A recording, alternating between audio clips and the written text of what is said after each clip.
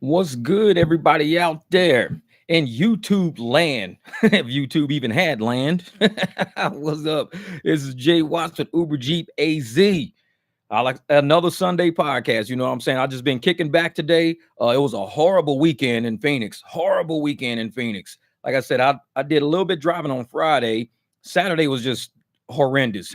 Saturday, and I drove until like early this morning because I had some reservations. What up, Wes, my man? He's always like first. I love when Taz coming up in the building like that. First, I got you.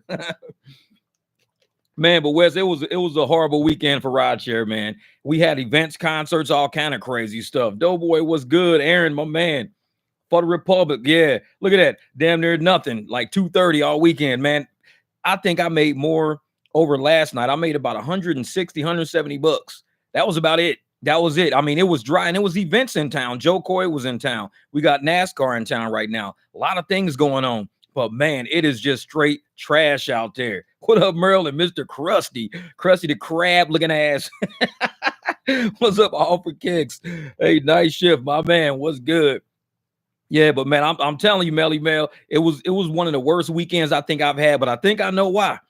Because rent's always due by the fifth of the month, third of the fifth of the month. So everybody had to pay rent. Wasn't nobody going out. Nobody was doing dinners. Everybody was scrounging, trying to get that rent paid. You know what I'm saying? They got rent out the way. You got your car no due, probably around the 10th or the 11th. So you got 5 more days till that hit.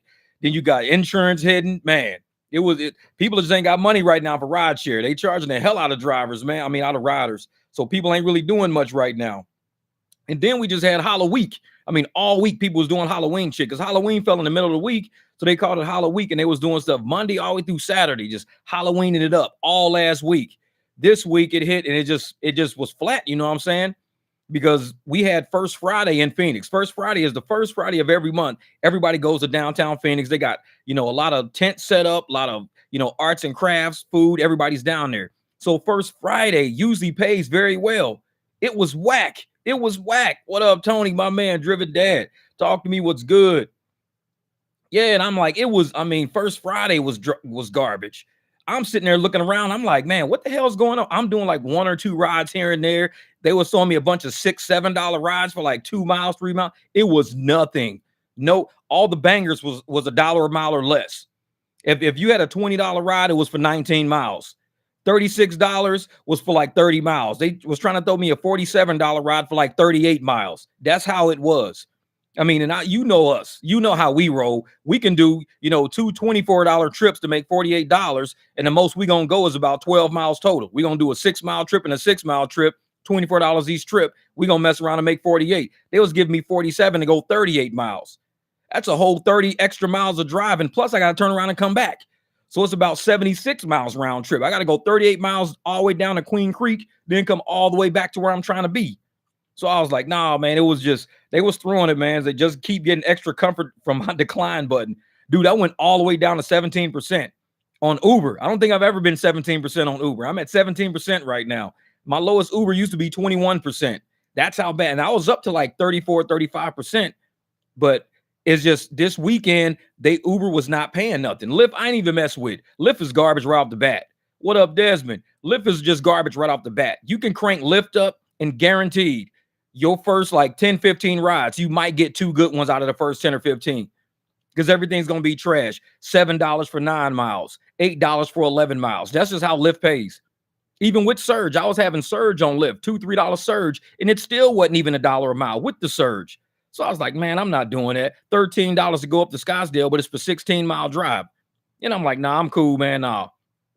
And that was this weekend. Like I said, I understand, rent had to be paid. Everybody's paying rent. A lot of riders ain't using the apps right now. A lot of people might be doing delivery or not. I don't even know because I didn't look at my delivery stuff. But I saw a few deliveries come through and they weren't really good. So I was like, I ain't taking that shit. Nope. Yeah. Well, word Uber is nerfed right now in my market, Kansas City. Yeah.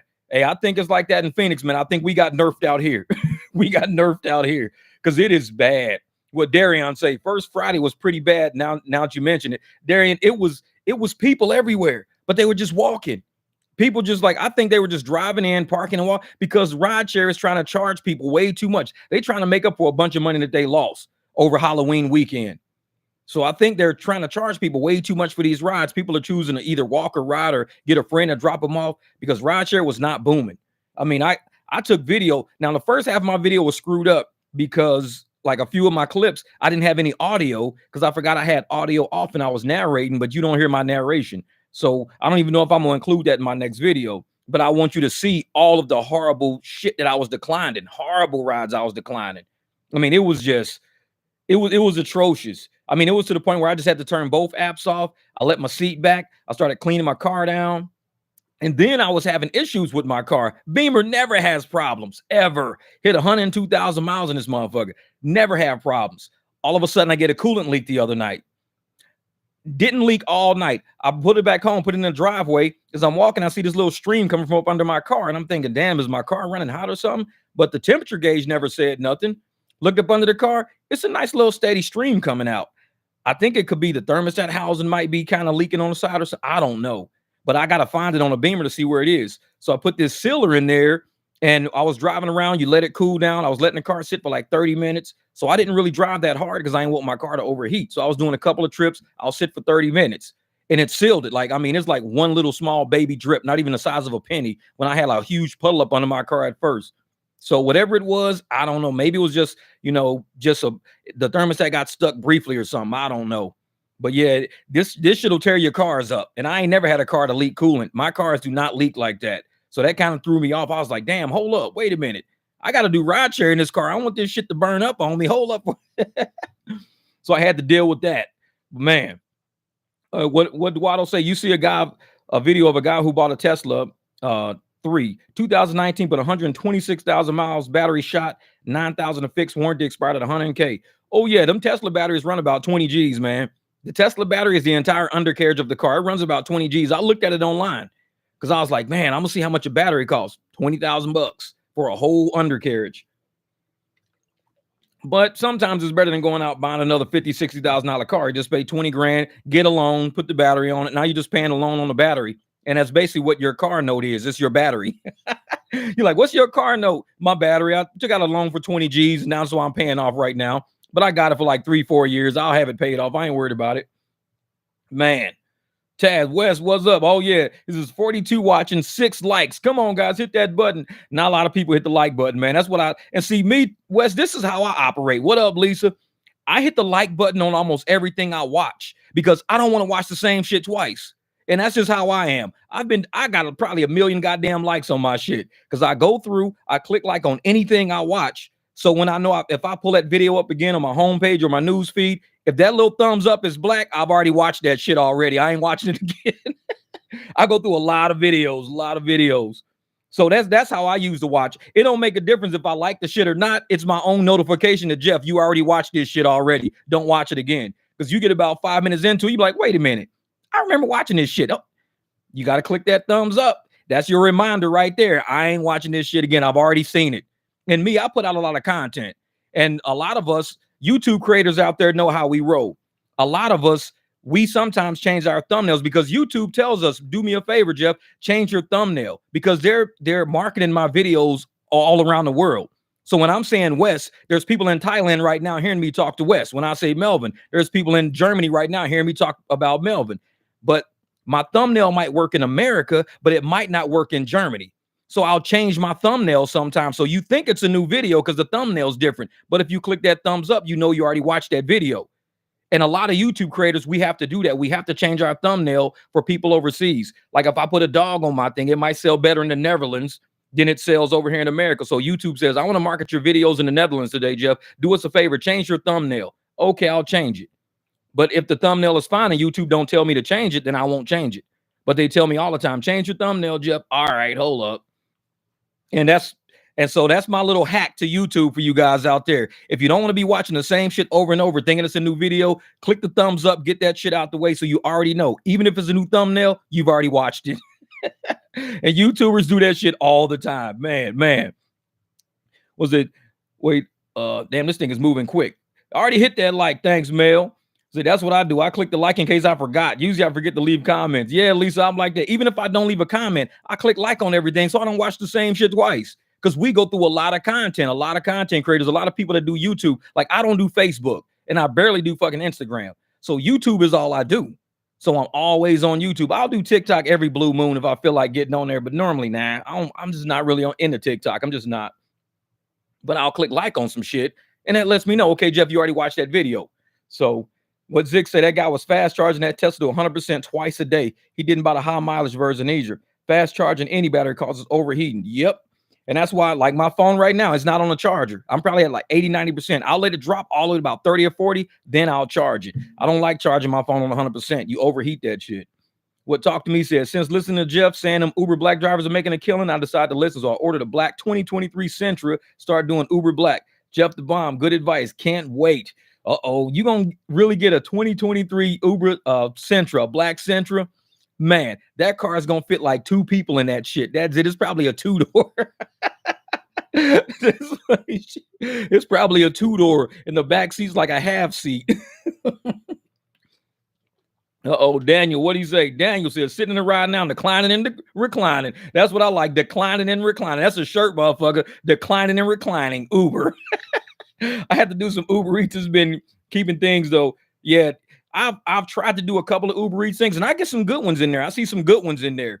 But, man, some nights I just don't feel like getting out the car, man, because I'm like you. I be declining and reclining. I had the seat let back last night. Shit, I was in that Circle K right over there around Lincoln and, like, 7th Street. No, yeah, it was 7th Street, Lincoln and 7th Street, right on the back way over by Buckeye. And I'm at the Circle K. I got the seat all the way back. I'll turn the apps on every once in a while, just bling, decline about 5 of them, turn that shit off.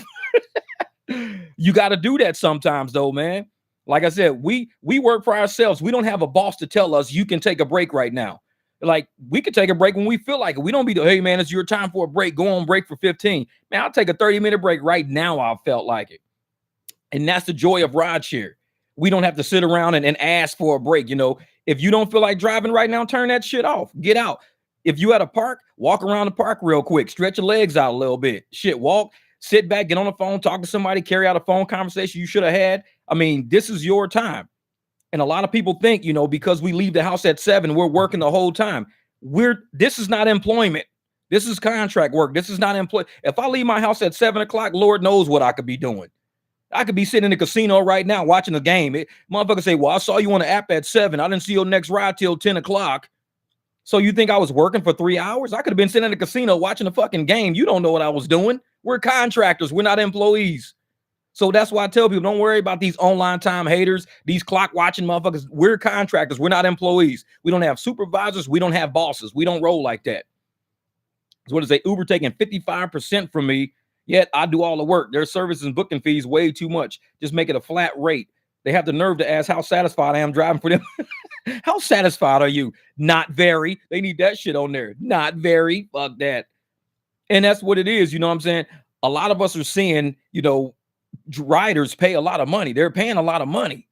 But drivers ain't seeing that shit. Because like I said, I saw the rides coming through the pipe yesterday. They had Joe Coy in town over the weekend. Huge comedian. I did one ride from Joe Coy's comedy show. One. Because that's how horrible the rides were. And Uber Nam knew that. Uber and Lyft knew. They was like, man, that's a lot of, and there was no surge. It was like $2 surge, $3 surge. And Joe Coy sold it out. He sold the arena out. Sold it out. So how do you sell out a comedy show and you got $2, $3 surge? And I'm sitting there like, no wonder ain't nobody taking no fucking rides. We're not stupid. Maybe a lot of the new drivers that came on the pipe and they got to hurry up and finish, you know, they 300 rides in 60 days or whatever the hell they be on. Maybe they doing that shit and they trying to hurry up and get that money. But we sitting there like, nah, we ain't doing that shit. Nope. So we kick back and relax. We don't have any kind of, you know, quests or challenges to chase to get paid. What up? Hey, King James is in the building. I was looking for you last night, man. I swear to God, I keep seeing your car, dude. I swear I was downtown. I was on 7th and Roosevelt, sitting at Circle K over there for a minute. Swear I saw you pass by. I was like, damn, is that King James? I almost hit you with a text, but I was like just sitting back chilling for a while. Man, I swear I be seeing you everywhere. Man, your Jermaine said, can't lie. I did airport pickups today and had bad rides and had rides back to the airport. Felt like a glitch. Uber treated me right today. Yeah, man, there's not a lot of drivers out, Jermaine. I'm going to tell you why. Because the market has got so saturated on Uber because everybody left Lyft.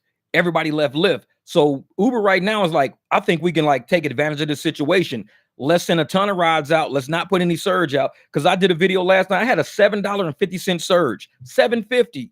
These motherfuckers didn't give it to me on my ride. So I screenshotted my conversation with, chat. Chat says, we're going to send this to a different department, because usually they give it to me right there on the spot. This time they was like, you know what? We're going to send it to a different department and they'll contact you within 6 to 12 hours. That shit, they think that I'm going to forget about my $7.50. That's what they doing. They ain't never did no shit like that to me. We're going to send it to another department. They'll contact you in 6 to 12 hours. No, motherfucker, I ain't forgetting. I'm going to contact you in 6 to 12 hours to see if your ass send it to the other department. I'm getting my $7.50. Because if I don't, I might have to pull some jank shit. And they know me. I don't like doing jank shit. I don't, because I like to stay within the terms of service. I don't accept trips and cancel them just to be a fucking dickhead. I don't do that to people because that's outside of the terms and service. Terms of service is you cannot accept trips without the intention of taking the trip. That's what the TOS says. Now, accepted by accident, because Uber, a lot of us don't have the slide button. So we can hit shit by accident, and we got accepted by accident. We can do that on Uber all the time. So I'm going to sit there and be like, you know what? I'm gonna have to accept some shit, cancel some shit, do a cash ride to get my $7.50 back. I'm getting my $7.50. Motherfucker gonna be like, man, we paid $30 for this trip. Well, I'm getting 15. Tell you what, give me $20 and we'll call it good. I'm gonna get my $7.50. Goddamn it, I'm gonna do some jank shit to get my $7.50. When Jermaine say Denzel voice, he think I'm gonna forget about that money. I'm gonna get that money. Oh, King James, I knew it was you, man. I knew it was you. I was like, damn, because that looked like your silhouette and everything was in the window. I was like, I think that's King James. Like, shit. What Desmond say, caught a $13 surge on Paw Patrol, took it the other side of town. When I used it, I made $19.11 to go 2.9 miles. Hey, that's what it is, brother. That's what it is. Hey, and for everybody out there asking what Desmond just said, Paw Patrol. Oh, my man, Logan's, what good, brother? Hey, Playboy, what it do, what it do. And I'm going to talk about you, Logan. I forgot last video to talk about you, but I got something to say. I mentioned in some comments to a former police officer, but I got some shit to say. But just what Desmond was saying, Desmond was talking about Paw Patrol. Now, Paw Patrol, for people out there that don't know, that's what we call Uber Pet. You see us use the code word a lot. We say Paw Patrol a lot. And people are like, hey, what is Paw Patrol? I don't have that on my phone. Like, yeah, you do. It's called Uber Pet. So a lot of us that used to use Paw Patrol, we understand what we're talking about, because it's like, Paw Patrol is the dogs that are, police. We call it patrolling the streets on Uber Pet because you don't get a lot of Uber Pet rides. Now, yesterday, I think this lady here in Phoenix, I think her name's Jeanette or something like that. I can't remember her name, but she sent me a picture, an email. So she was doing the Paw Patrol shit to get some surge, cruising around, get some surge. She sent me a picture. It's a big ass poodle sitting in her back seat. She said, that shit caught me. Paw Patrol caught her. She was like, but the lady showed up and the lady had a blanket, a big blue blanket and everything for the poodle to sit on in her car. But the price was too good. The little Uber Pet price was too good. She couldn't turn it down. So being on Paw Patrol, your ass can get caught sometimes. She said, yeah, I was driving and it caught me. God damn it, big ass black poodle sitting in the back seat like this. She thought she was going to get a free surge. Her ass got caught. Man, that shit was funny as hell. I'm gonna put that picture in one of my videos because that shit was funny. You sometimes on Paw Patrol you get caught slipping. Hey, it's not 100%. You get caught slipping. Oh, and then my man Logan. So check this out. Y'all know how we sit in parking lots and we relax, right? We got nice cars. We're a bunch of brothers, sisters. We all got nice cars and shit like that. We sit in parking lots 2 o'clock in the morning, 3 in the morning at wherever gas stations are around. It's a free country. It's a free country. You can sit where you want to sit. I mean, if it's a gas station open, I'm going to sit at that gas station because it's lit up and they probably got cameras there so we can kind of watch what's going on around my car. So I park at gas stations. Logan's in Vegas. So he parks at gas stations and he sees these cops doing this weird shit. So it's on his channel. He's got the video on his channel. So he's recording these cops do some weird shit, like walking around the buildings doing crazy shit. Cop runs up to him. Says, hey, man, we got the store owner here, says you're trespassing. Some weird shit saying, man, you trespassing.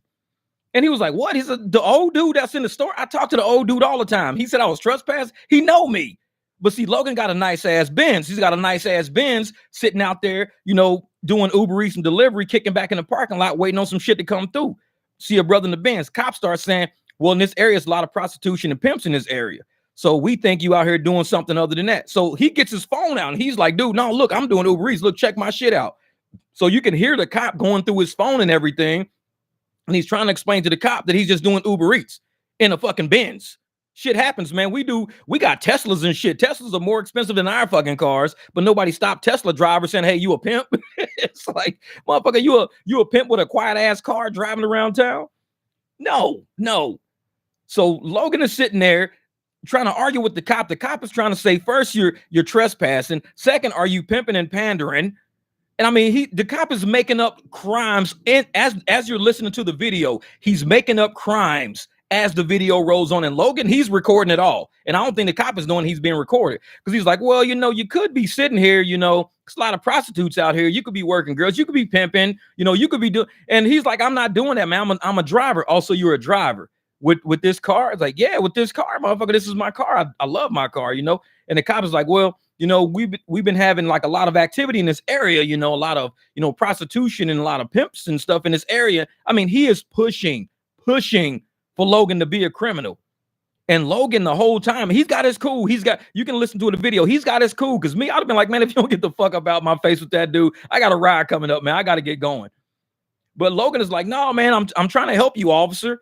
There's drivers out here in the streets with really nice cars, Escalades and Navigators and fucking Teslas and all kind of shit.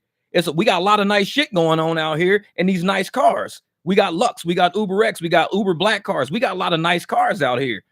And he's trying to help this cop not make the decision, not sit there. Yeah, exact. Suspicion is not a crime. He's trying to help this cop not, like, what do you call it, profile drivers. He's trying to help this cop out. And I'm gonna have an officer. It's an officer that does rideshare here in Phoenix, and me and him are gonna do a live stream together one day. But he's gonna help us. He was talking in the comments. He's gonna help us with how to deal with most officers in certain cities, just how to deal with them when you're approached by a cop. But I think Logan did good, man. Because me, I'd have been like, man, yo, because I'm a 50-year-old dude. Half these cops I probably coached these motherfuckers in football when they was little kids. And now they grown up, they got a little bash, they got some nuts and everything. It's like, nah, man, dude, I'm the same dude, man. What are you talking about? I'm the same dude that probably coached your ass in Little League. Now I got a nicer car. You want to make me a criminal like I'm a pimp? It's like, the fuck, dude? You know who I am. I probably coach your ass. Come on, man. But a lot of Logan, you got to stop pimping out there. Zick says, sometimes you end up picking up ladies of the night and taking them to their destination. Yes. Hey, Zick, man, whenever I pick up a woman and she's literally wearing fucking panties when I pick her up, dude, I've had a problem. I've told a girl, I said, listen, I would pick you up, but I don't want my car marked by the police. I can't drop you off on the blade. I can't do it. I don't want my car on the blade. Because on the blade out here is where all the prostitutes are. It's 27th Avenue. So 27th Avenue, Camelback, Glendale, all them areas, they call that the blade.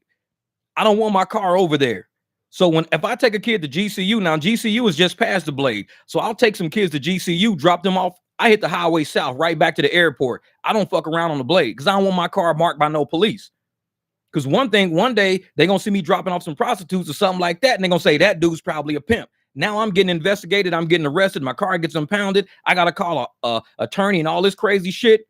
Because they be like, this dude can't be just doing rideshare making money like this. I always see his car on the blade. So I told them girls, man, I said, you know what? I don't want my car marked. I can't do the blade. I can't do that. Oh, we understand. I'm like, you got to get your pimp to bring you over here, or you got to come over here on your own. You can't be using rideshare to do illicit activities. That's like you using a motherfucking Uber to rob a bank. Prostitution is a crime. Robbing a bank is a crime. Robbing 7-Eleven is a crime. You can't use my car to go commit a fucking crime. You finna go commit a crime, and you gonna use my car to commit a crime, and you think I'm cool with that shit? No, this is an orange ass BMW. You're not gonna Uber me to motherfucker Bank of America, rob the motherfucker, and I gotta sit there and wait on you because you say, well, I got 4 minutes. You committing a crime. I don't give a fuck how much time you got. Well, Uber says I got 4 minutes, so you gotta wait on me while I finish robbing this bank. I got 4 minutes. No, fuck that. I'm out. And the same with prostitution. I don't want prostitutes in my car because it's a crime. So when I start seeing people dropping off at the blade and picking up on the blade and shit like that, I don't want my car associated, because even if the girls, let's say they just want to walk, who gives a fuck? Let's just say they want to walk. They ain't gonna do no crime tonight. They just want to walk because they got friends out there. They want to just keep their friend company while she's trying to work. It could be like that. But for you to get my car to drop off there, I gotta tell the cop now, well, I don't know that girl. I don't know she's a prostitute, but I'm not a pimp. I'm just an Uber driver. I'm this, I'm that. They could be like, maybe you're a fake Uber driver and you're bringing girls down here pretending you're an Uber driver with an Uber account, picking up prostitutes, dropping prostitutes out under the, because what if I was a drug dealer? I could use Uber to deal drugs. I could be a mule, anything. So I don't keep my car in areas of high crime, man. Yeah, exactly, man. Logan, you're right. You never picked up, and I'll pick up girls from casino all the time. And some of the women I pick up from the casino, they're working girls. You can tell. They come walking out with some tight ass booty shorts on, fucking heels on, makeup all smeared, hair all fucked up. It's like, you know, they working because you don't look that rough playing fucking poker. Poker does not make you look that fucking rough. You was probably up in somebody's room some fucking where looking like that. It's like you come out, your hair is all matted in the fucking back, your lipstick smeared this way, your fucking makeup kind of running and shit, and you telling me you was just playing poker? Okay, whatever. Get in, fuck it, I'll take you. But see, and I'm one of those people, man. It's like, is it Uber Pimp AZ? Low-rated riders, I don't mess with low-rated riders. They talk to me and say, you look suspicious. I'm driving around picking up working girls all night. Fuck that shit. I'd be like, no, you ain't marking my car because I'm in the streets every night. I work at night and I don't want cops fucking with me. And that's why they don't see my car in those areas. My car stays in regular areas. As soon as I start parking at light. Now, I will do the quick trip on Camelback and the 17. I park there all the time because there's always cops there. So I park my car right next to the police SUVs. And these motherfuckers see me with my Uber app. They see me eating donuts and shit, kicking the fuck back. They probably think, man, this dude love these motherfucking donuts. I bet he's a retired cop.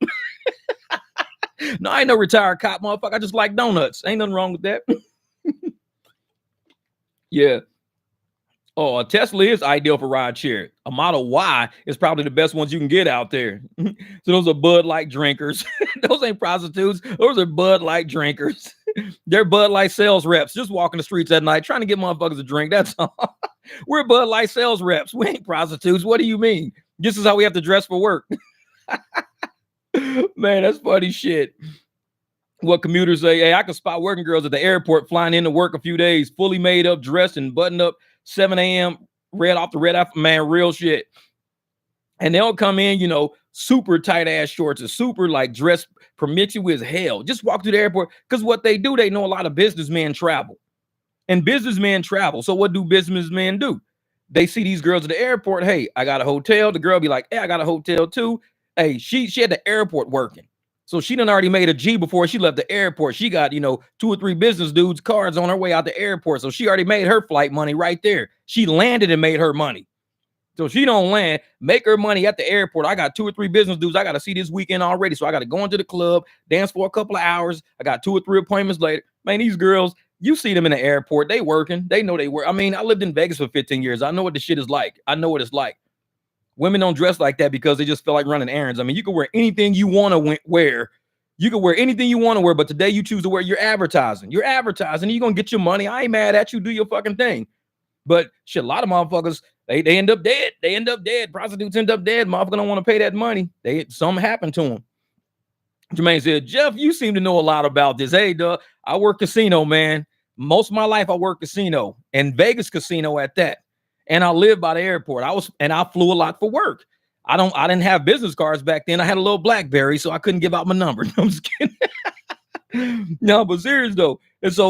And a few women, like I said, I lived in Vegas for 15 years. You don't think I didn't know strippers. I didn't know working girls. I lived in Vegas for 15 years. I work casino. Of course I know escorts. Of course I know working girls. We all working in the same place. I'm just upstairs in corporate doing corporate shit. And they in the casino. You meet them every once in a while. We walk around wearing nice suits. We eating lunch and shit in the casino. So of course they're gonna stop us. Hey, you work for the casino. I've seen you here a few times. Bitch, what you doing here a few times? It's like, if you seen me a few times, what are you doing here a few times?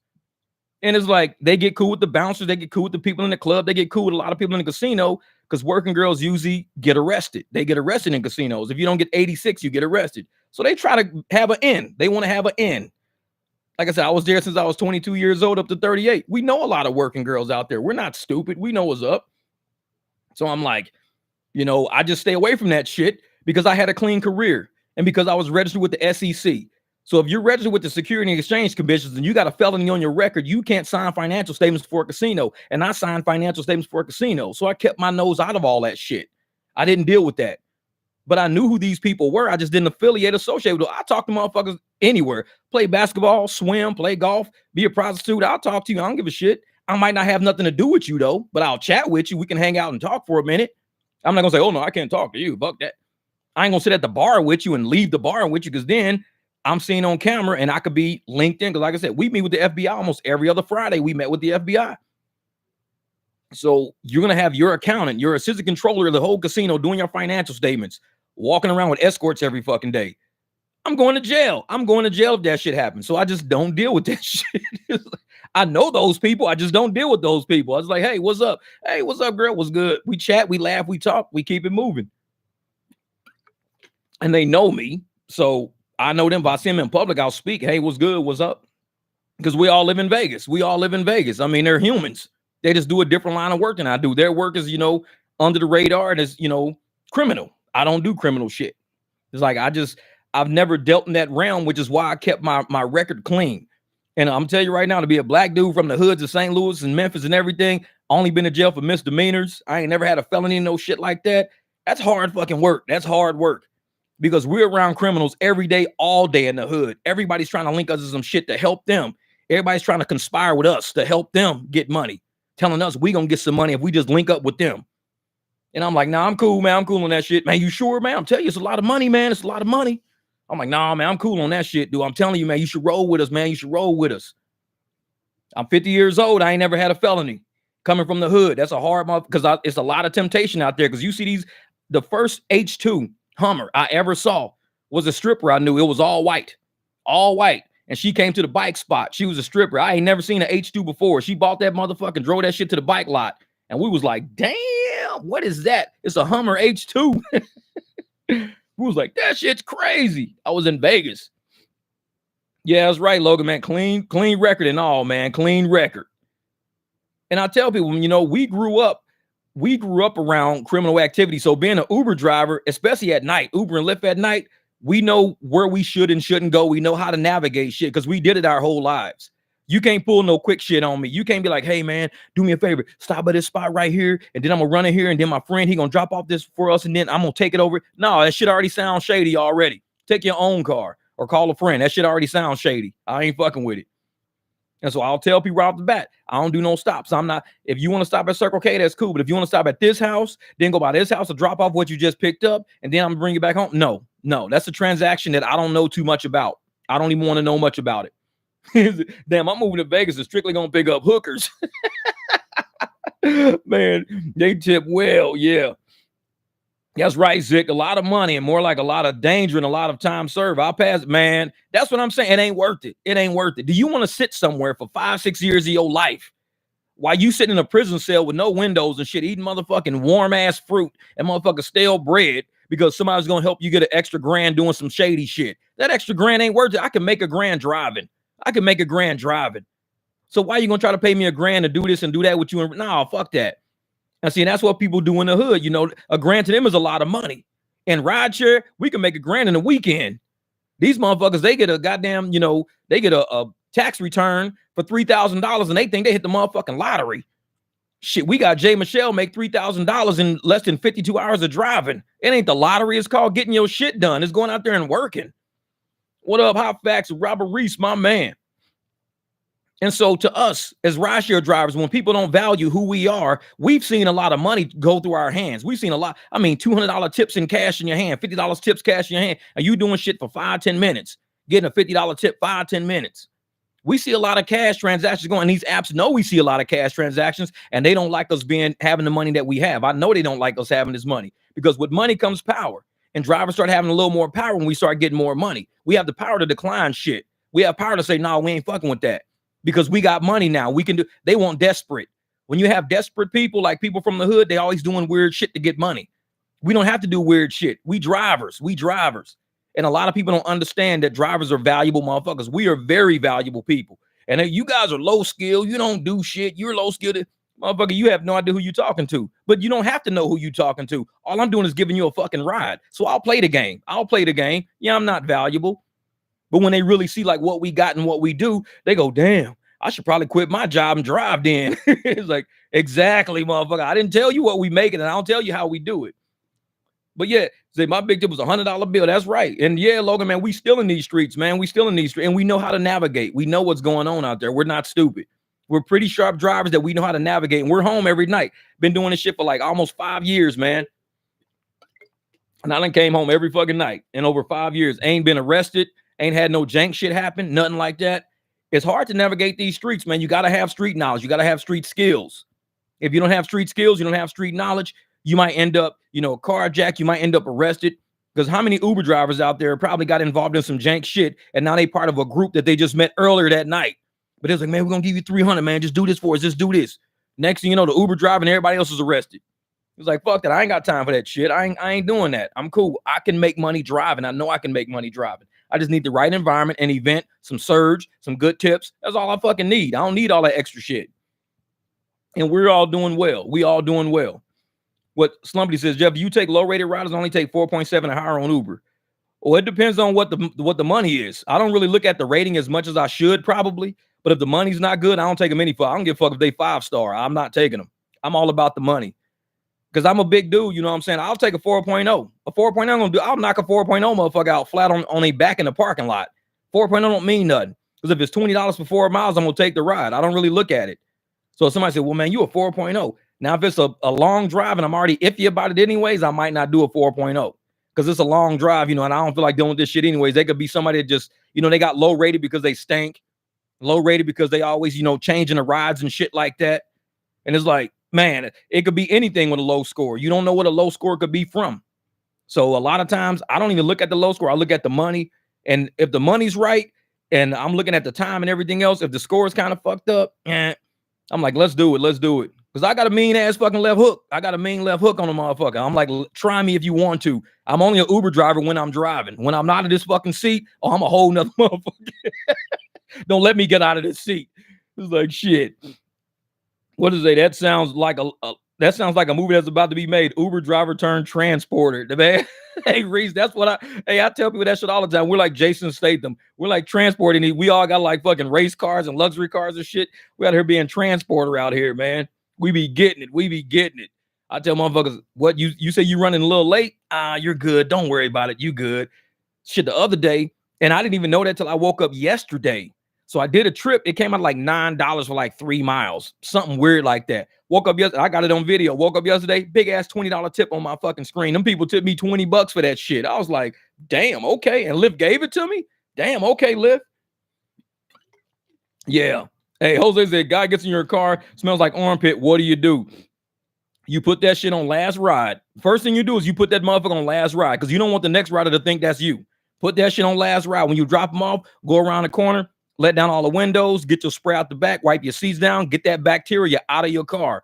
Because if you don't get that bacteria out of your car, that shit's going to fester. My car got 102,000 miles on it. Smells just like the day I bought this motherfucker, like over a year and a half ago. Smells like I bought it at 36,000 because I kill all bacteria. I wipe everything in my car down with lemon scent ammonia, fabric softener, laundry detergent. My car, there's no bacteria in that motherfucker. Because when you get people in there with sweat, armpit, leaving gyms, getting off work, smelling like mayonnaise or whatever the fuck they smell like, you got to clean that shit out of your seat. Get that shit out of your seats. Don't let it sit there and say, well, I'll clean it out tomorrow. No. Yeah, exactly. Ozone, that's the bomb. It'll kill it in the air. It kills bacteria in the air. But that source of that bacteria that's sitting inside of your seat, that sweat, that drip from their shirt into your leather, you got to get that shit out of your leather. Because if you don't get that shit out of your leather, your car gonna heat up the next day sitting in the parking lot, and you're gonna get in and you're gonna smell the last motherfucker you took on a ride. You're gonna be like, damn, man, it smells just like that dude. Because you just sprayed in the air. You got to get to the source of that shit. Get that shit out. What up, E-Love? My man.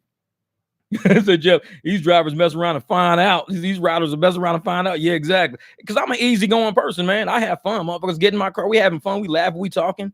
Don't nobody try me. Don't nobody challenge me. And I'm happy. I'm happy that nobody challenges me or tries me because I know me. I'm from the hood. I know me. I know how short my temper can get sometimes. And if somebody was to grab me or smack me or do some shit like that, I mean, the fact that I'm a driver disappears like that fucking quick with me. You're not going to smack me and tell me, well, you got to be professional. If you're not a professional rider, I'm not a professional driver. That shit goes out the window like that fucking fast with me. So you can't smack the shit out of me and turn around. It's just like these kids that be pushing school teachers, smacking school teachers. Once you smack a school teacher, that teacher becomes a parent. That teacher is no longer a student. I mean, that teacher is no longer professional. That teacher becomes a mom or a dad that fucking quick. You smack a teacher, and if my kid was to smack a teacher, I give that teacher permission to whoop the shit out of my kid before I get there and whoop the shit out of myself. That's how you create respect in society. You don't coddle these motherfuckers that's doing shit to people. You hit a driver, you hit an employee, you smack an employee. If I was a boss, I would give my employees 100% right. You are not getting fired. Knock that motherfucker out cold. So the next time they come in here trying some shit, they'll know this place of business don't tolerate that. The reason why people are doing the shit they doing today is because we allow it. We tolerate it. We tell people to stand down, not stand your ground, stand down. Let this person smack you. Let this person spit on you. Let this person push you. You're a professional. Fuck that. I'm human before anything else. You offend me as a human. Professional goes out the window that fast. It just goes out the window. Because you should be a human too and realize that there's a level of respect you have to put on another human, not to offend them, not to touch them, smack them, assault them, push them, nothing. You don't do that to no other human. Because once you do it to a human, that energy might come back to you. If you don't want to boomerang that kind of energy, trust me, you don't want to give out that shit. You don't want to give it out. And a lot of us are like that. We was raised like that. I remember, trying to just talk shit to teachers, this and that. You get paddled. You get motherfuckers suspended from school. Then you get whooped when you get home. They don't do that shit no more. If a teacher was to paddle a kid, they gonna fire the fucking teacher, sue the fucking school, and the student the one that did the shit. The student the one that started the whole chain of reactions. So I'm just like, man, this is what if the teacher does a Jerry Lawler pile driver on a kid? Is that taking it too far? Depends on what the student did. If the student pulled a gun on a teacher, pile drive that motherfucking student. Fuck that, because your life is important too, teacher. Sorry, your life is important. I'm not gonna put nobody's life over nobody else's. Be like, well, that's a student. They should be allowed to shoot you. That student should be allowed to punch you in the face. You're a professional. Motherfucker, I'm not a professional. You ain't gonna sit there and punch me in my fucking face and not me hit you back. I'm bound to knock you out cold, call your house and be like, hey, your kid's laying on the floor right now. Motherfucker stole me in my jaw. I was grading papers for no reason. He's like, shit. You can come up and get your kid when you're ready and don't bring them back, because this is how we act around here. If you don't want your kid to be like that, educate your kid. Because I got 2 sons. My sons have never hit their teachers ever. They've both been through school. They've never hit their kids ever. What up, Coach V? And my kids, they've never hit a teacher. They never hit another adult. They've never done, because I've raised them not to be like that. I don't coddle that shit. They hit an adult or they do something like that and they put themselves in the adult spot. Hey, I'll talk to you when you get up, because you might smack the wrong fucking adult kid. Sorry. I'll talk to you when you wake up. And that's just reality of life. That's reality. I don't coddle my kids and tell them that shit. They go, oh, it's not going to happen to you. You're a kid. An adult can't hit you. Smack the shit out of that guy.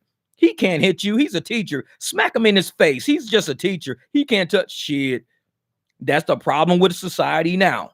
We've allowed that. And just like same thing with drivers. Same thing with drivers. You say, yeah, and the teachers can convince your kid they're a different gender and it's an act of a hero. Exactly, Tony. That shit right there. It's like teachers can go and mentally abuse your fucking children and send them home in a mental wreck.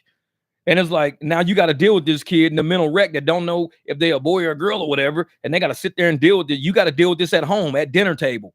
Got a kid sitting there with lipstick on and shit like, what you got lipstick on for, man? What's good? Well, my teacher told me that the way I act sometimes, I should probably start wearing lipstick. Motherfucker, let me call your teacher right now. Fuck that shit. Because we the ones that got to deal with this shit. A teacher only deals with a kid when they at school, and they only got to deal with it for 1 year until they pass them to the next grade. And once you pass to the next grade, you don't have to deal with that kid ever again. I got to deal with this kid for the rest of his life. That kid could be 35. I still got to deal with my kid. 40. I still got to deal with my kid. Teachers don't deal with our kids that long, so they shouldn't be teaching our kids shit other than math and science. That's it. You don't teach them about life because you ain't going to be involved in their life once they pass to the next fucking grade. You're out. And that's just the way I roll. Like I said, if I was a motherfucking politician, I take the bullshit out of schools because I need you to teach my kid, the functions of intelligence. The functions of intelligence are math, science, spelling, reading, comprehensions. Those are the functions of intelligence. That's what school is for. School is not so you can teach them how to be like a certain human sexually or whatever. Now, you don't do that shit to my kid. You don't do that. That's a home thing. That's for home because I got to deal with this kid for the rest of their life. I got to deal with this kid forever. You don't. You only deal with this kid till you pass them to the next teacher. That's it. So you teach them what you can teach them so they can pass the curriculum to deal with the next teacher. All that other shit, let me deal with that. Let me deal with that. Yeah. So what time to say? When I started doing rideshare years ago, I had a guy making multiple stops and I was afraid to question anything because I didn't have any experience. Yet dude was shady as a motherfucker. Oh yeah. Oh yeah. I'll stop a motherfucker real quick. I'm like, hey, I got another reservation coming up, man. I can't do another stop. I got a reservation coming up.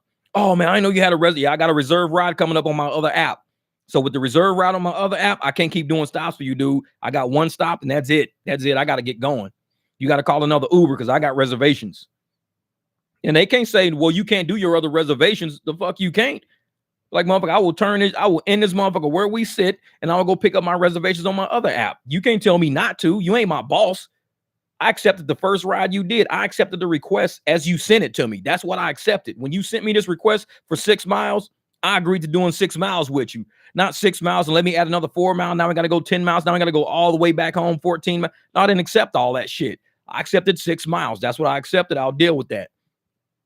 And that's why, always tell people you got reservations on another app. You can't do it. Say, I would allow you to do a stop, even if they sneak one in and add one. Tell them, you know what? I just saw that you added a stop, but I didn't tell you when you got in. I have a reservation already for another ride on my other app. I've got a reservation.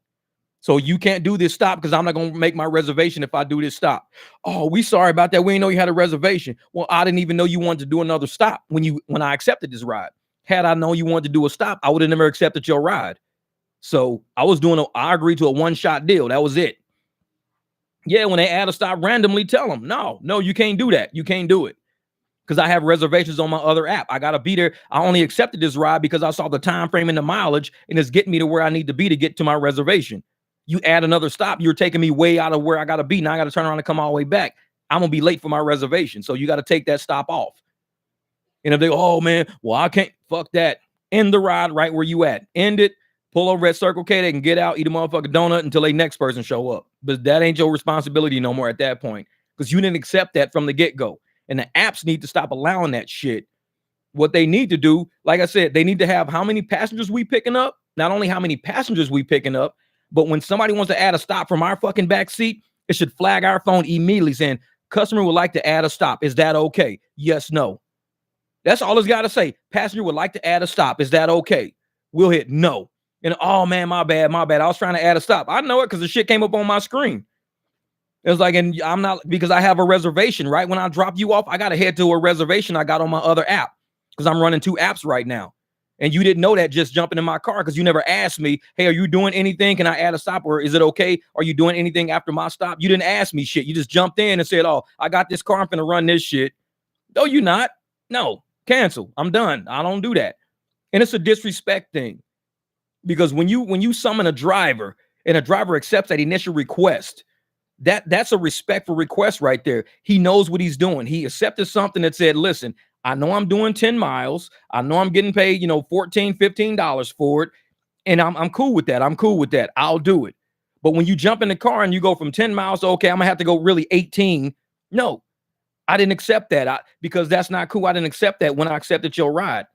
And the apps need to say, we need a feature that allows the driver to see to either approve or decline a request and show a map. Show us a fucking map. Because a lot of times they'll add a route or something like that. It don't give us a map showing where they're going. It just says like 8 miles. We don't know if it's 8 miles north, south, east, west. We don't know where the fuck it's going. There's no map. It should show an upgraded map showing, okay, this is where you're going now. Anytime we get a ride request, whether on Trip Radar or anything else, it should show us a map of where we're going.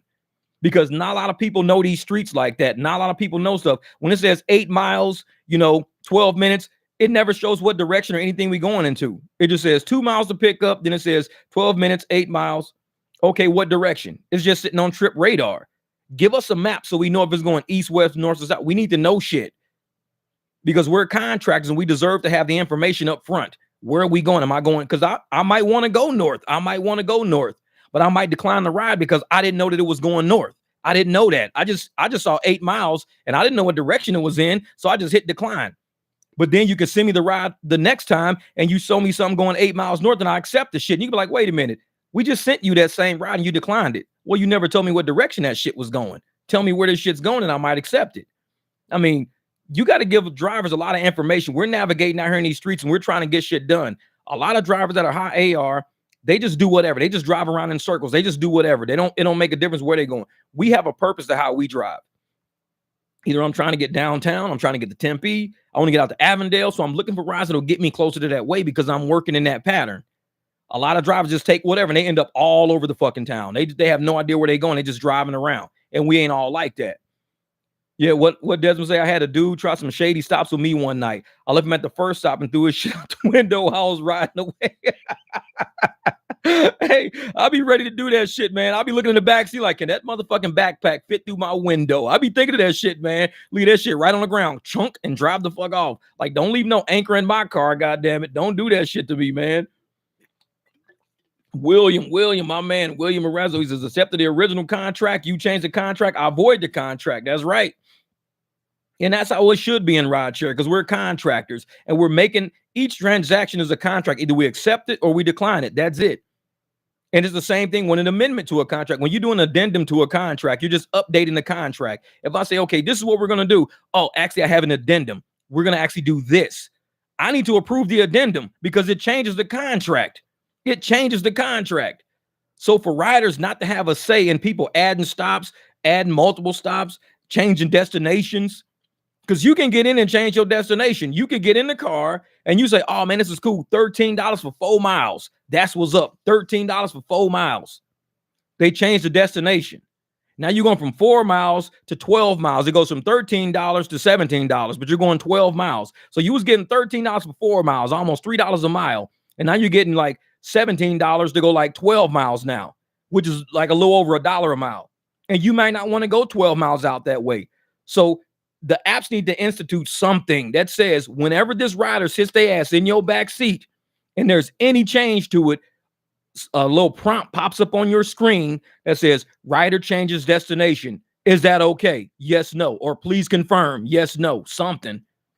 But you can't just arbitrarily sit in our back seat and have our car and go, oh, I know I was only going 6 miles, but my friend texted me back and told me to come to their party. So now we're going 22 miles now. No, I agreed to 6 miles. I agreed to 6. I'm cool with 6.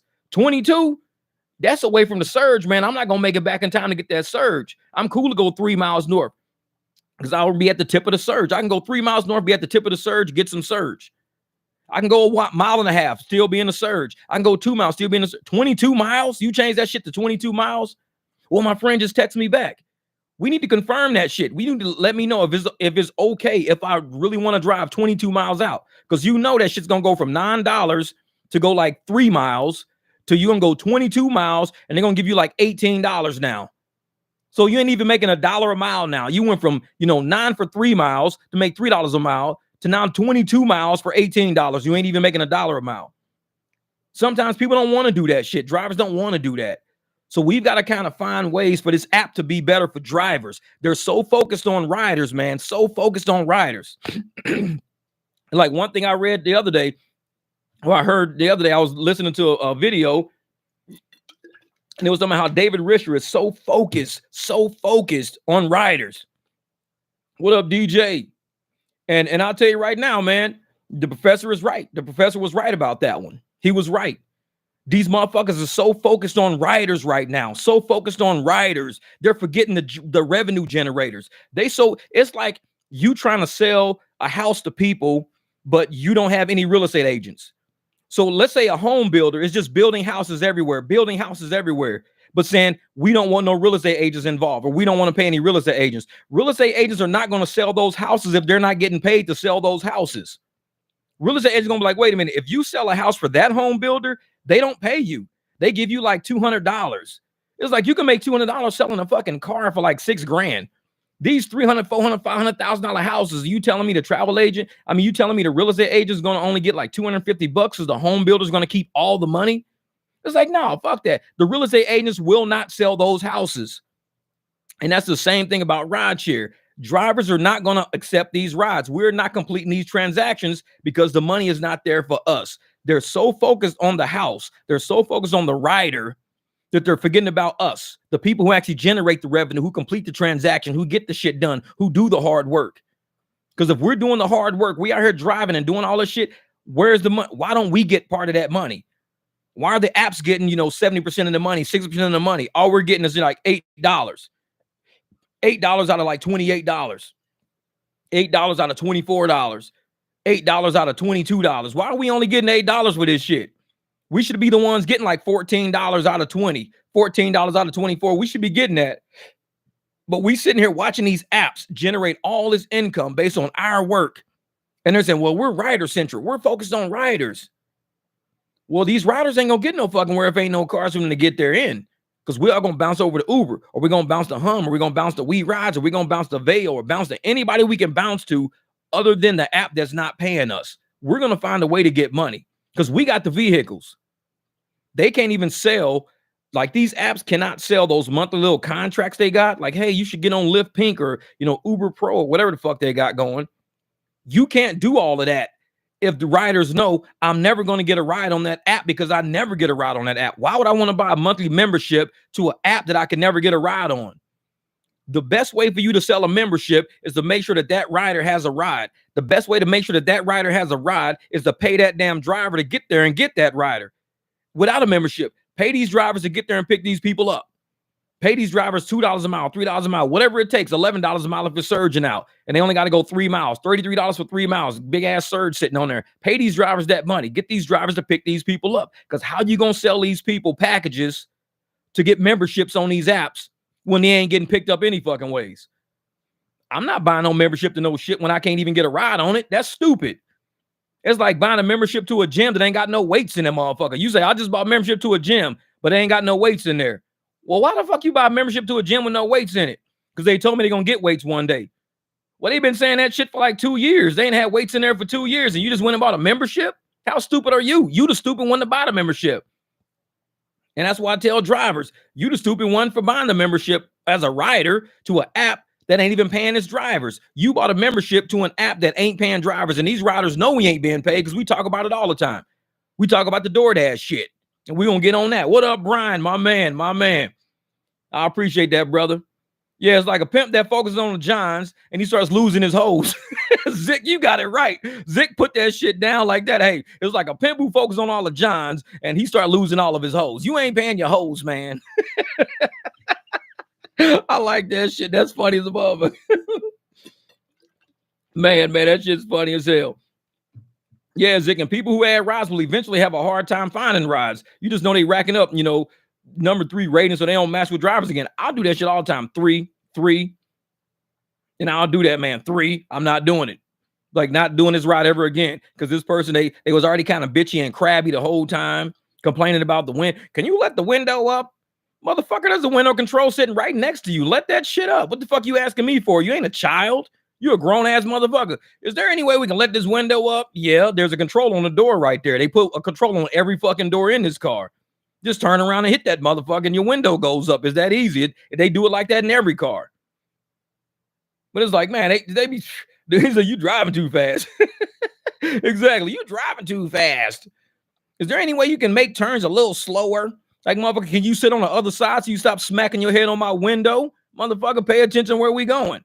Brace yourself. Put on your fucking seatbelt, motherfucker. You in a rocket ship. You ain't riding no motherfucking sailboat. You in a rocket ship. Get ready to roll. Get ready to go. Let's go. Is that what Megan say? They turn this into a charity program where drivers are forced to subsidize these rides. Yeah. And like I said, I drove Friday, Saturday, not today, but I haven't put gas in my car like maybe since Monday or Tuesday. I don't even know. Because I haven't been able to do any rides, so I haven't even needed no gas. I ain't been going no fucking where.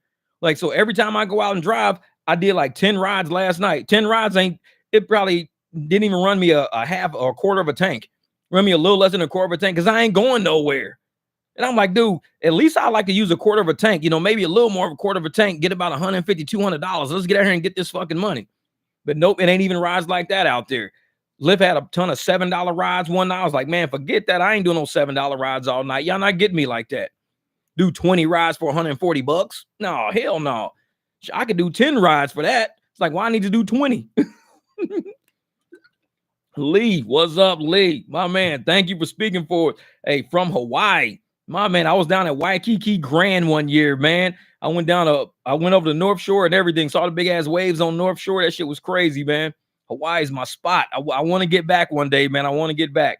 I got to stay more than 3 days. I was playing football when I did that. I got to get back down there, man, and just hang out. What Megan said, they messed up when they dropped the price standards to make the rides affordable for everyone. Yeah, and that's the thing, Megan. They want to turn this to a bus service. They want to turn this into a public transportation bus service in our private cars. And I'm like, this is a luxury service. No matter if you got a Sentra, you got to have a Prius, it's a luxury service. It is not a necessity to have rideshare. It is not a necessity. It is not. We've had We have made it as generations without rideshare. How many generations have we made it on this planet without rideshare? That lets you know this is not a necessity. How many generations have we made it without water? Every generation has needed water. Water is a necessity. How many generations have we made it without food? Food is a necessity. That's a necessity item. But how many generations have we made it without rideshare? Like millions. We've been here, humans have been on this planet for millions of years, probably. No rideshare. The shit's just brand new. But yet people want to act like it's a public service. No, this is a luxury service. This is a convenient service. We're using our personal vehicles that's getting goddamn coolant leaks and flat tires and shit like that. This is a luxury service. So if you want a public service, your city provides public transportation. They call them buses. You can get a bus, you can get a train, you can get a monorail. Those are tax funded things right there. Your taxes, what about Vajon, my man? Your taxes go to keep the bus system running. It pays for the transit system. It maintains the bus stops, keeps the trash cans empty and shit like that. That's what public services are for. Public services are not my fucking BMW sitting outside. That's not a public service right there. That's my car. A public service is not this big ass black fucking Escalade sitting around the corner. That's a private car. That's a privileged service right there. That's a luxury service. Because everybody want to act, no, you guys aren't luxury. You guys aren't luxury. We're not a necessity. You only got necessities and luxuries. You only got two fucking equations. You got necessity and you got luxury. Which one is it? You have to make a choice. There's no ambiguous shit to it. You have to make a choice. Is it a luxury item? Just like McDonald's. To me, McDonald's is a luxury item. When we grew up, we had McDonald's maybe once a month. We were broke as a motherfucker living in Memphis. We had McDonald's maybe, and when we got McDonald's, we got the fucking free toy. We had the French fries. It was a luxury for us. What's up, Emmanuel? Jeff, thanks for everything you do for us, brother. Thank you for the super chat, Emmanuel. I appreciate that, brother. Much love and respect on that, man. Hey, I'm out here doing it, man. I'm trying. And I just try to help people see, man, especially riders out there that want to see from a driver's perspective what this is. And now, like you said, William, now McDonald's is a necessity. Motherfuckers are addicted to that shit. They're addicted to Coca-Cola. They're addicted to Sprite. They're addicted to the French fries. These motherfuckers addicted to the apple pies and the fucking Big Macs. They said a Big Mac now in some places would cost $18 for a Big Mac. I'm sorry, $18 for a Big Mac is not a necessity. That is not a necessity. That's a luxury. But these people are crying like it's a necessity. Oh, how are you going to make our Big Macs cost $18? Don't eat the motherfucker. I'm like, go home and make one. The fuck are you talking about? How are you going to make our Big Macs cost $18? This is highway robbery. No, it's actually called stupidity of a motherfucker who keep eating fast food. It ain't about highway robbery. It's stupidity. You don't have to eat that shit. If they make a Big Mac cost $18, fuck it. Make it $18. I don't eat the motherfucker anyway, so I don't have a problem with it being $18. I don't have a problem with a Testarossa Ferrari being $3 million. I don't have a problem with a Maybach being $150,000. I don't have a problem with fucking Shaq's mansion costing $75 million. You know why? Because I don't buy that shit anyways. So why would I have a fucking problem with it? I live in a very modest house. I can afford my shit. I'll deal with what I afford. I don't deal with all that extraneous shit. So you can call it, oh, this is crazy. I can't believe French fries cost this much. Don't eat the shit then. It's like, yeah, people bitching about McDonald's being 16. I'm like, dude, who gives a fuck if it costs $6? It can cost $100. I don't give a shit. I don't eat that shit anyways. Stop eating it. That's how you make the price go down. Stop eating it. They only charge you what they know you're going to pay.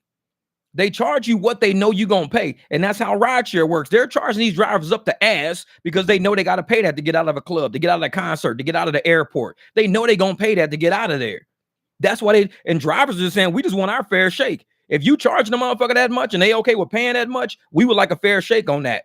If you charge somebody $85 to leave the airport, $85, I should get at least like $55. Give me $55, $60 out of that. Especially if I'm only going 20 miles, 30 miles. Give me $55, $60 out of that. Don't turn around and give me no $28, $30. You just charge this motherfucker $80-something. No, because we know what these people are paying. And if they're paying it, cool. I don't mind if you okay with paying it, but at least pay us what it's worth. If you're not paying us what it's worth, that $80 is going to sit there. Nobody's going to take that ride. Not to go no 22 miles for $28, way the fuck out in the middle of nowhere from the airport. Ain't nobody taking that shit. Got to add some surge to that. Wait till those crusty dusties cost 18. Hey, Tony, I already started making brownies at home. I'm on my 4th box already. I started baking brownies, man, because these motherfucking donuts cost too much, man. Real shit. I'll be in there. I'm like, dude, how these old nasty ass, dusty, flaky fucking donuts is in here costing $1.69 a piece? These donuts should be like 50 cents a piece. You charge me $1.69 for this fucking donut. And I look at these motherfuckers and I'm like, I done already touched it. You might as well just sell it to me for 50 cents now, but they won't sell it to me for 50 cents. They'll tell me throw it in the trash. No, you touched it. You can't put it back. You got to throw it in the trash. Either throw it in the trash or pay $1.69. That's my only two options now because I touched it already. I got to pay $1.69 or I got to throw it in the trash. So either they're going to make $1.69 or they're going to make $0. That's how stupid this shit is. So I say, you know what? Fuck you, crusty dad's donut. I started buying brownie boxes from the store, little Dunkin' Hines boxes and shit like that. I'll make my own motherfucking donuts. And I'll put that shit in a Ziploc bag. And it's going to be cheaper than $1.60 because I get 2 donuts for like $3. I can get a whole box of fucking brownies for $3. And it's like 12 fucking brownies I can get out of that shit. So I'm like, fuck that. I can only eat one. They so rich, I can only eat one at a time. So it's basically, if I eat 2 a day, that's 6 days worth of fucking brownies for $3. I like that deal. I like that deal. So I said, fuck that, man. I started making me some brownies now. I got the caramel salted brownies. I'm on my 4th fucking box. Fuck them crusty dusties, man. They need to drop the price. Quit fucking with my donuts. Drop the prices to what they should be. I'm big on my donuts, man. Where you getting donuts from? Oh, Circle K, man. Quick Trip, wherever. Donuts come from everywhere. All these motherfuckers taste good. They all taste good. So it don't make a difference. They all taste good. Say Jeff's and Brian's donut shop. Real shit. Exactly.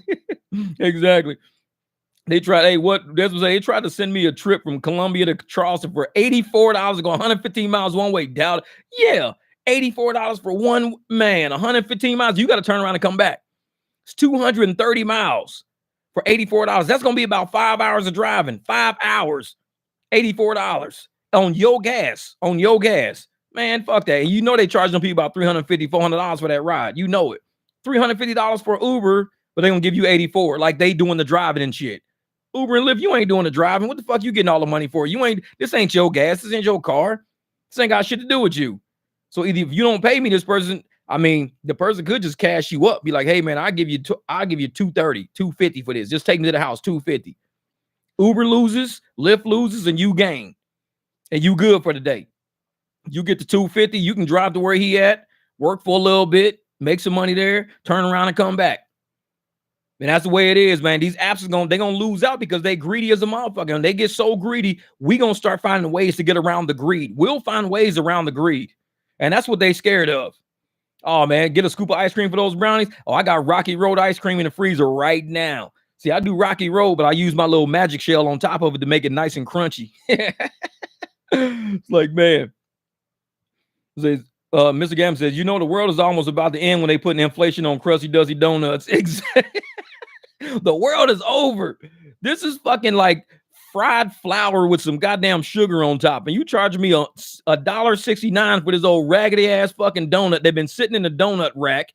The motherfucker probably had a fly on it a minute ago. I don't even know. And you gonna charge me $1.69 for this raggedy motherfucker, and I gotta get 2 of them because one just warms you up. The second is what gets you going. It's like, all right, cool, I'm good now. You can't eat just one of these raggedy motherfuckers. So you got 2 crusty dusties. It's almost $4 out of your pocket. 2, and you're done with them in like 10 minutes, if that, 5. So I'm like, fuck that. I'm buying brownies, man, because they keep jacking the price up. They keep moving my donut prices up. So I can't fuck with it. Now they fuck with the Big Macs now. Big Macs, $18. So people got to realize, man, I don't complain about the price of donuts no more because I just stopped buying the motherfuckers because you priced me out of the equation. I used to love the motherfuckers. I still love donuts, but I ain't no donut customer no more. Not from these fucking places. Fuck that. Yeah, you got to get them fresh. Thrift. Woo, when them donuts is fresh and you can bite the chocolate and the chocolate melts as you biting it. That's the good shit, man. Now that's worth probably $1.69. But I be buying these dusty motherfuckers. Oh, man.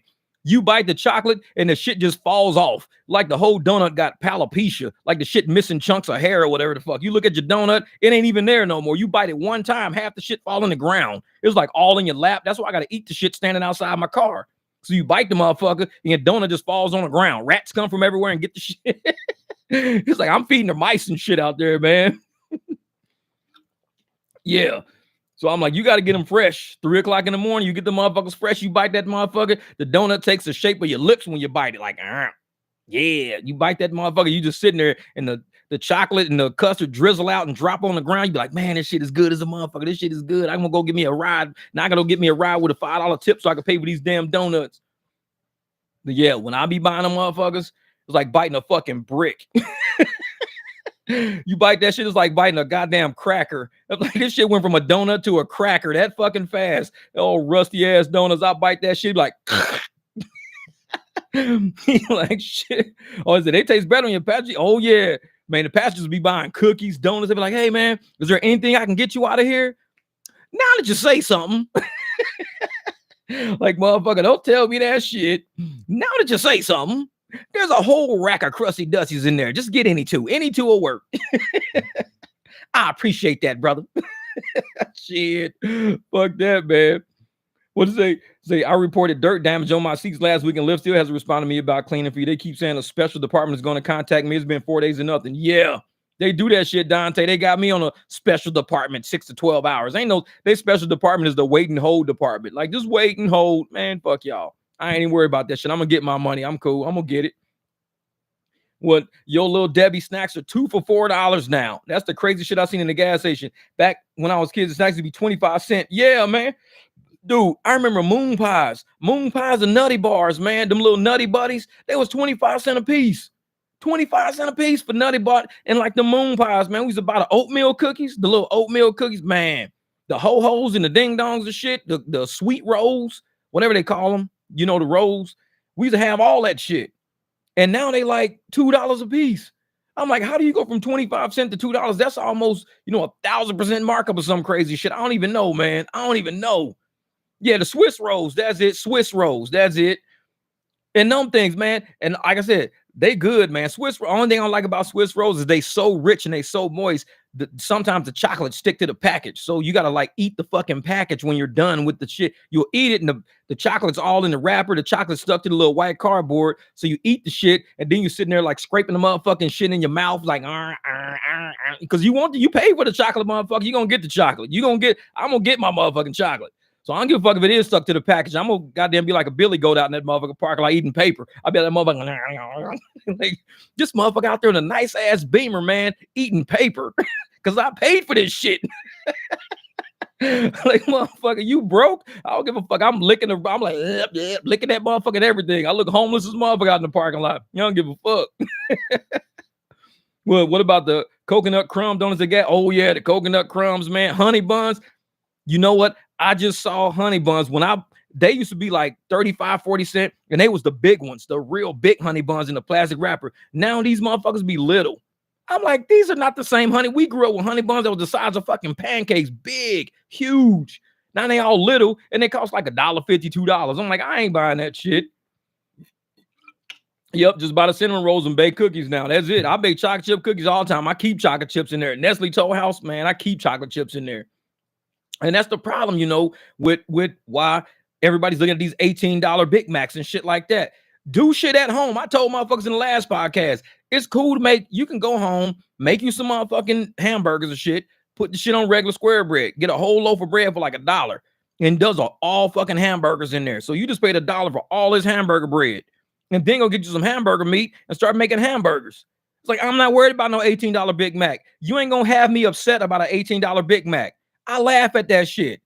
Big Macs are $18. I'm like, cool story, bro. Big Macs are $18. Cool story, bro. Motherfucker, I don't eat that shit anyways. What do I care? So for the people that's mad about it, I look at them like, it's a luxury item. It's a fucking Big Mac. Who gives a shit? It's a quarter pounder. Who gives a shit? Like, this is probably a good time for you and your kids to go home to work on some old recipe you had back. You can cut up some motherfucking greens and some onions and shit. Get you some eggs, mix it into your meat, you season your meat and everything, and you make some big ass fucking country ass hamburgers right at the house. You just make them motherfuckers right at the house. That way, they're gonna be like, why do we ever eat Big Macs, Dad? This is so much better. This big ass onion burger you can make bacon and put bacon flakes in the shit. You can do some crazy shit with hamburgers at home. But you worried about one hamburger that costs $18. You mad about that? I saw that shit in the news and fell out laughing. I was like, what idiot is gonna be doing that? Probably the idiot's mad about it. I can't believe it's $18. I'm gonna order one. Yeah, okay. And that's the thing about, and yeah, chocodiles, they stopped making those. They don't make those no more, man. Chocodiles. Oh, E-Love, that's right. The welfare burgers. You want the welfare. That's the motherfucking welfare burgers. This better be one tasty burger. Big Kahuna burger. Huh. I heard about that joint. I can't eat it because my wife vegetarian, which makes me vegetarian. That shit was funny. I love Pulp Fiction. He says, but I always wanted to try one. He says, can I have a taste of your Sprite, Brett? He drinks it. He drank his whole motherfucking Sprite to that shit was like. He said, now that's what I call a tasty burger, Brett. You know what they call a quarter pounder with cheese in England, Brett? He says, well, they don't have the metric system. Check out the brains on Brad. You a smart motherfucker. That's right. The metric system. That shit was funny, but I love Pulp Fiction. That's my movie, boy. I can quote so many parts of that movie. I don't watch that shit like 10 times, but I love Pulp Fiction. Every time you see it, you see something different that just makes you laugh like a motherfucker. That's just crazy. Exactly. Eddie Murphy called them the welfare burger. That's what we get, man. Them fucking welfare burgers. We make that shit right at home. And it's the best burger you will ever have in your life. Cheese just wraps around that motherfucker. Real cheese. And they sitting there worried about some Big Macs. I'm like, come on, man. Y'all sitting there. And the funny thing about what happened with DoorDash, this whole thing that DoorDash is doing right now, which is funny shit to me.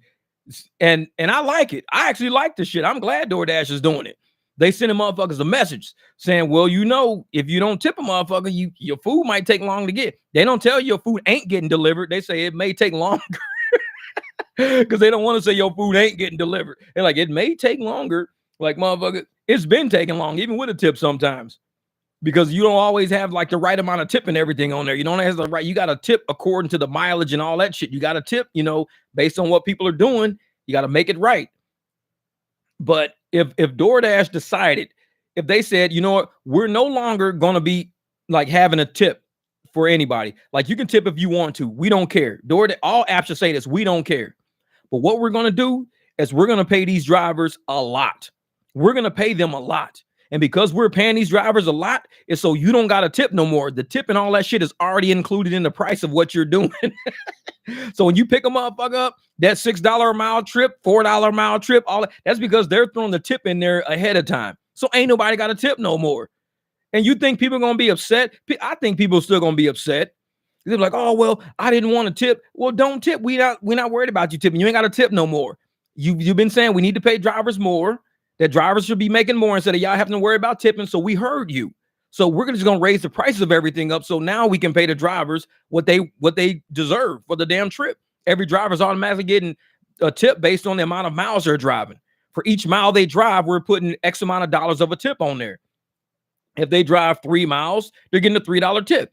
5 miles, they're getting a $5 tip. They drive 20 miles, they're getting a $20 tip.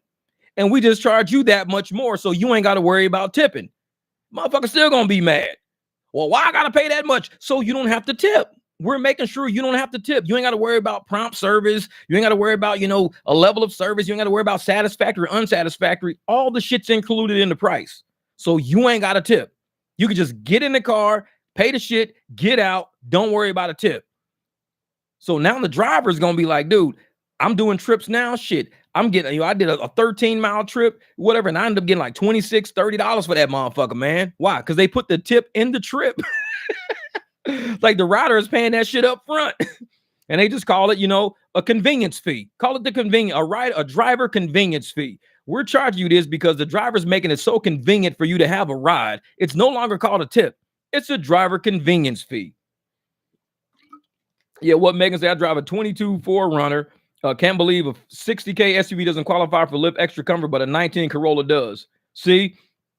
And the reason, Megan, is because they rent those Corollas out. They want people to rent a Corolla. So they're going to sit up there and go, hey, you know what? We're going to just call all these nice cars, like not extra comforts, but we're going to call all the shit that we rent extra comfort. So if you want to make money, come rent a car from us. And extra comfort don't pay shit anyways. So ain't nobody renting shit. It's like, no. Well, talk to me says typical accountants. Exactly. It's like, fuck that. We just reclass the shit. You ain't got to tip no more. We ain't worried about you tipping. Shit, fuck that. Keep your tip. But now your trip is going to cost exactly what it should cost if a driver was to make a livable wage. Because everybody wants to bitch about, well, pay your drivers a livable wage, pay them a livable wage. And usually the people that are saying that shit are the fucking cheapskates who feel entitled to getting in your nice ass fucking car for the amount they pay and not tipping at all. Because they say, well, if the driver wanted more money, you guys should pay him more money. Okay, we hear you. And now we're going to pay him more money. Well, why the fuck did my trip just go up $30 from like $18 up to $30? Because we decided to pay our drivers more money. Where the fuck you think it was going to come from? It's like, you ain't got to worry about tipping no more, at least. They'll be like, man, so you don't tip? No, I ain't got to tip no more. They just charge me $12 more for a fucking trip. That's all. They just, hey, that's what it is. That's what it is. What Tony says, my daughter has school lunch for the first time. She told my wife that their pancakes on a stick are yucky. She had thought a corn dog was a pancake on a stick. That's funny shit. She thought it was one of those pigs in the blanket pancake on a stick. She said that shit was so bland, it wasn't sweet at all. It's like it was a corn dog. See, Tony, hey, my son, I used to get them big ass boxes of corn dogs. You get like fucking 50 corn dogs in the box. I used to do that shit all the time, man. My son, he used to eating corn dogs. Your daughter's like, man, them pancakes on a stick are horrible. These things are dry. That's some funny shit. Man, yeah, exactly. Wait a minute. He said, that's hilarious, Driven Dad. I love corn dogs as a kid. I came from Europe, so American food was weird at first. Says, I believe in mandatory tips for all drivers. See, and that's the thing, Brian.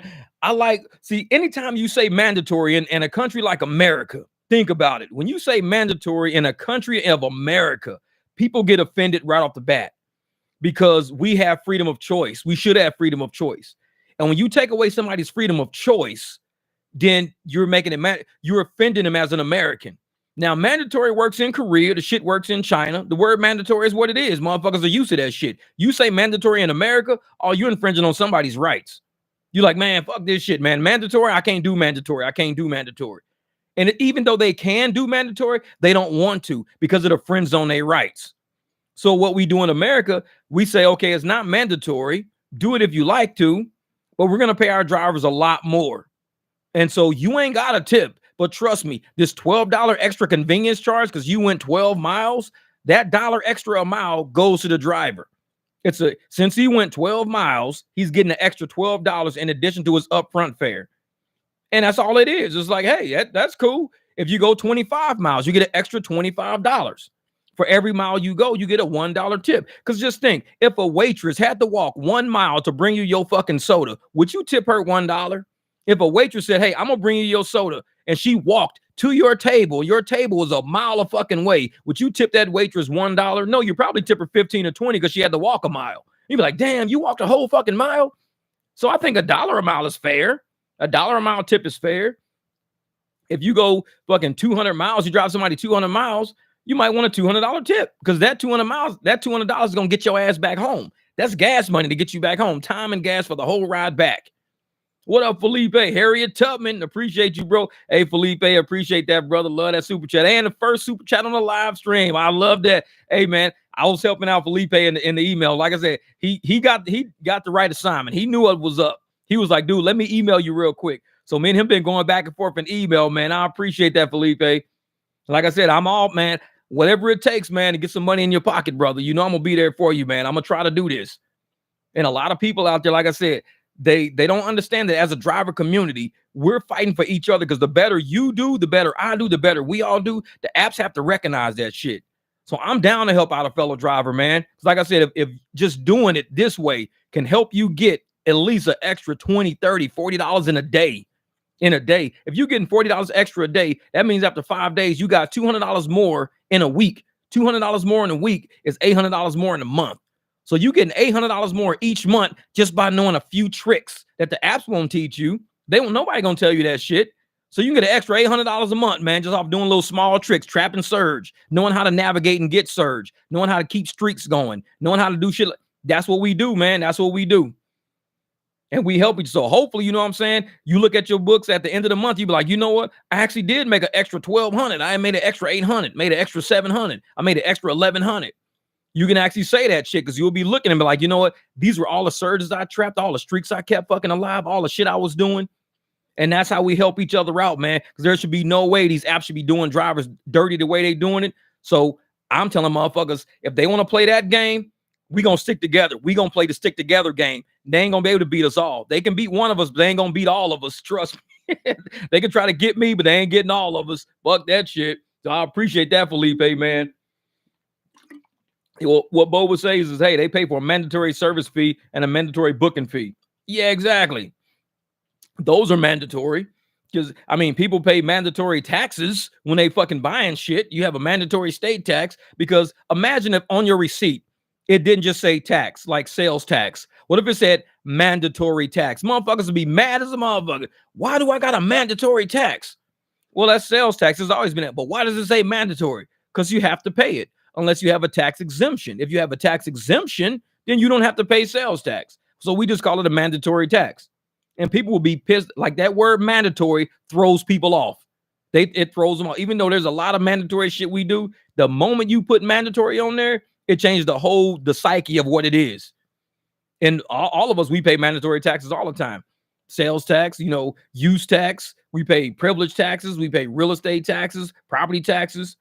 But yet, I guarantee if you put mandatory in front of that shit, mother's going to rise up. They're going to be mad as hell. Why you got to call it mandatory? The only thing mandatory in America is freedom. That's it. Free.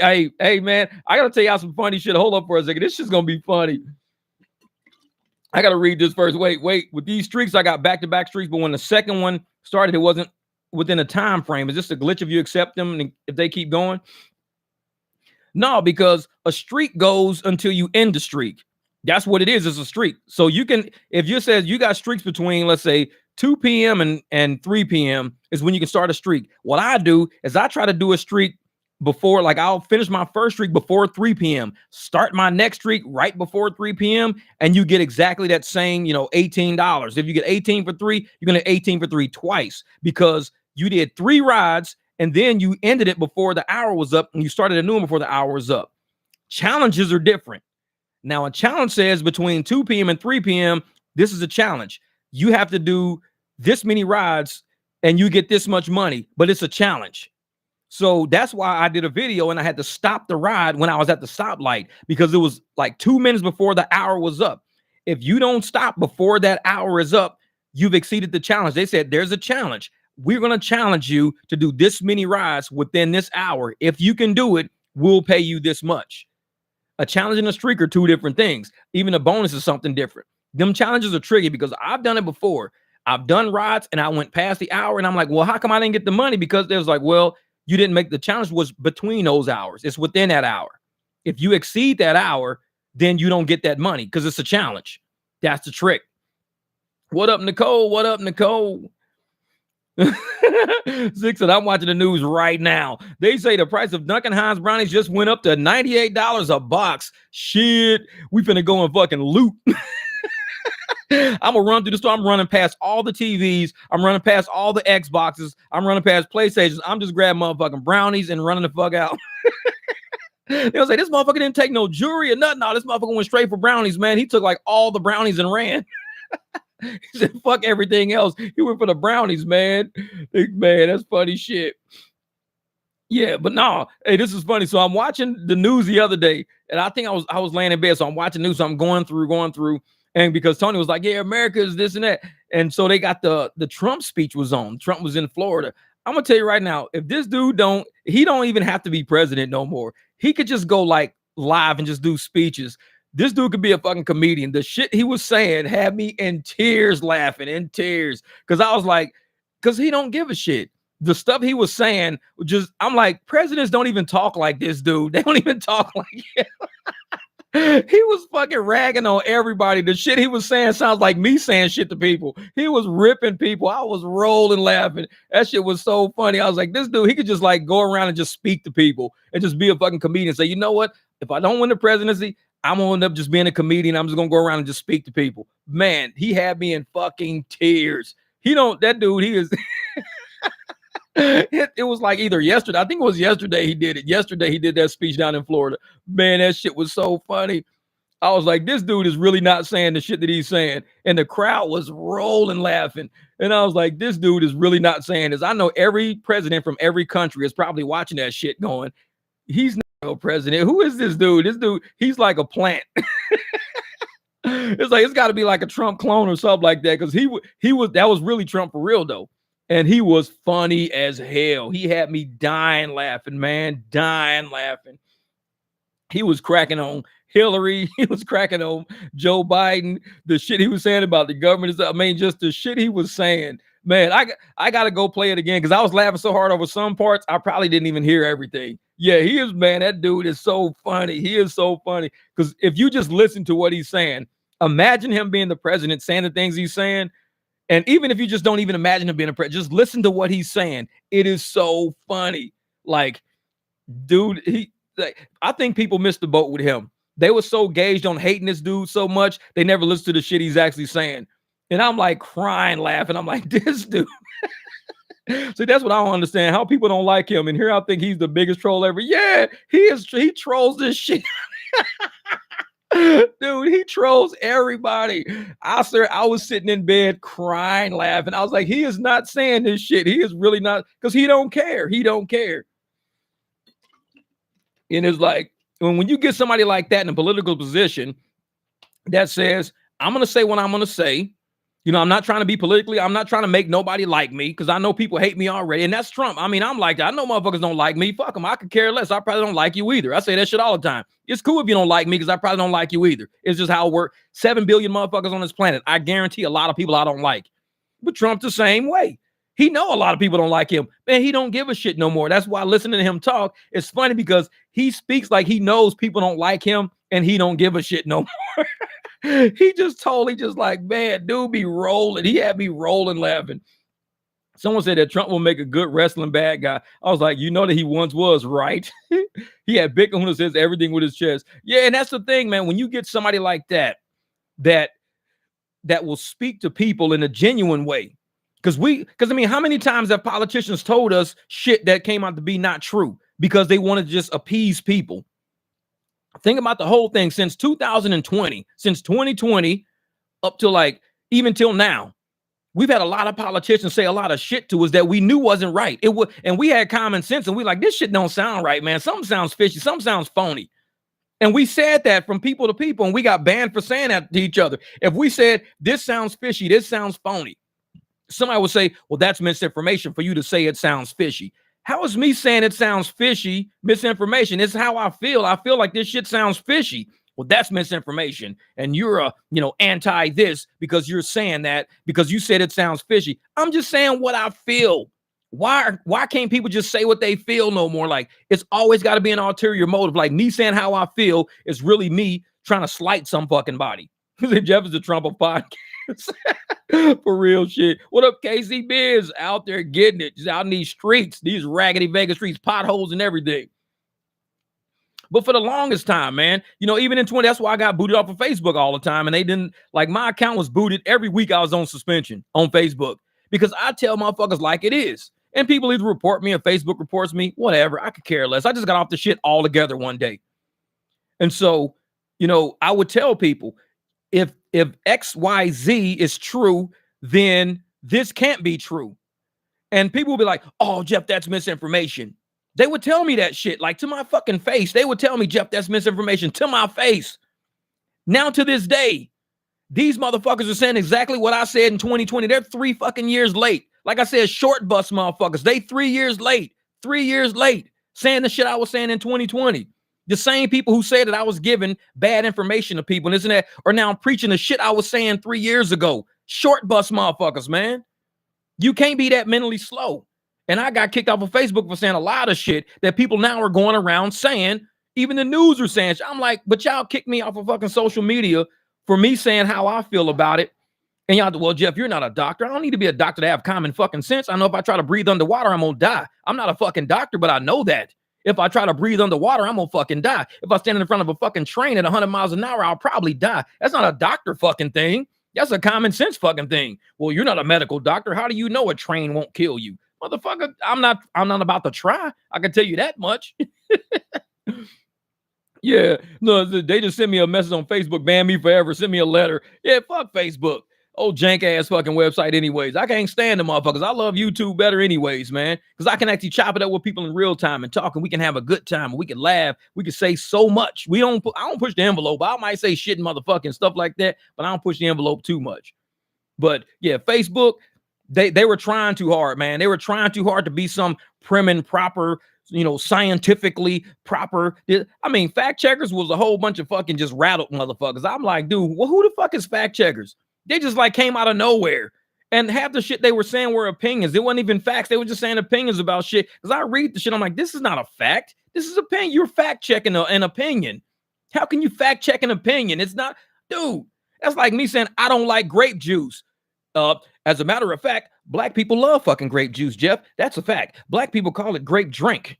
Like, motherfucker, so you've been drinking grape drink your whole motherfucking childhood. So for you to say you don't like grape juice, you're lying, Jeff. And that's a fucking fact. I'm like, motherfucker, it's my opinion. I don't like grape juice. So what? It's like, they would fact check some shit like that on me. It's like purple drink. Yeah, it's like, motherfucker, you like that purple drink. You black motherfucker, you like purple drink. That's a fact check. And now I'm drinking goddamn purple drink all the fucking time now. Purple drink. And that's the thing, man. And that's what they were doing on Facebook, which is why I said I can't fuck with Facebook no more, man. It's a brainwashing fucking, the whole thing is about making people think a certain way. And like I said, look up Edward Bernays, Bernays. I've said this guy's name before. When you look up the godfather of propaganda, you'll see Facebook was playing exactly that playbook that Edward Bernays talk about. You take the biggest media outlets we got. You take news, you take TV, you take, and social media. Facebook was one of the biggest platforms at the time. So you take one of the biggest the media outlets, and you force a narrative. And anybody who steps outside of the boundary of negatives, you paint them as an outcast. You paint them as a degenerate. You don't look at the information they're saying. You don't go on the information. You need to paint the person. You need to attack the character of the person saying it. And I got tired of Facebook attacking my character. I know who the fuck I am. I've been who I am forever. And these raggedy motherfuckers gonna create a fucking social media platform that now calls me somebody I'm not. You're a social media fucking platform. You don't know who I am. You don't call me out my fucking name because you think that my opinions about something, and I've thought about it, I've researched it, I've discussed it with other people, and I say it, and now you're going to call me a fucking name? You're a social media platform. Fuck you. So I left them alone. I said, fuck them. I don't deal with them. I don't support Facebook. Fuck them. And I'm just like, and they did it to a lot of people. They caught a lot of people out of their fucking names. They said a lot of people were not who they said they were. And the whole time, these people were 100% right. 100% right the whole time. Facebook never issued an apology, never sent us no fucking check. Because some of us probably ran businesses on Facebook, and we had our businesses shut down when they banned us or flagged us or shit like that. So, Facebook never really apologized to nobody for trying to paint us out of our name and call us somebody we weren't. So a lot of people said, fuck Facebook. Now, when you look at the value of Facebook now, it's not worth as much as it used to be because everybody realized they're a sham company. They're a puppet company. And when you're a straight up person, when you ain't a fucking puppet and you speak your mind and speak how you want to speak, and you're an adult in this universe, motherfucking Mars, planets, Neptunes, James Webb Telescope, fucking galaxies far, far away, you exist in all of that. Fuck Facebook. Because they're not going to tell me out of all the shit that I exist in, all the shit I exist in, you're going to pigeonhole me into this small motherfucking minute micro fucking box because of my opinion. Fuck you, motherfucker. I could live in a whole nother nebula for all you know. This could be all fucking simulation. You don't know who the fuck I am. So you gonna paint me for telling the truth. That's why I say I can't fuck with Facebook, man. All those motherfuckers that work Facebook corporate, fuck them all, each one of them. You little lunchbox carrying motherfuckers, fuck all y'all. And that's why I chose to come over to YouTube. Because YouTube ain't really pissed me off yet. I'm still cool with YouTube. We all having fun. We still exist as humans, and we still exist with freedom of speech. We still exist with laughing with each other, joking with each other, sharing opinions with each other. We still exist. Facebook wants to diminish your existence to what they think you should exist as, and they call it community. Fuck that community. It's like Stepford Wives shit. You can only speak about what we say you can speak about. Man, fuck you. I live on planet Earth. I don't know where the fuck y'all. I don't live in Facebook building. I don't live in that building. This is what that Larry says. I'm in St. Louis. Hit that surge. It was nuts for Metallica concert. 3 trips, 152 hours. It was giving $50 for 5 miles. That's what I'm saying, Larry. Hitting that shit. Kill it. Kill it. Kill it. Says Duwaddle says Facebook just send me people, women you may know. Exactly. because they want to keep you engaged on that website. They want to keep you. So Facebook will send you all these women and shit like you, hey, click her and add her as a friend. I'm like, fuck her. The bitch probably want her bills paid. I ain't trying to talk to her. I don't even know her. Quit sending me fucking women all the fucking time. I'm not trying to pay no people. Hey, click on this woman and be her friend. Fuck her. I don't know her. I know enough fucking people on this planet. I don't need to know her. She's cute. She got big boobs, man. You might want to know her. Man, fuck her. I ain't worried about her. Like, motherfucker be like, hey, Jeff, how you doing? My phone bill's due today. Bitch, I don't know you. Like, click unfriend. Fuck you, motherfucker. I don't know you. It's like, shit. So they doing another show tonight on my way. Larry said that shit. Oh, there you go. Get that fucking money. It's like they do it with headlines. They tell you nobody reads the stories. They just read the headlines. It's like Ty Lopez speed reading where he reads random pages in the book. Real shit, man. Real shit. And they know that. So that's why you see the headlines are ambiguous. Like they'll do a headline to a story and it'll be like not even a complete sentence or a complete phrase. It'll be like, washing machine falls on man's head. It's weird shit like that. And you find us like a little toy fucking baby little washing machine that was from his kid's play set, fell off a shelf and hit him in the fucking head or something. And you be thinking, damn, man, washing machine fell on this dude's head and it killed him. It's like, what? It's like, no, it was like a little dollhouse this girl had sit on a shelf and the washing machine fell out the dollhouse and hit him in the top of the head. Oh, that was it? Yeah, because they sell dramatic shit. Them headlines are all drama. That's why I don't even read the news that much no more, man. I'll go through some shit if I see a headline like that's about rideshare or I'll see something about, cars or money or something like that. I'll kind of read it, but I'll read the whole fucking story and I'll get my own opinion about it. And if I don't believe the story or the story seems like kind of shit, I'll go to I'll type in Google the exact same shit and I'll look at a different story to see if it makes sense. Because if you read one story and that's all you're doing is reading one story, you're not going to get the full story because every journalist out there ain't right. These motherfuckers is all trying to be a Pulitzer Prize winner. And how many of these motherfuckers done admitted that they lied, they fudged, they created stories out of thin air. They made up facts, made up sources. That's why you got to read more than one story. Go read a couple of stories and be like, okay, cool, I'll talk about it. I'll read a couple of stories. But other than that, no. Like even when I saw the DoorDash shit, talking about the tip shit, I didn't jump on it immediately. No, I had to read a few stories about it. Like, I want to make sure because motherfuckers will pass information bad. So I read a couple of stories, see, how many outlets are talking about it. Then I'll discuss it. But I'm just going to grab some shit out of it because that's how rumors get started. You grab some shit and you just run with it. Oh, if you just take one shot, you'll be saved. I mean, I got a whole video on my channel talking about it. If you go look on my channel and you type in like Fauci, let's say you type in Fauci and you'll see 2 or 3 videos on my channel that discusses this shit. You type in misinformation on my channel. You'll hear me discuss misinformation and what it really is. For the longest time, I hid those videos on my channel because I wanted to make sure that the information was static, like it wouldn't change. And I went through the videos, I edited the videos, I made everything perfect. Then I brought the videos back to light and everything. Because for the longest time, and I was taking clips of actual news agencies saying certain things when they were saying it versus what they're saying now. I was doing that shit for real because history needs to be trapped. And each one of us are a part of history. So we need to trap history, preserve it for our kids, because right now people are erasing shit. They're changing websites, changing history. That's why I say screenshot everything, make a video, move shit around, because they're going to change history to make it seem like something it wasn't. They're going to remove all the statues that you've ever seen. They're going to get rid of books, take books out of publication and circulation. They're going to change history. So people ain't going to know how the civilization came to the point it came to now. They're going to be like, well, how did it get to this point? Well, they changed everything. Nobody's going to have the bridge won't cross from where we were to where we are because they're burning that whole fucking bridge down to recreate a new narrative. So we're the bridge keepers. We're the gatekeepers. We move shit. We not scared to speak on shit.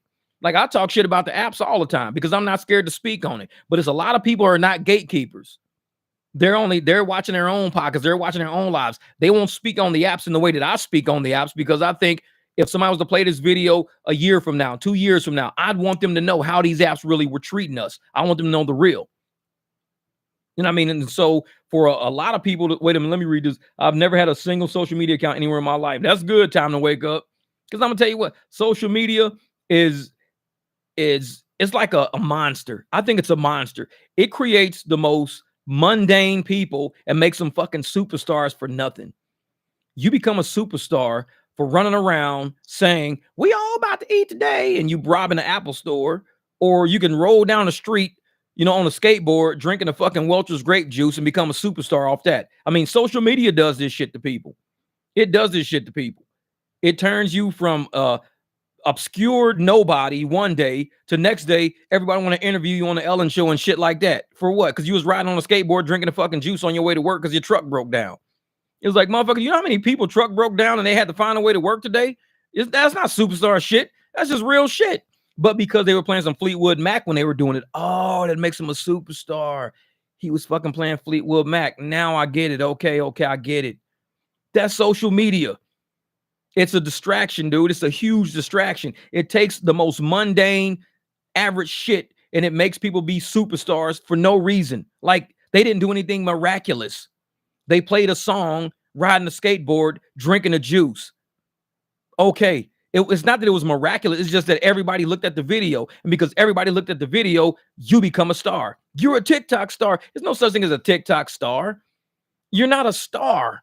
You're just like famous off of TikTok, but it doesn't make you a star. Like, what have you really done to benefit? Like, you see people who are actors, went to acting school, musicians go to music school, they do all this shit, they compose music. You know how hard it is to compose music, but they compose music and they make this music, and this music is played all over the world. It's tracked for generations. That's a star to me. That's a star. Somebody who just got a lot of clicks today, that's not a fucking star. You just got a lot of clicks because people like to see what the fuck is going on. Yeah, they want to see what everybody else is looking at. What do you mean? Show me, show me. Just look at this. Oh shit, show me, show me. Look at this. Now everybody's doing the show me, look at this. And this person's like, well, since everybody's looking at me, I must be a star. It's like, everybody's looking at me. It's like, no, maybe everybody's looking at you, see what the fuck everybody's looking at. It's kind of like if you walk into a crowd, turn around and point to somebody at the top of a building, everybody in the crowd turn around, look at the person at the top of the building, that make the person at the top of a building a star? No, it don't make them a fucking star. It's like, what is everybody looking at? You point, that dude right there. So everybody turns and looks. That's social media. And so I think people get jaded and they get it into their head because they got a lot of clicks and they got a lot of likes and a lot of people are looking at them. They're all of a sudden a star. Like, you're not a star. People just looking at you to see when you're going to fuck up or where you're going to fuck up or how you're going to fuck up. That's what they looking at. Because especially if you're not doing nothing like miraculous, you're not really doing much. It's just, and that's social media. So you're not really missing shit when you don't, like, people would wonder why I don't have Facebook. I didn't know how easy life was because I had Facebook since like 2009, 2010. Basically, it was ingrained into me to see that blue ass fucking thumb every day on my phone. It was ingrained into me. The moment I stopped seeing that blue thumb on my phone, they helped me see that. They weeded me off of that by blocking me and banning my account all the time. I got tired of being blocked and banned. So during my blocking and my banning periods, I saw how easy my days were. They basically helped me get the fuck off of Facebook by kicking me off of Facebook. And now I don't even itch. Like, they keep showing me, like, please reactivate your account. Here, link to your Facebook account. Dude, they send me shit like that all the time. But I'm out of it now. I'm out of the matrix now. I'm out of it. I've been out of the matrix for so long, I don't want to go back into it. What up, Jesse? My man. What's up, Jeff? Been a minute since I caught you live. Friday show night was on Paw Patrol, shortest ride ever. 20 W Adams, 150 West Adams, $16. Ching ching. You went like, what, 12 blocks, something like that? You ain't go nowhere. You went like 2 miles probably. I don't even know. That's funny. No, 20 West to 150 West. That's like a building. That's like 2 buildings. What the hell? Because one block is 100, the other block is 200. So you went like a block. That's crazy shit. You do 0.6 of a mile, 0.3 of a mile. Who knows? Yeah, but Facebook helped wean me off of being within that matrix of Facebook by kicking me off. When they booted me out, it was easy. Because I was like, dude, life is so much easier not having to wake up. You seeing people argue and fight, over somebody's car this morning. Or argue and fight over a pair of shoes somebody was wearing or a shirt somebody's wearing. Just simple shit. And Facebook helps people do that. When they blocked me and banned me off of Facebook for a while, I was like, cool, shit. Man, my life went exponentially in a different fucking direction. I ended up starting a YouTube account. I ended up doing more housework, more projects around my house. I finished my Jeep. I was building my Jeep. I only got 2 more things left to do to it. And I'm like, man, I love dealing with like only YouTube alone. Because Facebook sucks up a lot of valuable effort, a lot of valuable energy that you could be using doing other things. And that's why on YouTube, talking to me, stop cursing, Jeff, you're offending me. Exactly. Motherfuckers say that shit up in a comedy show. Excuse me, sir, can you please stop cursing? You're offending me, man. You can get the fuck up out of here. Kim Kardashian got famous for drinking the juice too. Look, that's funny shit.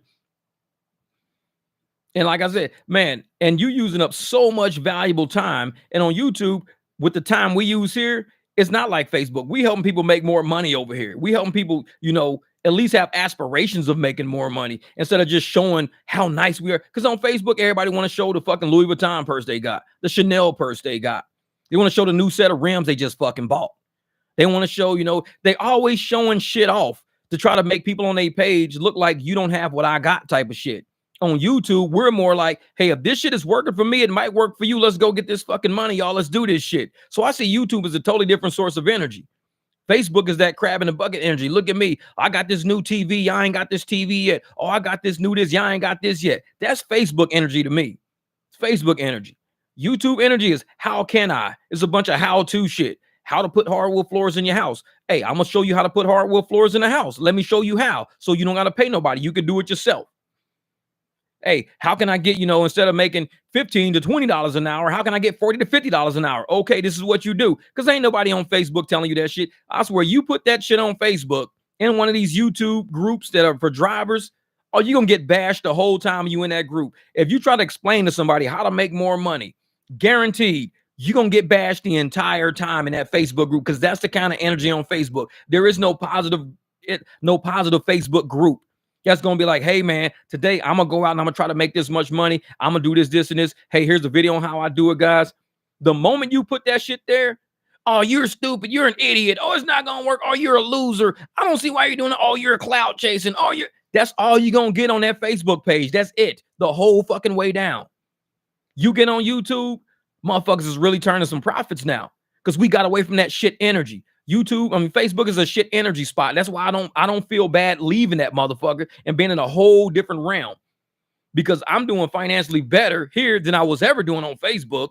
Facebook, I wasn't doing this financially well. Once I got on YouTube, I started doing financially better because we started having a collective on how to make money, a collective on what to do when we out in these fucking streets, a collective on how to save money, to not spend money on fuel and tires and brake, how to save money, how to create a true business. Facebook is about bullshit. It's about promoting yourself. Facebook is about, trying to be the best person on Facebook. Oh, I want everybody to look at my channel and give me the most likes on my fucking Chanel purse. I want everybody to give me the most likes on my new shoes I just bought. I want everybody to give me the most likes on this set of rims I just bought. That's what Facebook is about.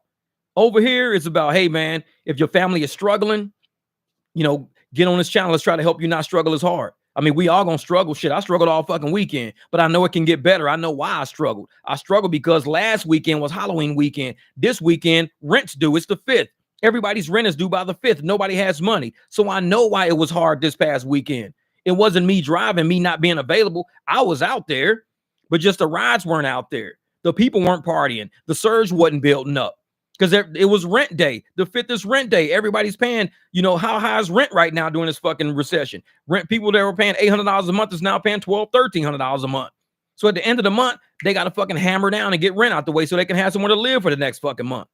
They don't want to pay late fees on that shit. They can barely afford the increase.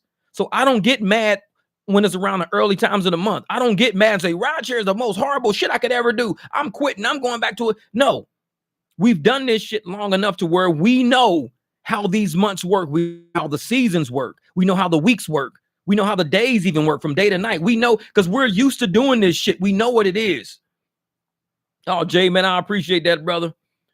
This is thank you, sir, for all your help and information you give. Oh, man, I appreciate that, brother. I try, man. And I try to literally talk through it.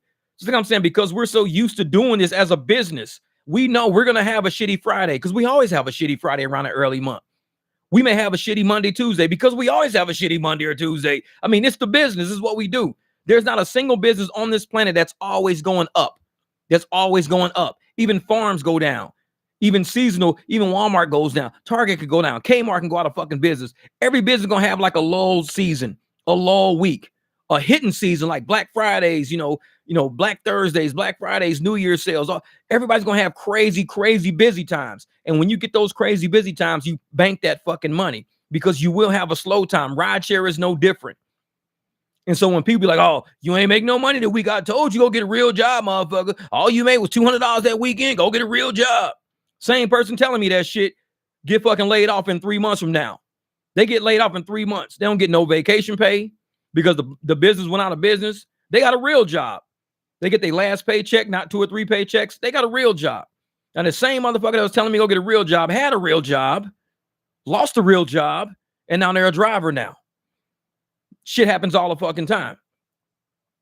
So UFO alert, Jeff is in the club. Friend cousin Fred. Spencer Fred, motherfucker.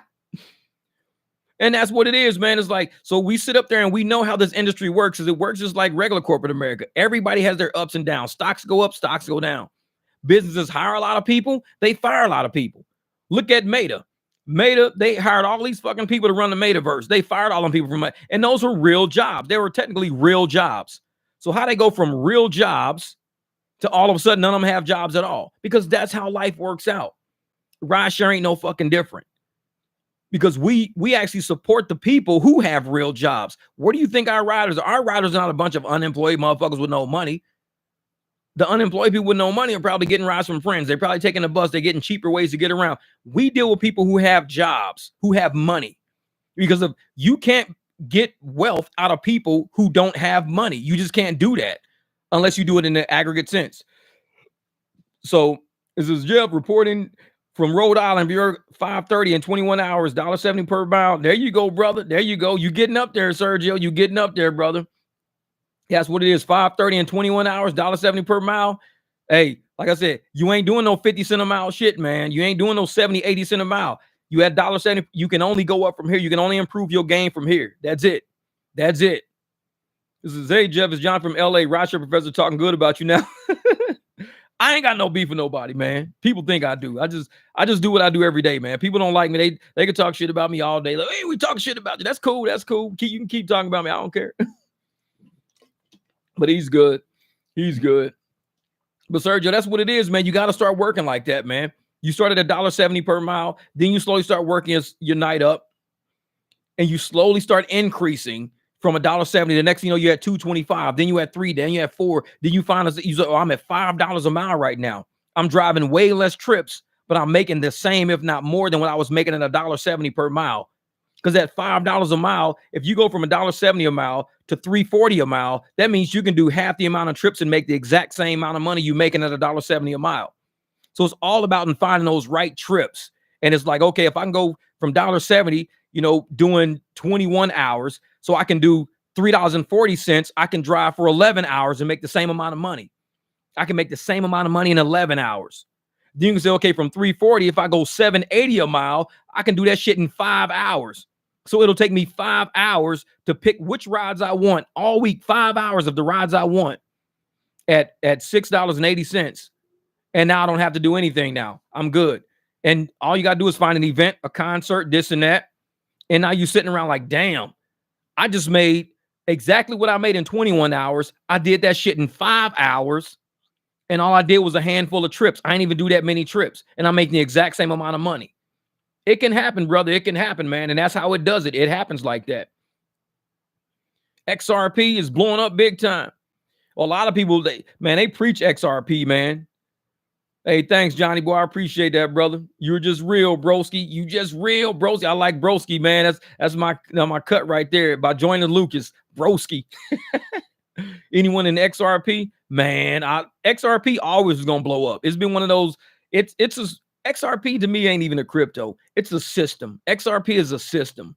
It's a financial system, and that's the only way I could say it. You got a lot of cryptos out there, and people be fucking with cryptos and this and that. XRP is a system. So you just got to buy into the system of XRP and what it stands for and what it's going to be like. Because when you go with the original banking system of how we got it right now, the original banking system is crumbling for a reason. We've believed in the original banking system for how many decades? The original banking system is dilapidated right now. XRP is another system. It's just like the banking system we believe in, but it's a different type of banking system that you don't have a whole bunch of like fuckery going on. Because you got a bunch of fractional weird shit going on, fractional deposits and fractional money. You got that going on in our indoctrinated banking system. XRP is a totally you got to study XRP and what it means. Because people with a lot of money who understand what banking really is, the backbone of like financial systems and how to hold money and value, those are the people that are dealing with XRP. The normal average person that says, "Ooh, I want to buy some crypto," they don't know about XRP. XRP is not a crypto.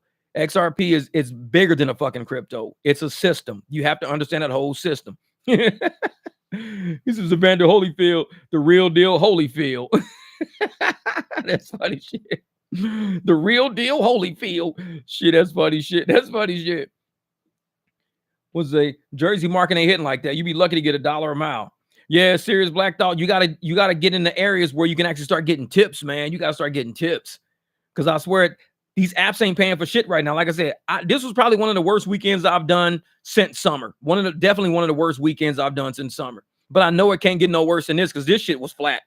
But I understand why it was flat because everybody's got to pay rent by the 5th. If everybody's paying rent by the 5th, they can't be out doing partying and clubbing and restaurants and all this because they barely made it to the 5th. Because Halloween was last weekend. They spent a lot of money for Halloween, going to Halloween parties, drinking, kicking it, partying. So that was their excess money. That's why Halloween weekend was so big. It was so big because people knew we got rent coming up the week after that. So I got to spend what I got to spend now. Spend this now. So when the 5th comes, I can afford this roof over my head. And that means it's going to be harder on drivers. So we should have, and a lot of us did. We banked good last week. A lot of us banked good last week. And it's going to carry us through this week. We had shitty weeks. Thanks, Redeemer the Dreamer. I appreciate that. I love that shirt. Yeah. Yeah, Jesse, you're right, man.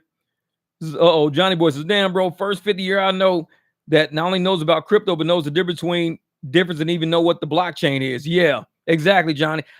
And my sons got me involved, and they're younger. They're 21 and 15. They got me involved. And I tell everybody, all of us old heads, if we don't listen to the younger generation, we're missing education right now. Because we know trades, we know plumbing, we know electrical, we know mechanic work, we know welding. The world is changing. The world has changed to a virtual digital world. And there's value in digital shit because you can store information. Information is valuable.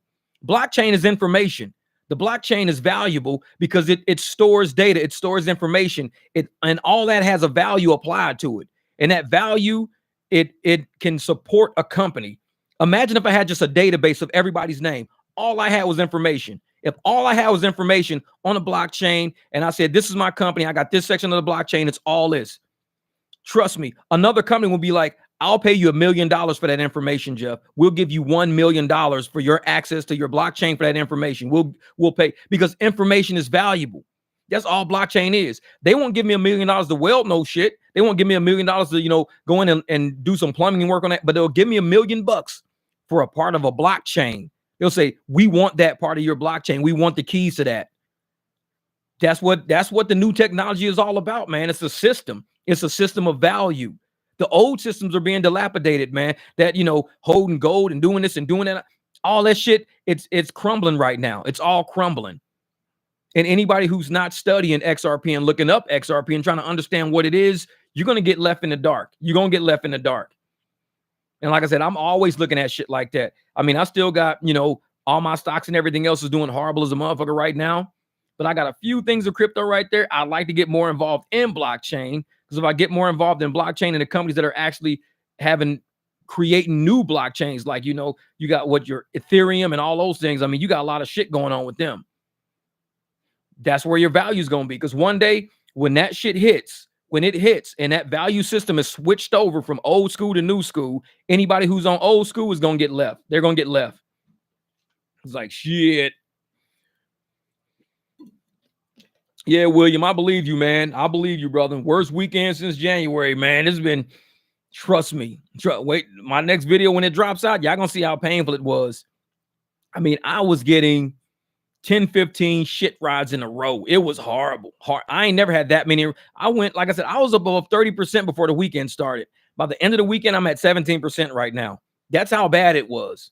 And I don't decline rides like that. I'll take some good shit because I know where to go. I know my market. I know where to go to get good rides. So I go to those markets. And when you get to those markets, you go to your favorite fishing hole and it ain't no fucking fish there.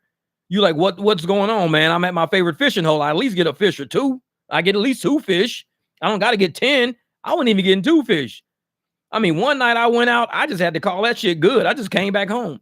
I went out one night to the World Series was one night. Went down there, no fish, came back home. And this is how this weekend was. Went out, no fish. I had to come back home. A couple of times I got good rides. They was trying to bounce me in between downtown and Tempe. And usually it's $15. I'll do $15 one way. But usually that $15 is only for me to go to that area. I'll go to that area and I'll stay and pick that area. I'm cool with the $15 one way. I'm cool with it. But I'm not cool with 15, 15, 15, 15, 15. I'm not, because that's way too many miles. I want to go 15, go over here, do an $8 for 2 mile, $9 for 3 mile. So that $17 only went 5 miles. Now the $15 is like 11, 12 miles. So every time I get $15, I'm going 12 miles, 12 miles, 12 miles. That shit adds up too fast. When I can get $15, I can get that shit in like 6 miles once I get to a busy area. So I'm not bouncing back and forth all night for $15. But that's what they was trying to do to me. 15, 13, 14, 15. So I was declining all that shit. Nope, nope, nope, because I saw what they were doing.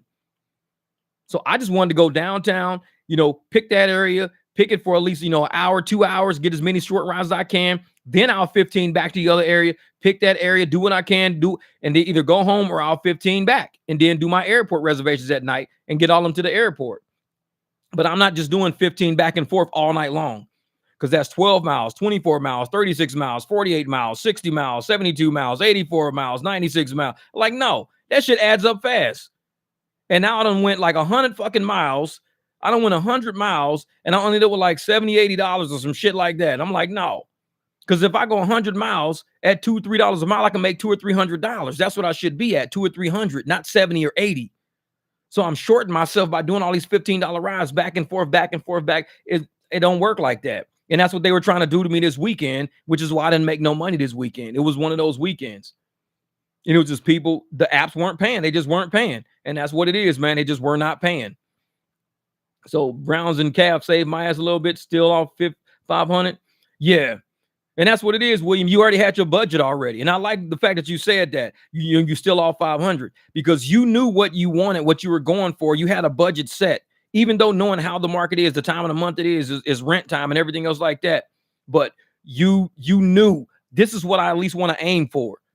And if I ended, like sometimes I could be $1,000 short by the end of the month. I could be $2,000 short by the end of the month. I know where I want to be. I have that foresight of where should I be at this point in time based on all the bills I've paid, the extra expenses that have popped up, shit like that. Where should I be right now? And like I said, a lot of people, they don't think that far into it, man. They don't think that far. They just go, yeah, I'm just going to be driving. Well, where are you at? Well, I'm like, dude, you could be like $2,000 up. You're not thinking it, man. You could be 2 G's up right now. You got to think of it like this. And that's why I love YouTube. On Facebook, they put motherfuckers down all day. Facebook is like the dumping grounds for negative energy. Facebook to me is the dumping ground for just negative energy. That's all it is. If you want to feel like shit or you feel like shit, Facebook is where you should be. Because everybody over there either feel like shit or want to make somebody feel like shit. Over here, we trying to make sure your family ain't struggling. It's way different. And so I love sitting there chatting. We laugh, we joke with each other. It's like I said, it's like a motherfucking barbecue. We laugh, we joke, we talk to each other. But at the end of the day, I want to see KK make money. I want to see KK say, you know what? I covered a bill. I got an extra $300 that I ain't have last month. So I'm going to cover that bill that I've been looking at anyways. Or I finally got that extra, $400. I've been looking at getting these leather seats. So they get that $400 for them leather seats or something. Like I said, that's what this channel is about elevating everybody so we get what we need. We get what we need to live this life that we know that we work for. We all drivers. We all in the same boat. We all drivers. On Facebook, all these motherfuckers know that they drivers together. They know they drive. So why are they putting each other down? We already get put down by riders. We get put down by Lyft. We get put down by Uber. And now we got to sit on Facebook and get put down by fellow drivers. I'm like, I can't deal with that shit. It's like, no. So that's why I think I was in one driver Facebook group right before I got out. I was in one driver group and that didn't last that long because I was trying to put some analysis in there saying that. And it was people, oh, well, what you're not doing is, I'm like, it was always negative shit. I was like, bro, it's right here in the analysis right there. Well, I'm like, because you ain't even reading Excel. Do you know how to read Excel spreadsheets, motherfucker? Well, what you're not saying is that, I said, dude, if you look at the very bottom, there's assumptions at the bottom saying if I did 3 miles to go pick the person up, if I went 5 miles to pick them up, well, what if you went 15 miles to pick them up? Motherfucker, I wouldn't drive 15 miles just to pick nobody up. I'm not that driver. I'm the type of driver that'll drive 3 miles, or I might drive 5 miles to pick somebody up if it was a 15-mile trip, maybe. I would do that. Say, but I'm not driving no 15 fucking miles to pick them. Well, then that means your analysis is not really right. No, it just means I'm just not the type of motherfucker that's going to drive 15 miles to get nobody. It ain't about right or wrong. I'm just not that driver. If you are, plug your own fucking numbers in. It's like, but that's what you get on Facebook. You have people who have a problem for every solution you get. Thank you, David. I appreciate that, brother. Thank you for the super chat, my man, David. I think he's out in California. You out in Cali, Dave? And that's the thing, though. Like you got these people out there that will have a problem for every solution you come up with. If you say, "Hey, man, why don't you do this and you can help make more money?" Well, I would, but it's like this and that. I'm like, motherfucker, I just gave you a solution, and you turn around and come up with a new problem. So now you got two problems now because you had a problem. I gave you a solution, and you created a problem for that solution, and now you got two problems now. And you got people who are like that instead of just saying, you know what, I'm gonna try that. I'm gonna try that. I'm gonna try that. I like the way that sounds, man. I'm gonna try that. Let me see if it works. I'll let you know in a couple of days. I gotta go out later today, anyways. Oh, David's out in Las Vegas. He's out in Vegas. Oh man, so you out there, you ready for the F1, man? Because when is F1? Is it later this month? F1 is later this month. Because I think we got NASCAR out here this weekend. I think you guys got F1 later this month. I think. Yeah, Serious Black Thought. That's how it is, man. It's like that. Some of those negative people out there, they don't want to accept your assistance. They don't want to accept your train of thought. What they want to do is they want to dump their negative energy on somebody so you feel just like them when you're done talking to them. So they feel they just got a load off of their chest and gave it to you. Because when you walking around with your head down, they like, whew, I just affected somebody. Yeah, I just changed. That motherfucker walked in there all happy and shit, trying to give me motherfucking solutions. He walked in there all happy and everything. Now I got his ass shook. Good. That's exactly what I wanted to do. That's how they dump energy on people. I see somebody walking with their head down. I'm trying to get them to hold your head up. Like, dude, fuck that. They can talk shit about drivers all they want. We are a different level. We're a different level of drivers. We're lucrative. We chase profits. We're trying to take care of our families. We're doing shit different. We're not who they say we are. We do deserve the money. We do a valuable service for the community. Hold your head up. Get out there and make this money. You deserve that shit. And you got other drivers out there beating people down. You ain't nothing. You ain't this. You ain't that. Y'all don't deserve a tip. Y'all don't deserve nothing. You're overpaid anyways. Fuck them. Fuck them. Walk right past them. Be like, then don't use our services. And if you feel that way, don't use our services. We'll see when your ass get a motherfucking $15,000 DUI. You can be like, man, all I could have paid was $50. Yeah, now you got a $15,000 DUI. 15 G's. $15,000 is a lot of fucking money to pay when you're working hard every damn day anyways. $15,000 DUI. And you thinking $50 was too much. You apparently didn't think $15,000 was too much because that's what you paying to your attorneys and everything. Like shit. Hey, Joker Man the Mechanic said, thanks a lot for that pawpaw mode, bro. That's it, brother. Hey, it works. It works. I tell people it keeps your Wi-Fi going. And that's how you trap those surges. Because if you go on airplane mode, you're not going to be able to see things happen in real time. Airplane mode freezes everything because you don't get any reception.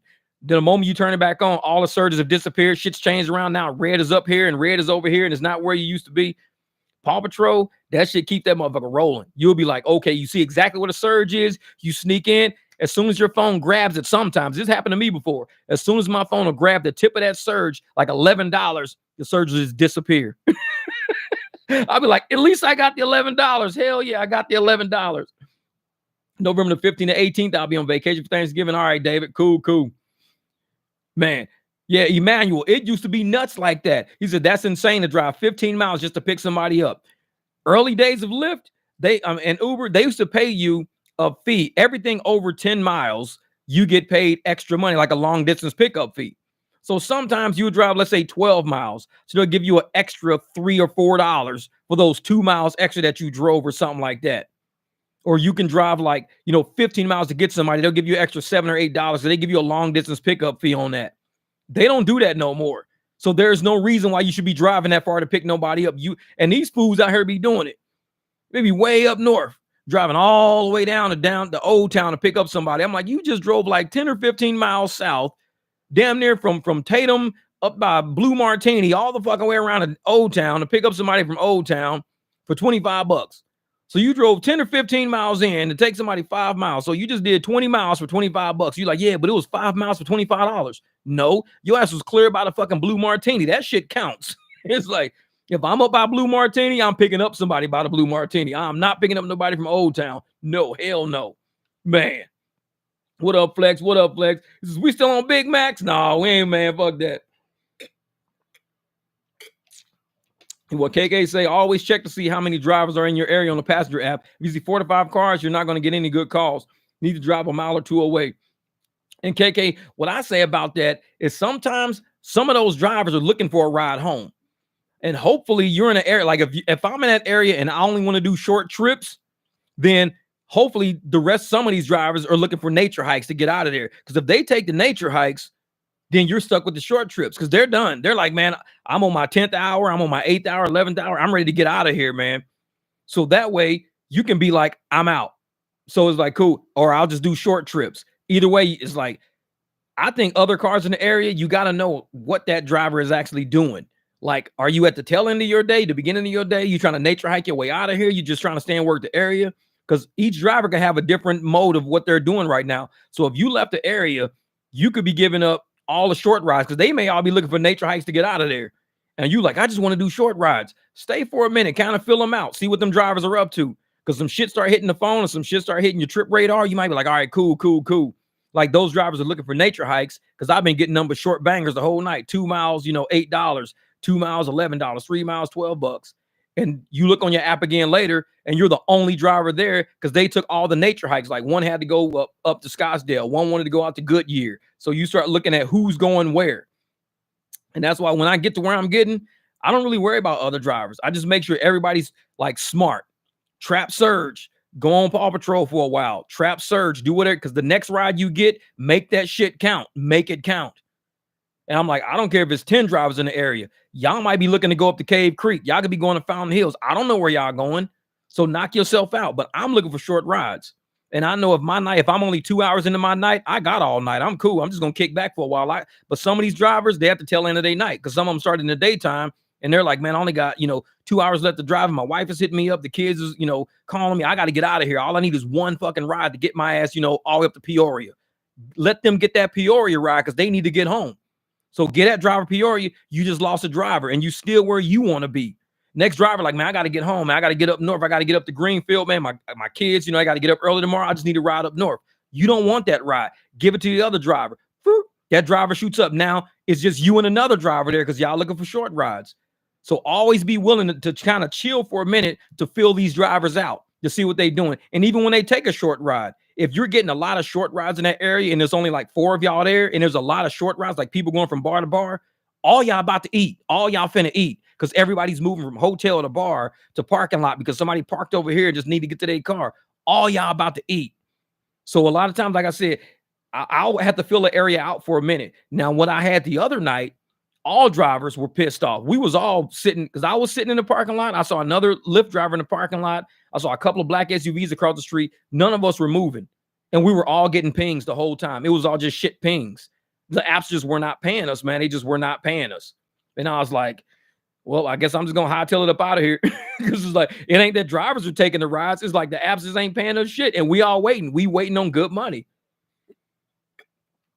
Yep. Say Williams eats the sandwiches. That's what I did. Just took a nature hike on Lux Black, heading home. And sometimes you got to do that shit, man. And like I said, I'll take a nature hike. If I'm too far from my house, I'll nature hike it back in.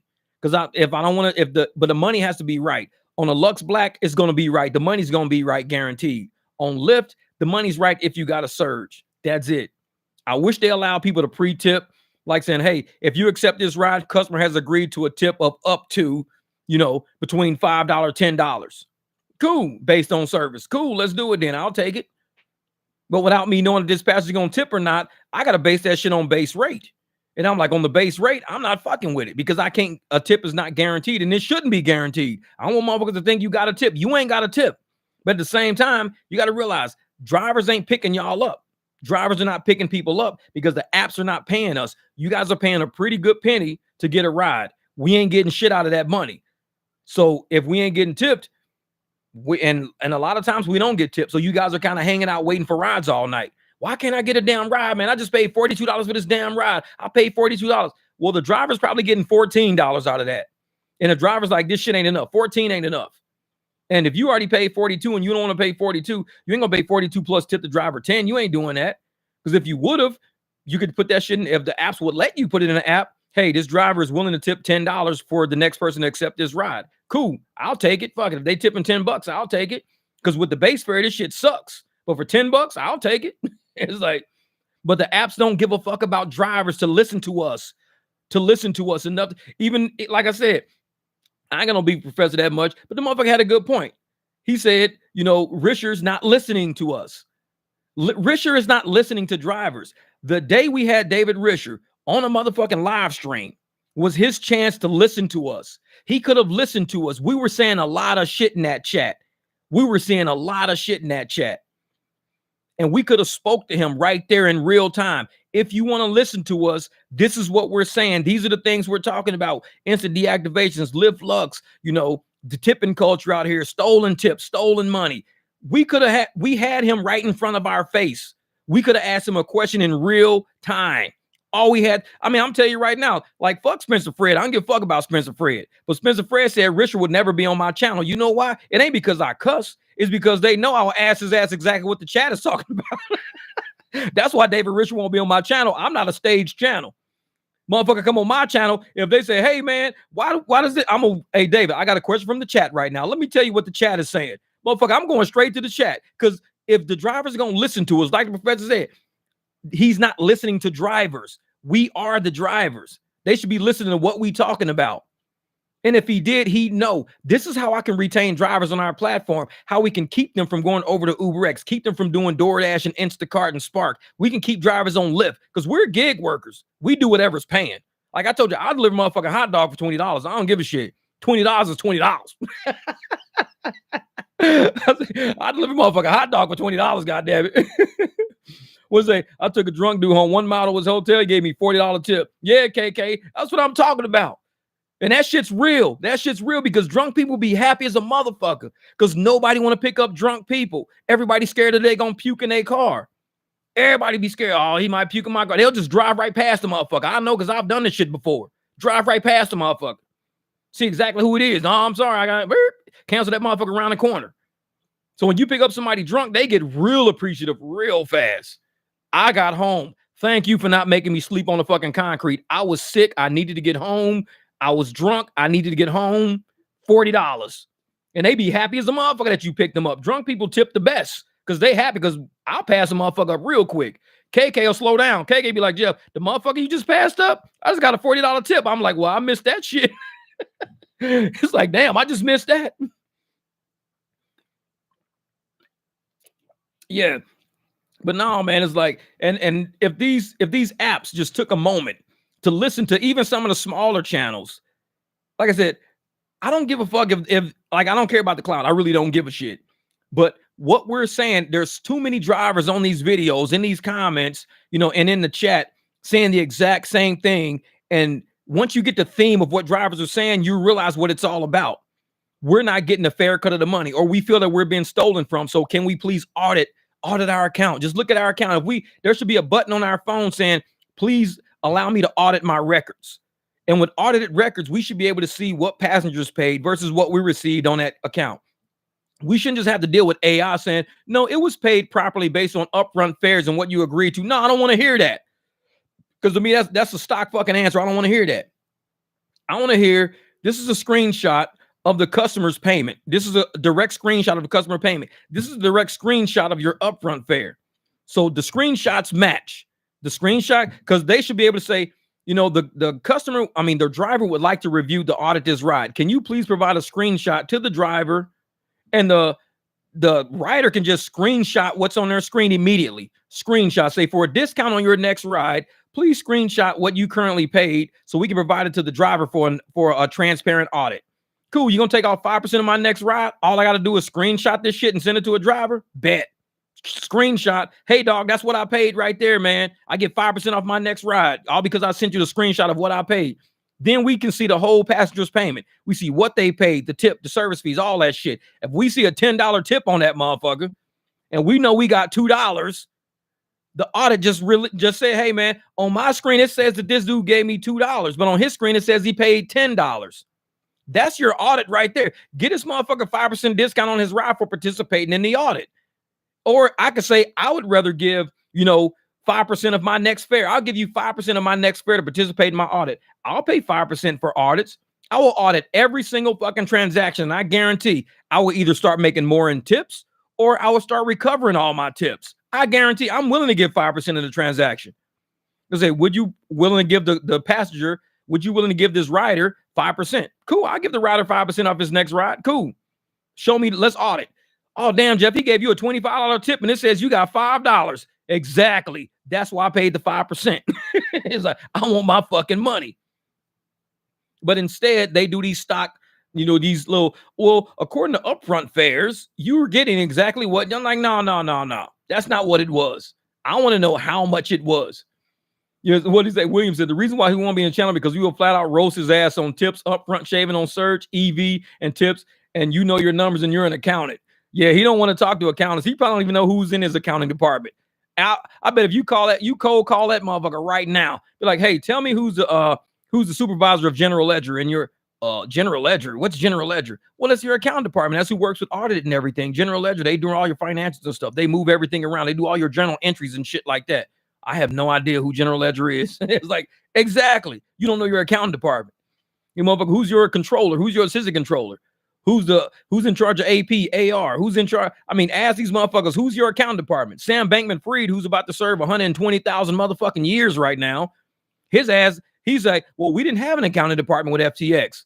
Of course you didn't have an accounting department at FTX. That's why y'all were able to do the shit you were doing. An accountant would sit and go, this shit don't make sense. And if my name has to be signed to this shit, I'm sorry, I'm not doing it. I'm an accountant.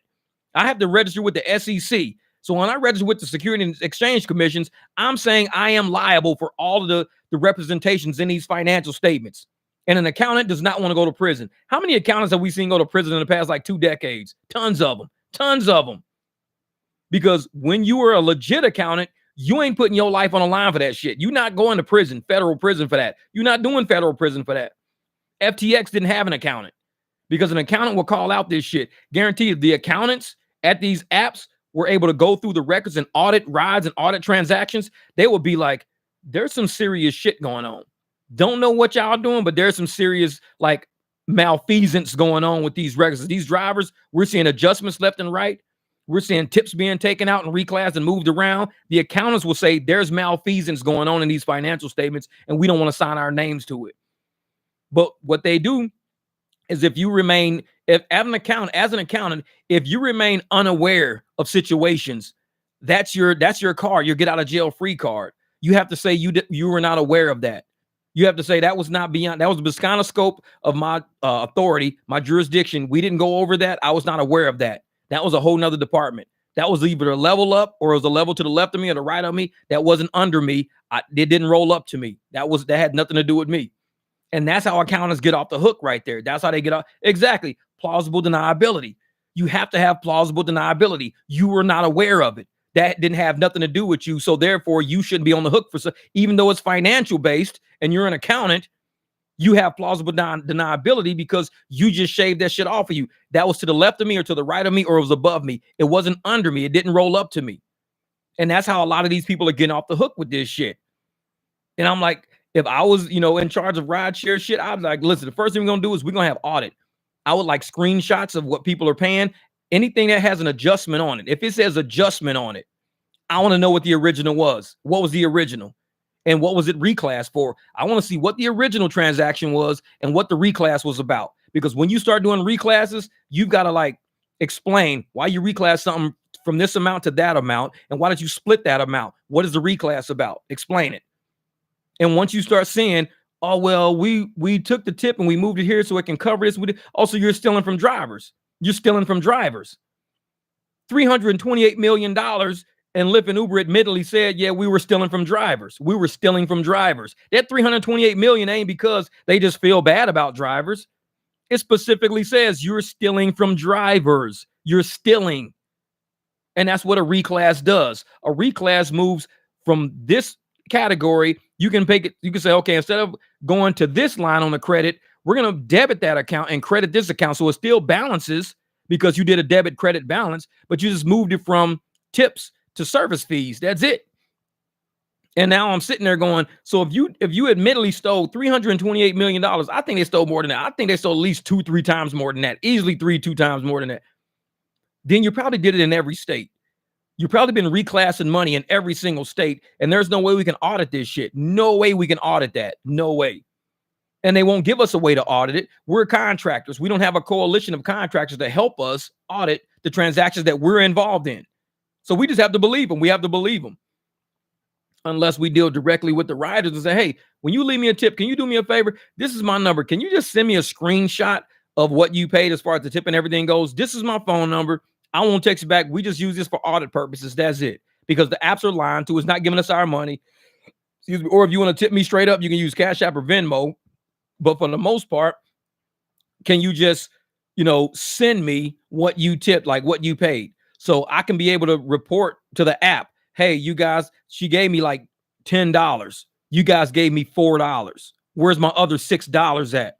Oh, well, since you had a $5 surge, we just decided to make part of that tip that surge. So you pulled my surge away and replaced that shit with part of the tip. You're reclassing. Your reclassing is all you're doing. It's an accounting term. And that's what it is. They get people, man. They get people like that. It's time to wake up. Says, when I started in rideshare, I was so green. I didn't want to say no to people. Used to pack motherfuckers in my cargo space. You have motherfuckers right in the back. This motherfuckers back there sitting on like your detailing towels and shit, hitting speed bumps. They hitting their head on the roof. Boom. Like, motherfucker, you gotta learn how to say no to those motherfuckers, man. Say no. Oh, 4 a.m. is a good time to drive. I think 4 a.m. is when you get a lot of airport. You get a lot of airport because everybody starts catching their flights early in the morning. And especially with the time change we just had just now, the time change, it went back like East Coast, West Coast. Shit, like Arizona, the time don't change at all. So we're the same time. But because all the flights are changing, that means my schedule is going to change by an hour in one direction. Because all of the flights are going to start coming at like, I used to get them at 2:30, 3:30, 4:30. Now it's going to be different because of the time change. Because it's still going to be 3 o'clock here, but now it's going to be an hour different, either east or west of me. It's going to be an hour different. So now my airport reservations are going to be all fucked up now. So my schedule, I don't know how it's going to look. I don't even know how my schedule is going to look depending on where people are going to fly. So that's the thing. Yeah, why don't they arrest executives for stealing? In any other country, they would be in jail. That's what I'm saying. I thought theft was a crime. I really thought theft was a crime. Because I could steal way less. I could walk into the store and steal one of these. Like walk out with it. I'm going to get arrested outside and probably go to jail. They're going to book me, write me up for theft. Probably have to go see a judge, pay a fine. Probably have to do community service. And I'm just stealing the fucking juice. But you stealing hundreds of millions of dollars. And you're sipping champagne and shit later going, yeah, we settled it. How are you stealing hundreds of millions of dollars, sipping champagne and shit, giving each other handshakes? Since when the fuck did theft become celebrated? Like, oh, we settled the theft. We settled the theft. It's like, no, but ain't nobody got any consequences for doing this shit. Like I said, there are 2 tiers of justice in America. 2 tiers of, maybe even 3 tiers of justice in America. Because me, as a young broke motherfucker, I can't go steal one of these and get off the hook. I can't steal one of these. The store says, we caught Jeff stealing. I go back in, shake their fucking hand, and I settle. Say, you know what? Yeah, you caught me, man. I tell you what, I'm going to give you $1. I know it costs probably $4, but I'm going to give you $1 and we're going to settle it. Shake hands and go have some champagne. Fuck no. They're going to be like, dude, where the fuck you from? It's like, motherfucker, you from Lyft? You from Uber? Where the fuck you from? It's like, because only they can steal hundreds of millions of dollars. Shake hands after the fact. Nobody goes to jail. Nobody, we're going to pay a fine. But this is how the fines work. They put the fines into a fund. And guess who's controlling the fund? The government's controlling the fund. So if the government's controlling the fund or other millionaires are controlling the fund, they have access to the millions now. So you just stole a ton of money. Me and you shook on all the stolen money. You gave me what you thought would settle the stolen money. I'm a millionaire too. And I got to give this money to all these broke ass people. Oh, trust me, I'm going to get some of this money my damn self as a millionaire now with all these millions in my hand now. I mean, look at BLM. You ain't think BLM was doing that same shit? How you think they got mansions and shit? They were getting all these fundings from all these millionaires. And these broke ass fucking people who started BLM, they were like bouncers and shit like that at one point in time at nightclubs and shit. They were like running fucking, notary services and shit. That's what they did for a fucking living. Now they're millionaires buying fucking mansions and houses and shit. How do you think that happened overnight? How do you go from being a notary service or a bouncer at a club to making $250,000 a year as your base salary? Because when you put all this money into another group of fucking thieves' hands, those thieves are going to be doing shit now with it. They ain't going to just funnel that money to families and the people who need the money and the families that money was collected for. Because people were donating to BLM to give to families of people that are affected by, police brutality or whatever else was going on. But instead, what did BLM do? Oh, we'll give you like 80,000 bucks. We'll give you 100,000. But you guys collecting hundreds of millions of dollars, tens of millions of dollars all over the world. And you're going to get his family 80,000 bucks? Because we broke motherfuckers. And we'll cool with 80,000. I'll take 80,000. I'll take it. But when you see that they collected 14 million, 50 million, 60 million, you like, I got 80,000. And you start looking at their house, dude. You was a bouncer. You was a notary public last week. You was a mobile notary public at that. You didn't even have no motherfucking office. You was mobile notary public. You was driving around notarizing motherfucking divorce papers and child custody papers and shit last week. Now you buying a fucking mansion this week. How did that happen? That's what happens. Same shit when Lyft gives us $328 million to a whole group of motherfuckers. You think the driver's gonna get all that? Doubt it. Doubt it. I'll wear that motherfucking shirt. I'll walk in that motherfucking room. Doubt it. They be like, Jeff's here. This motherfucker don't think we're going to do it. Doubt it. I know you motherfuckers ain't going to do it. Doubt it. Yeah. And I'm like I said, we have a lack of transparency in this nation and a lack of audit. A lot of people don't understand the power of audit. So what up, Silver Fox? Hope you got your car fixed up, brother. Yeah, rideshare is becoming a real joke for drivers, man. And like I said, we've got a lot of millionaires over our head, and we generate a lot of money. Rideshare drivers generate a lot of money. A lot of money. Oh, it's fixed? Oh, shit, that was quick, man. You get a new engine or something? Did you get a whole new motor? And we generate a lot of revenue. But we generate so much revenue, there are people who see how much money that we generate, and they go, I want to be involved with those people. How can I be involved with those people? What can I do to get my hands on some of the money they create? What can I do? And they find ways to get involved with rideshare. Oh, I'm going to lead you guys. Hey, I'm going to represent you guys. I'm going to be up here for you guys. And so if somebody says, well, we got all this money, well, give it to me. And I'm going to make sure I take care of the drivers on the back end. I'm going to do this for the driver. Just like that BLM shit. Give it to me. And I'm going to make sure I take care of all the families on the back end. Just give us the money and we're going to take care of everything. Now, motherfuckers got mansions, Lamborghinis and shit, fucking Mercedes cars. It's like, because when you start doing that, when you use a whole group of people as your cash cows and drivers, I done said that shit before. What up, Jamil, my man? I've been looking for you out there, brother. I ain't seen you in a while. I've been looking for that Jeep. But when they use drivers as cash cows for their whole fucking endeavor, and we're sitting here like we don't even realize what the fuck is going on. We're like, wait a minute. If they collecting all this money on our behalf, I would like to audit the bank statements of the motherfuckers collecting our money first. I want to see how much you got in the bank, what all bank accounts you got before you collect money on my behalf. And then I want to see what your bank account look after you collect money on my behalf. Because if you go from having, $200,000 in the bank, you got $200,000 in the bank, you got a couple of houses, you rent one, you live in one. But after you collect money on my behalf, all of a sudden you got $6 million in the fucking bank. And you own 5 more houses, you just bought a yacht, you got down payment on a fucking helicopter. Where does money come from that fast? We not auditing our representatives. When you don't audit your representatives, these motherfuckers can get you real quick. They can get you just as quick as the motherfuckers they claim they doing. Look at BLM. Like I said, look at BLM. They'll get your ass real quick. You'll be sitting there thinking, oh man, these people are representing us. They looking out for us. They sticking up for us. Look at their motherfucking bank account. Look at it. Guaranteed shit go from 200,000 to 4 million. Like, how the hell do you go to, man, what the fuck? Where are all these transfers coming from? What's all the, oh, well, we were doing some consulting work and we were doing this. Consulting work for who? Well, on behalf of the drivers. These motherfuckers are all getting part of these monies. Like I said, BLM was doing the same shit. All right, Jamil. He says, I'm back. I'll see you around, man. You be out there rolling. Yeah, so it ain't nothing but a shell game, man. BLM, buying large mansions. That's basically what it stands for. They named that shit right. Buying large mansions. And just like the DJ Envy shit, and BLM, both. And that's why I represent the drivers, man. I love drivers because I am one. I always be one. But DJ Envy, BLM, both embedded themselves in the same communities they fucking ripped off. How do you embed yourself in a community just to rip them off? That shit right there, man. That shit right there. And it shouldn't be no mercy on motherfuckers like that. Because when you were a wolf in sheepskin and you embed yourself in a community and you rip those motherfuckers off on the back end, there should be no mercy or justice on you. None.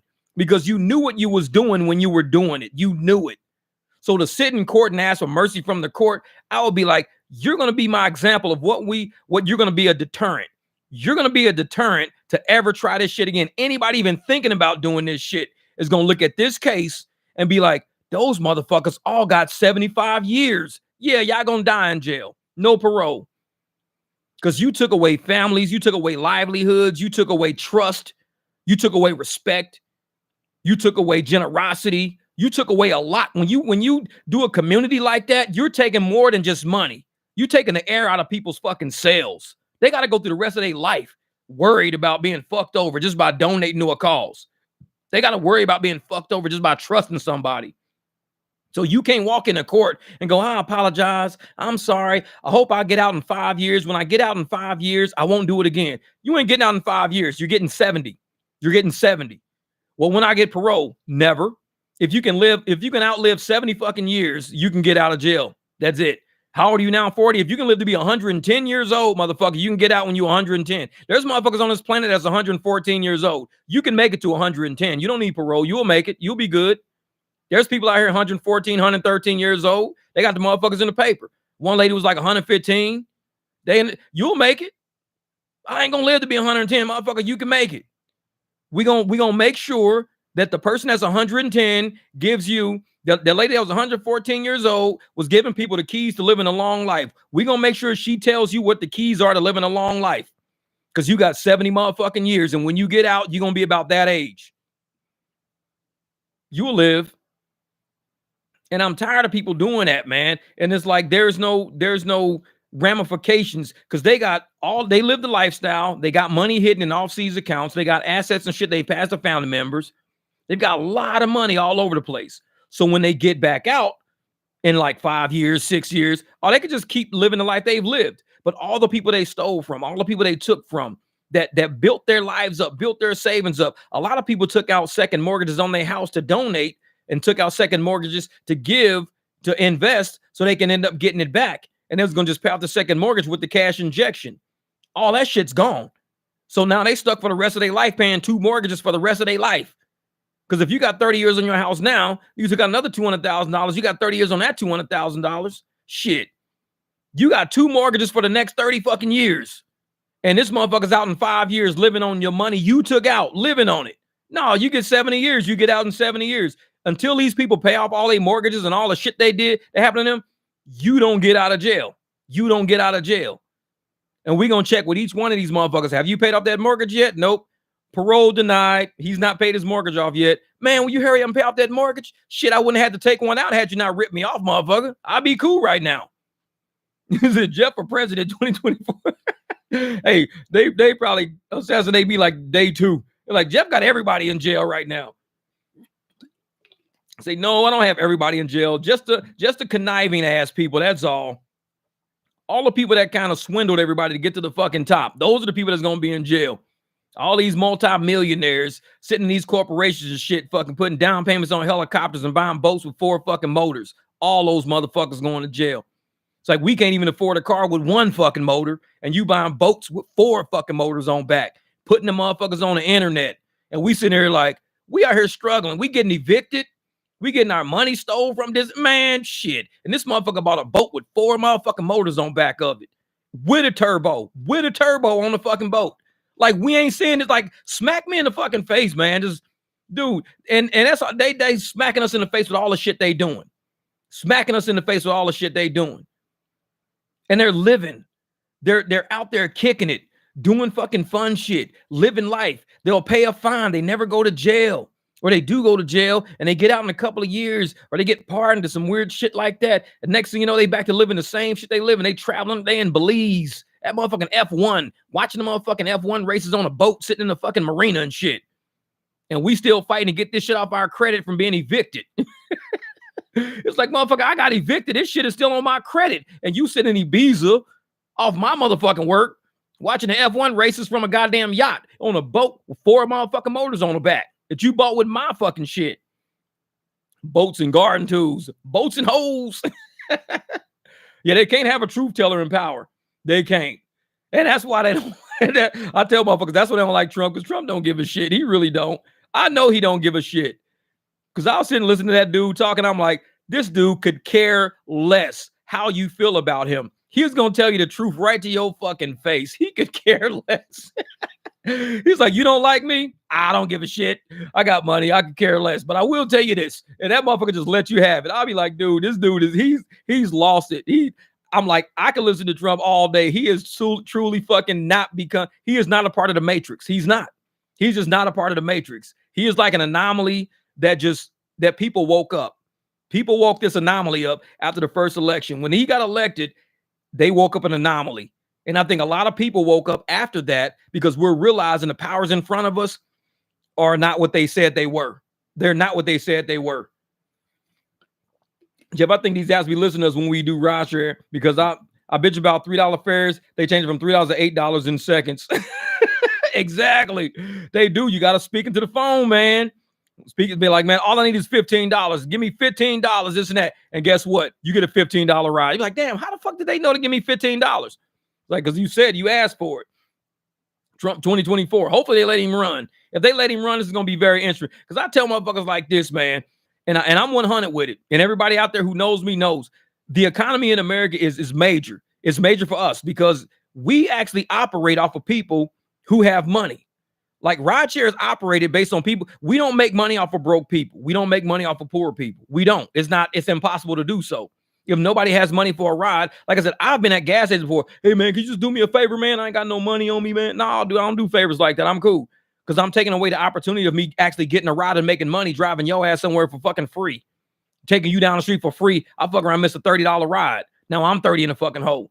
So you don't make money off of people without money. So when the economy is good, people with money help out us because we are contractors for the economy. That's just what it boils down to. We're contractors for this economy. We move people around. We get people to work when they have jobs. If everybody was to get fired from this company, we ain't taking none of these people to work because they don't work there no more. They're all laid off. We take people downtown because they got extra money to spend. We could take them to dinner, clubs, all this. We're contractors of this economy. When the economy is good, we do very well. When the economy is bad, we all get affected by it. We get affected by it. So when you have somebody in office who's for this country and for putting money into this country, not sending $100 billion overseas, not sending $100 million in all this equipment and war and shit, not sending all overseas, but sitting that shit right here in our country, putting that money in our country.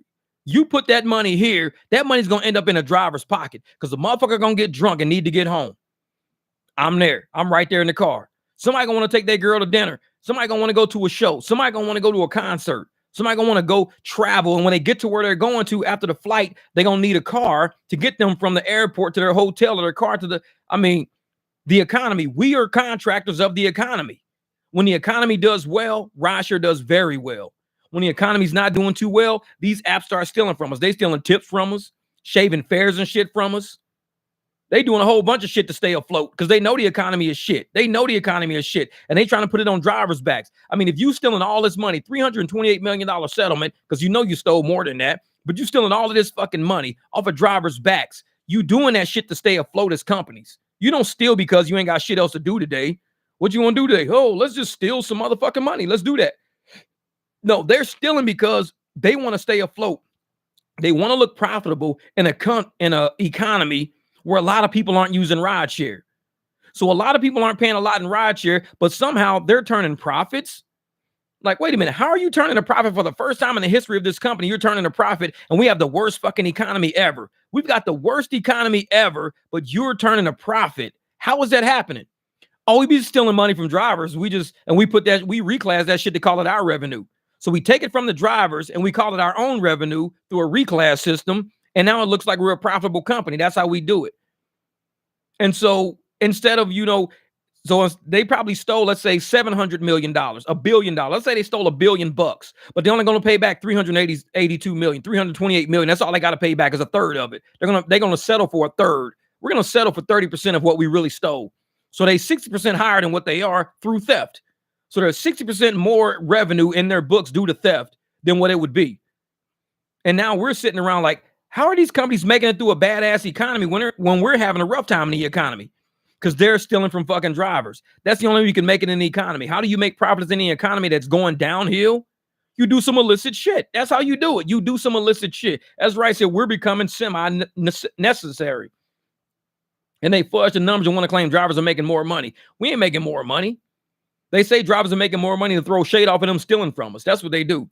Because you don't have a $328 settlement if you didn't do something fucking wrong. And you don't settle if you did something wrong. You go to court and you prove that you did something right. The only reason why you don't go to court is so you don't make all of this shit public information. You don't have to put your books out publicly. You don't have to put no information. We don't see anything, because had this went to trial, we'd see everything, because it becomes a public trial. We can look through all of the financials, all the data. We can look through like micro records, macro records. We can see it all. So they said, let's settle to make sure we don't open up fucking Pandora's box for every state out there. If we settle, nobody sees nothing. So they settled. I think they settled at a 30% rate. So they say they made money on that settlement because they stole it all, settled back at 30%. They're up. They're up. So when they say drivers make more per hour, is because there are more drivers out there earning in those hours. Yeah. And if you look at the average, average AR of drivers, I guarantee the average AR of drivers right now is way lower than it was 2 years ago, 3 years ago, 1 year ago. The average AR is probably way down. And that should tell you that the average rides being sent out are worthless ass rides. Because if the AR of smart drivers are going down, down, down, down, because like I said, I don't worry about the high AR motherfuckers. They take whatever it is. You can get these motherfuckers a chicken sandwich, a piece of pizza, fucking mashed potatoes, some French. They gonna take whatever you put on their plate. The smart drivers, those are the ones that'll tell you how the economy of rideshare is really going. Those are the ones you need to look at. High AR is gonna be high no matter what. Shit, whatever. They're sugar or shit, they're gonna be exactly where they are, 100%, 98%. But low AR drivers are gonna tell you this is how the economy is going. Look at how they're driving. Why are they getting rid of so many rides? Why are they declining so many rides? Because they're not worth shit. They're just not. And yet these companies are turning a profit. You're turning a profit, but we're driving less. We're taking less rides, driving less miles we're putting on our car for about, trying to make decent money. But you're turning a huge fucking profit doing a bad economy. And you telling me some illicit shit is not going on? Illicit shit is going on, which is why you have the $328 million settlement. That shouldn't just happen yesterday. That shit's been happening for a long time. And I don't think it just happened in New York. Like I said, I think it's happening in every state, probably every fucking country, because this is how they sustain themselves, through theft, through reclassing, through little accounting tricks. Because we're contractors, we're not an alliance. We're just contractors. So they can do some small little tic-tac shit to slowly whittle away at each one of what we really should earn and what we should be paid. They whittle away at us. They throw extra fees on us, service fees and this and that. They pull away surge. They say, oh, he's got a $10 surge. Well, just jack his service fee up fucking $5. That way it makes him look like he had a $5 surge. Like, damn. And like I said, one day, one of my videos, I was showing people, I was at the airport scouting. I had a $12 surge. $12 surge. I had a $12 surge, 10-mile trip. They said, here's $14 for that trip, Jeff. I have a $12 surge. So how is the trip for 10 miles $14? That means you're giving me $2 to drive 10 miles. You're giving me $2 to drive 10 miles. $2. That's 20 cents a mile. 20 cents a mile is you're paying me from the airport. You're giving me 20 cents a mile. And I got the shit on video. It's on my cherry picking 101 video. And it shows that shit. I had a $12 surge. $14 total for a 10-mile trip. Now what they're doing is they're taking all the fare out, and they're calling it service fees. They don't pay 20 cents a fucking mile. I've never seen 20 cents a mile, but my video caught them trying to pay me 20 cents a mile. And they put that shit over in service fees. And they say, well, here's a good trip for you. $14 just for 10 miles. From the airport, $14 for 10 miles from the airport, and I got a $12 surge I'm sitting on. You're fucking with me. You got to be fucking with me. They're moving money around. They're reclassing money. They're making the driver do all of this work, taking money out of the rider's money, calling it their own money and saying, we're going to call it service fees. We're going to just stack fees. That way it pulls the fare all the way to the floor. Now that the fare is on the floor, give them a surge. You're not really giving us the surge then. You're just giving us our fucking fare back. That's all. It's a fare supplement. Surges are fare supplement. It's not a bonus no more. It ain't a bonus. You're supplementing our fare by taking our fare away and saying, hey, we're going to dump all the water out of the cup. And then we're going to fill the cup back up. No. A bonus is you're going to give me, here's a cup of water. We're going to give you a bonus cup. Now you have 2 cups of water, Jeff. Now these motherfuckers go, here's a cup of water. We're going to dump all the fucking water out, fill it back up. Here's your cup of water, Jeff. Like, but I thought I had a bonus. Should I be getting 2 cups of fucking water? Nope. You're only getting 1 cup of water. So you dumped all the fucking water out and just gave me another cup. It's the same shit. You could have just handed it to me. Why'd you even dump the water out? Because they had to bottom out the fare. They had to bottom out the fucking fare. So it's like, man, that's what they do. Yeah, upfront pay was a way to pull more shenanigans. It was never about information we should have been given from the jump. That's right, Megan. That's right. It was a way to bury the fare, to bury it and to make a driver really think they was making money. You bury the fare, increase service fees, and say, hey, here's 8 miles for $8. But yet the rider probably paid like, $32, $40 for that ride. But they're going to give you $8 for it, and they're going to keep like $24 because they're burying the fare. They're calling it all service fees, and we're sitting around going, how come we're only getting $1 a mile when these people are paying, up to $4, $5 a mile? Sometimes leaving events, they're paying $10, $12 a mile leaving these events. That's what the riders are paying, like $12 a mile. They'll go 2 miles, and they'll be paying like $24, $30 for a 2-mile trip leaving an event. And we get like $8, $9 for 2 miles. We'd be like, ooh, $4.50 a mile. Yeah. But they're paying like $12 a mile to leave the event. Man, I was just offered $56 for an 85-mile trip to the airport. Shit. Nope. And it's like, that's why upfront fares, a lot of us, when we saw upfront, it helps us, like, as far as us getting to a certain part of town. If we want to get to a certain part of town, it helps us get there. But when we see the surge pop up and we see the fares that we're being paid, we're like, there's no surge in this fare. It can't be surge in this fare. Because I've got $7 surge, but this is $1.10 a mile, $1.50 a mile. I mean, the trip is only like, 8 miles. So I should be at least, $16 to $20. Then you throw a surge on top of it. I mean, it should be like $22, $23 for this trip right here with the surge added. But instead it's like 8 miles for like $13. And I'm like, this is not a $7 surge. This shit don't even seem right. Stealing from drivers. Like I said, they just got caught doing it. They just settled a case for it. They're doing it in every state. Don't think they only did it in New York. No, this was probably their corporate culture. The corporate culture was to say, how can we get more revenue to generate profits out of a bunch of drivers who don't know shit about math anyways? We just reclass everything. Jack up service fees through the roof. Move service fees up higher. Once service fees get up higher, I mean, how can they argue about it? We call it service fees. It's the fees they pay for service. How can they argue about it? And we got, companies out there right now telling drivers, if you give us $100 a month, you give us $30 a month, you can use our app and you get 100% of whatever the rider pays. 100%. All you paying us is $100 a month. We pay Uber $100 in a matter of hours of using their fucking app. So we go from paying Uber $100 in a matter of hours to paying another rideshare app $100 for all month. Every few hours you drive for Uber, their service fees, I'm telling you, are over $100. Every few hours. If you're making $100 on Uber, I guarantee anywhere between 75 and 125 is going to be service fee that the rider was probably charged on top of that. So between 75 and 125, you don't even see that because they take that right off the top. You're only getting $100. And they do that shit all the time because we don't know any differently because you like I said, we've got upfront. We used to have the rate card and stuff like that, but we don't know any different because we've not seen any other rideshare companies out here doing it. We got the new ones out here saying, this is what we're going to do. We're going to charge you $100 flat rate. $100 flat rate, and you get whatever the rider pays is what you get. You may not have heavy volume right now because those apps are not really out in the market that heavy, like Uber and Lyft are out in the market heavy. But Uber and Lyft know when these apps come and these apps take all the drivers, Uber and Lyft are going to suffer because I'd rather pay $100 a month, $1,200 a year, $1,200 a year. But yet we pay the apps about that much in one fucking week of driving for them. If we're making, let's say, if you make $1,800 in a week with Uber, $1,800 in a week, and they're taking 50%, you probably really made $3,600. You made about $3,600, but you're only going to see 1,800 of it, and the other 1,800 that week goes to Uber or Lyft.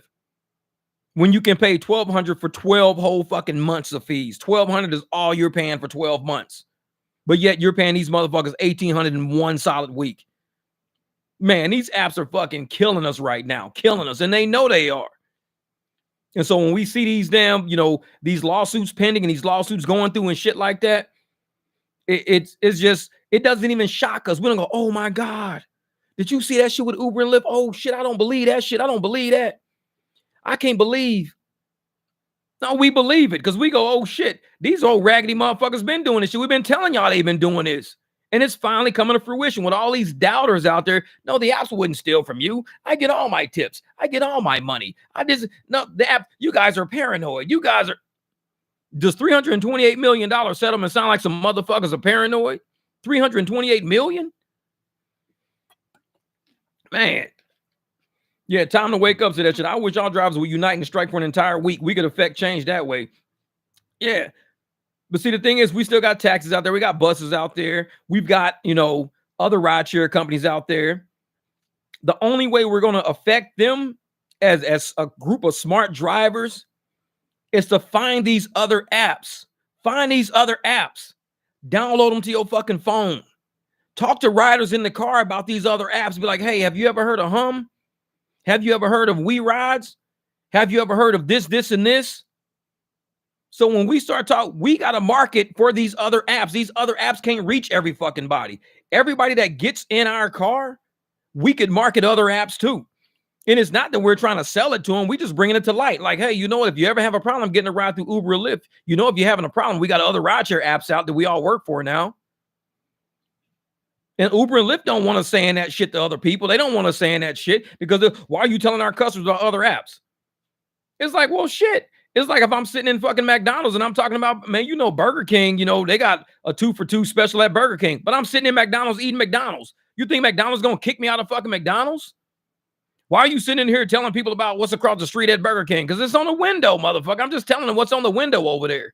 They got 2-for-2 across the street and you guys charging me $18 for this fucking Big Mac. What the fuck, man? He's like, I'm not advertising for them. I'm just telling them what's real, what's really real going on in this universe around us. It ain't about advertising. And so if we got to, fight back in some way, the ammunition we need to use is not something that's going to hurt drivers to not help them make money. Because like I said, some of us can take a week off. We can have a broken down car for a week and not drive at all. Like I said, I took most of this week off because of my leak. First, I had the tire issue, then I had the leak. So it was like, I took most of this week off, but I still drove. But everybody don't have that luxury. So we need to fight back in a different way to say, hey, if you don't have that luxury of taking that week off, at least pitch and promote another app that may potentially be more beneficial to you. If Hum is beneficial, like InDrive is beneficial, We Rides is beneficial. If all these apps are beneficial to you as a driver, then maybe you should be telling people about that. Because for you to keep telling people about Uber and Lyft and Uber and Lyft and Uber and Lyft and all Uber and Lyft is doing is fucking us over more and more. I mean, we putting nails in our own fucking coffins by promoting these raggedy motherfuckers. We putting nails in our own coffins. I mean, they got to know we do have a mouth. We have a brain. We have lives to live. We have common sense. We see rational shit out there. We see logic. So if I'm like, man, I'll make way more money on Hum, then logically I'm going to tell somebody else, hey, you know what? You should probably start using Hum. I'm like, we got to expand the Hum market. We got to expand the InDrive market. We got to expand the fucking We Rides market. We got to expand these other markets by talking to other people to get them to download the apps to their phone. Because if they don't download the apps to their phone, we don't get the rides from that. We've got to help these companies as drivers. We're the revenue generators. Fuck they marketing department. Fuck them. We're doing this shit for us. I don't give a fuck how slow their marketing department is. If I can go out and create a whole base of people in my neighborhood to drive a totally different app and that shit benefits me, fuck your marketing department. I'm going to tell everybody in my neighborhood about that app because it benefits me. And Lyft and Uber, of course, they're not going to ever, say, hey, man, you guys could use because they don't give a fuck about the riders. They don't give a fuck about the drivers. They give a fuck about the money they can get out of anybody to pump and promote their executive salaries. They own stock, they own employees, and that's what they should be doing. That's what they should be doing. But what should we be doing as people who have families to provide for? We should be doing what's best for us, not what's best for Lyft and not what's best for Uber. Because Uber's not doing what's best for you. Lyft ain't doing what's best for you. If you call these motherfuckers right now and go, excuse me, can I speak to supervisor? Hey, are you doing what's best for me? My name's Jeff. I'm a driver. Are you doing what's best for me? They be like, is this a prank fucking call? It's like, is this a crank call? What are you talking about? As a driver, are you doing what's best? Did you show up to work today to say, what can I do that's going to really help these drivers out today? Did you do that when you walked into work? Fuck no, you didn't. You walked in and said, what is the company's missions? How can we help these riders get, pay us more money? That's what you really did. So you need to start looking at what you need to do as what's best for you. And if what's best for you is to promote another app to a whole base of fucking people out there who are going to be paying money to where you only have to pay $100 a month, and that's all you got to pay is $100 a month. That's it. That's all I got to pay, and I keep the rest. Let me get as many motherfuckers using this app as I can then. Not just drivers, but riders. And then if we can get the drivers on there and the person says, you know what? I trust this system because every time I go home and I get a fucking ride the moment I request one, that means we have enough drivers and we got enough riders to sustain those drivers. We've got to help create the market. We are the economy. Like I told you, we're contractors of the economy. I believe that shit. We are contractors of the economy. So if we don't help and promote the shit that's helping us and promoting us, we shooting ourselves in the foot, nailing our own fucking coffin. Uber and Lyft, nailing our own fucking coffin. Yeah, the driver market is very self-centered, very.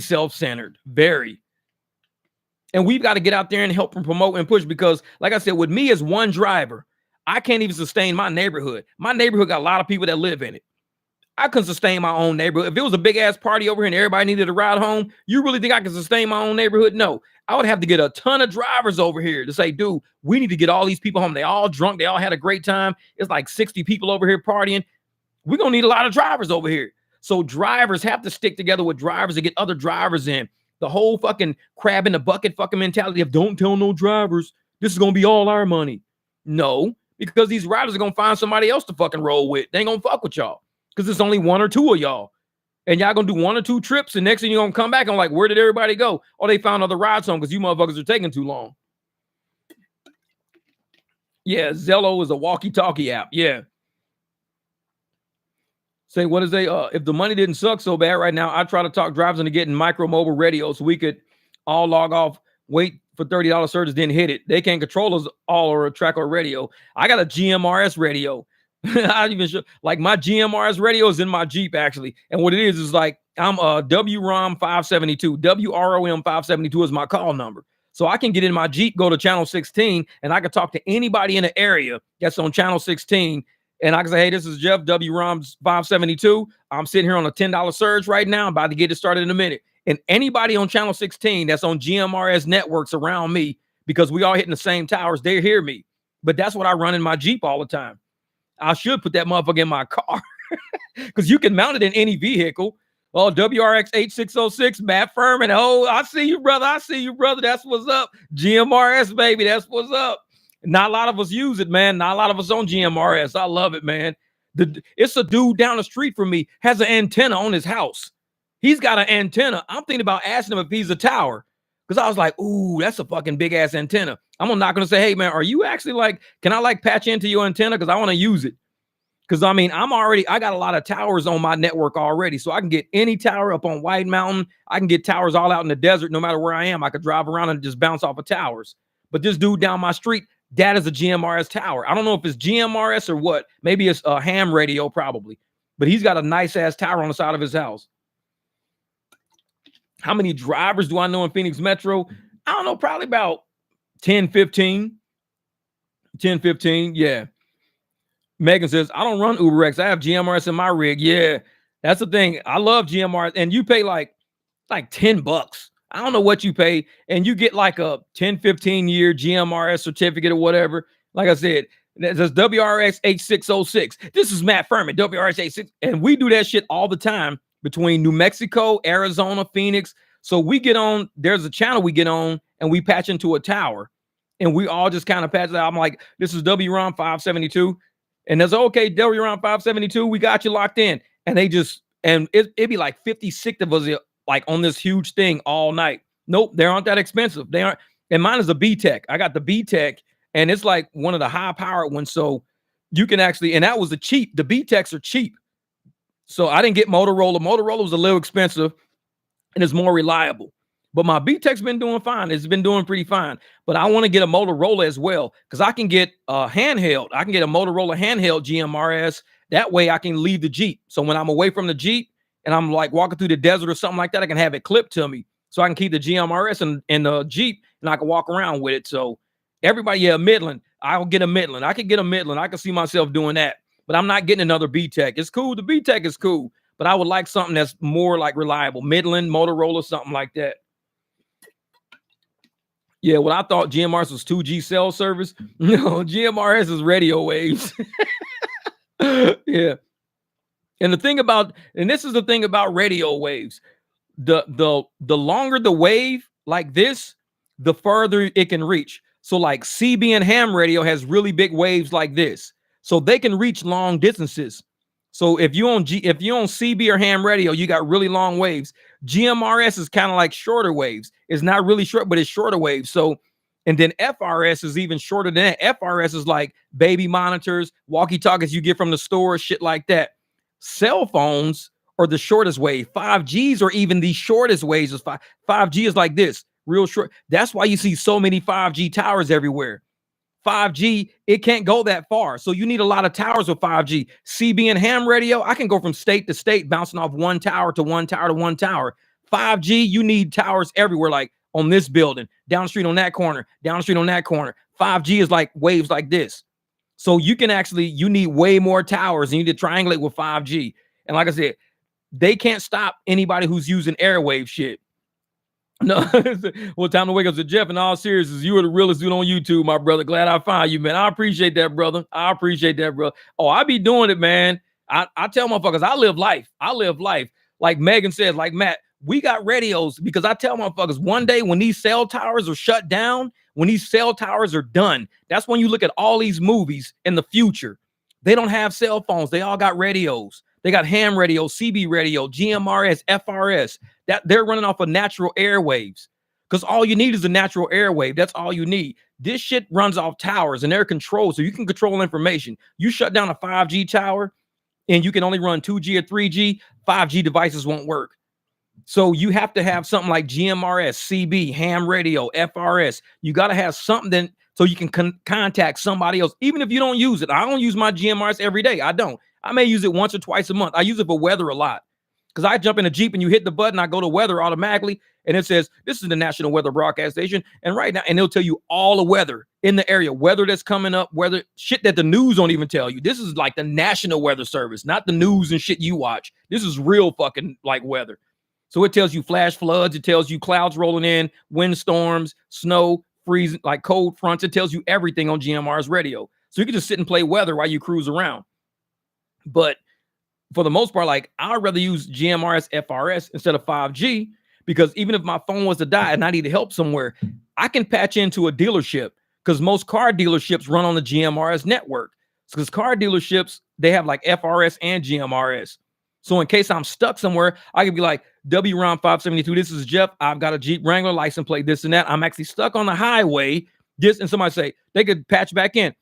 Hey, this is Bill Burr Chevrolet. Bill Burr Chevrolet, WMR. We just heard what you said, and we're going to send a porter up to you, this and that. I'm like, thank you so much. I appreciate that. I'll pay you any, because my cell phone could be dead, but I could patch into a car dealership because most of their porters got radios on their hip. So their porters are running, and the only thing is I run on 50 watt. I'd have to drop it down to like 15 watt or something like that. If I can drop it down to 3 watt or 15 watt, now I can talk to different people. 50 watt is kind of powerful. So I have to drop it down to 5 watt or a 3 watt, 15 watt. So I can talk to people with the handhelds and shit like that. But that, like I said, I've studied a lot with radios and shit because I believe one day we need to know this shit. Because cell phones are controlled by corporations. They're controlled by data services and stuff like that. You got free air out there. You can get a GMRS radio, $30, $40, $50. Go to the FCC website. On the FCC website, you can say, I would like a GMRS call name. You submit your like $20 or $5, whatever the fuck it is. They give it for 10 years. They give you your call name. They'll email it to you. That's your call name. You said before every transmission, after every transmission. And now you can link in with anybody in the world that's on GMRS FRS. And like I said, I want to get ham and CB. I would like to get those certificates, but I think that's a little more like upscale. That's a little up a little bit, and you need different equipment for that. because I got a Bearcat 980 and can reach out about 6 miles. But that's all you need, first logistics. If you can reach out 6 miles, you can probably hit somebody's tower. And like I said, this dude in my neighborhood has a tower next to his house. All you need to do is get like there. You can say, hey, I need your sign in for your tower. And many people, they leave their towers running 24 hours. So all you need is the signal to get in, and the signal, and they'll signal automatically go out.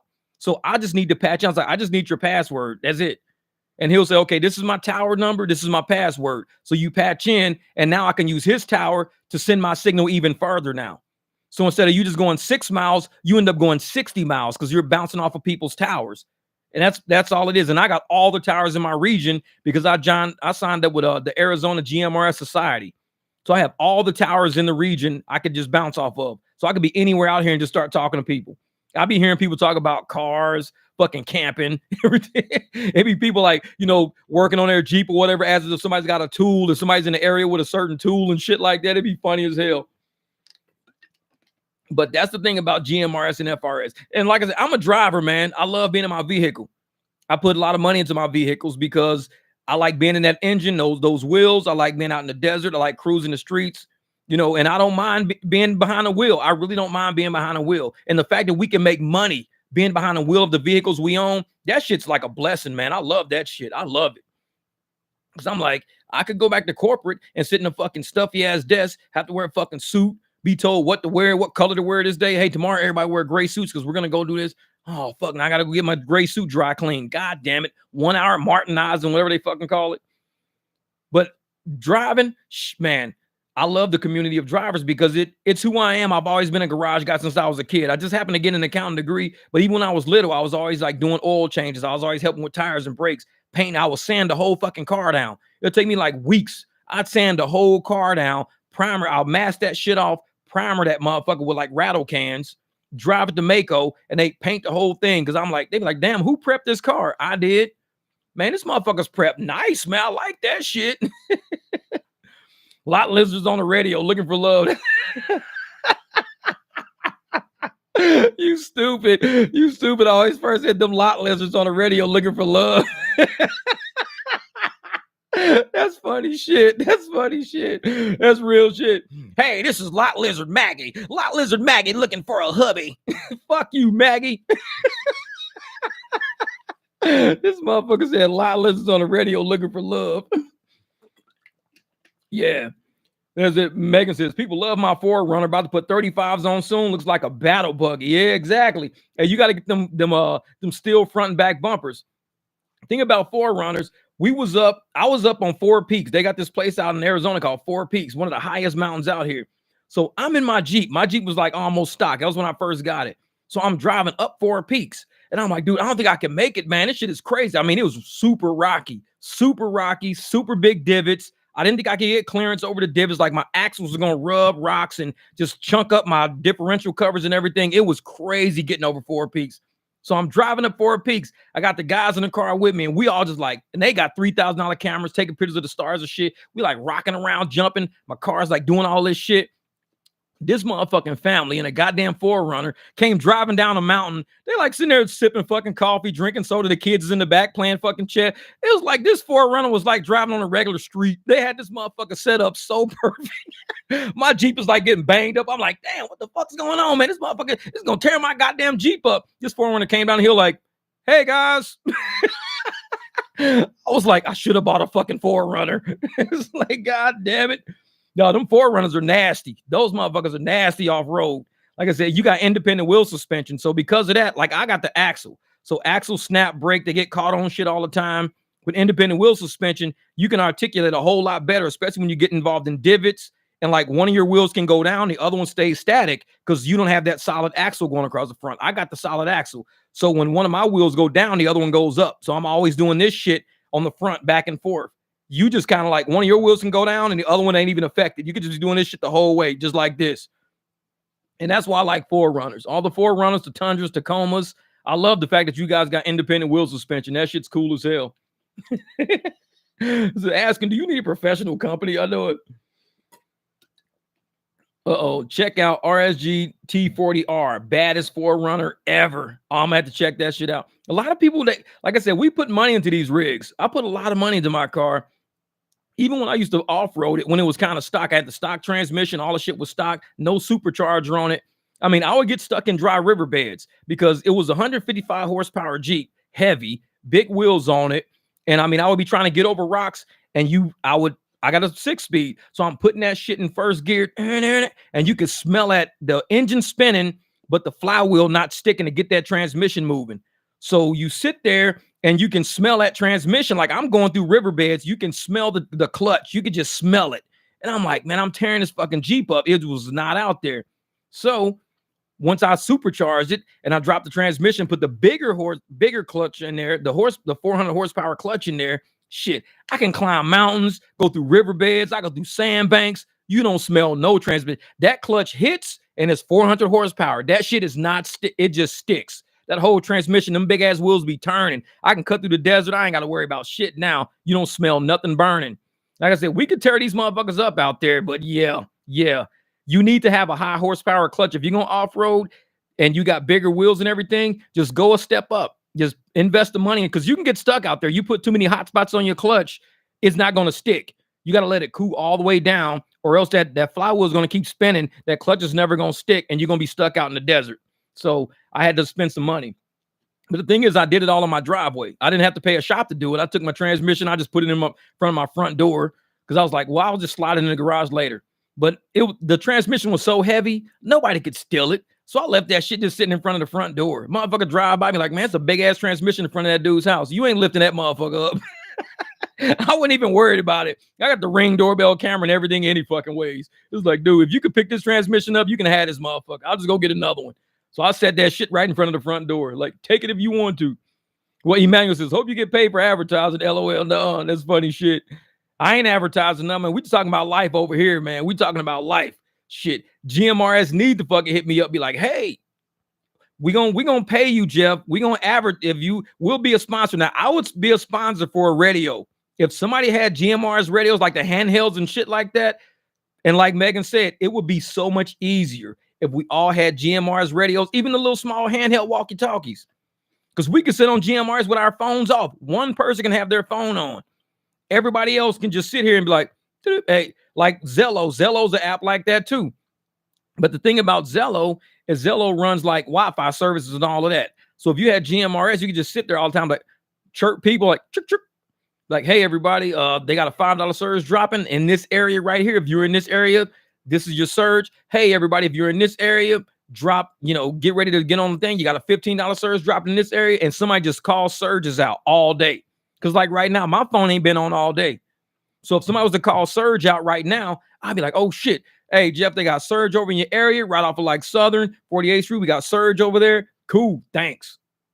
It's like, man, what Jorge say? I have a Tesla and I just was doing Lyft Lux and now Lyft changed all that. No, Lyft doesn't work for me. And someone stole my Uber account and they suspended my account. Any recommendations?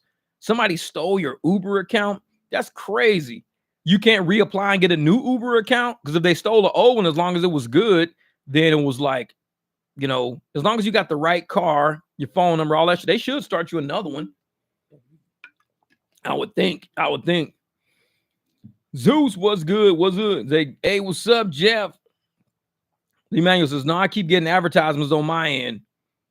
Oh, man, and that's the thing. On these live streams, they started trying to do that shit. Like, there's a selection I can do to do like 1 or 2 advertisements. That's it. Because they got some that do heavy advertisements. For people that do really short live streams, they do a lot of heavy advertisements. I don't like that shit.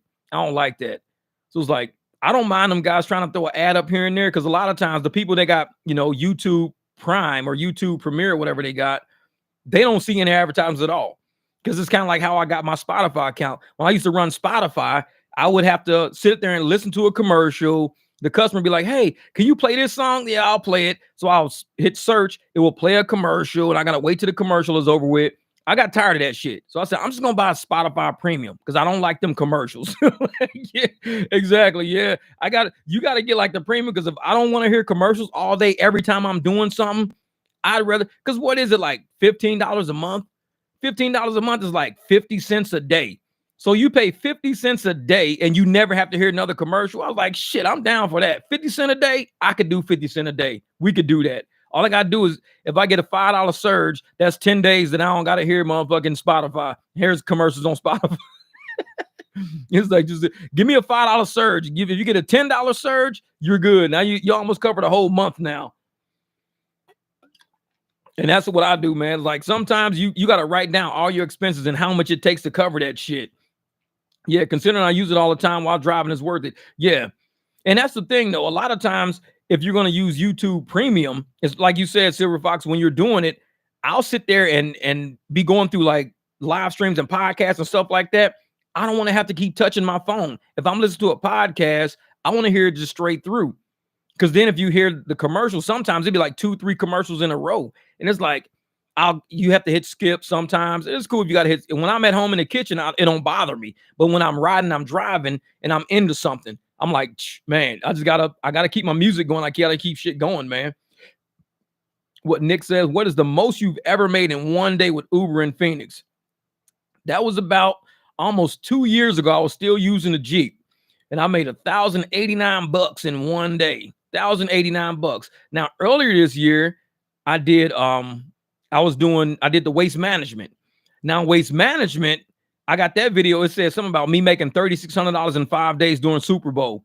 But you can see on waste management, that was the best I've ever. On 5 days, I made $3,600. That was the best run I ever did 5 days in a straight. Because 1,089, it was just one heavy day. I just hit heavy one day and it worked out. But like the day before that was probably like $200, regular day and shit like that. But when I did waste management, it was like 600, 700, 800. Now it was just crazy money back to back every day for 5 days straight. It was crazy. And I had never had money coming through like that.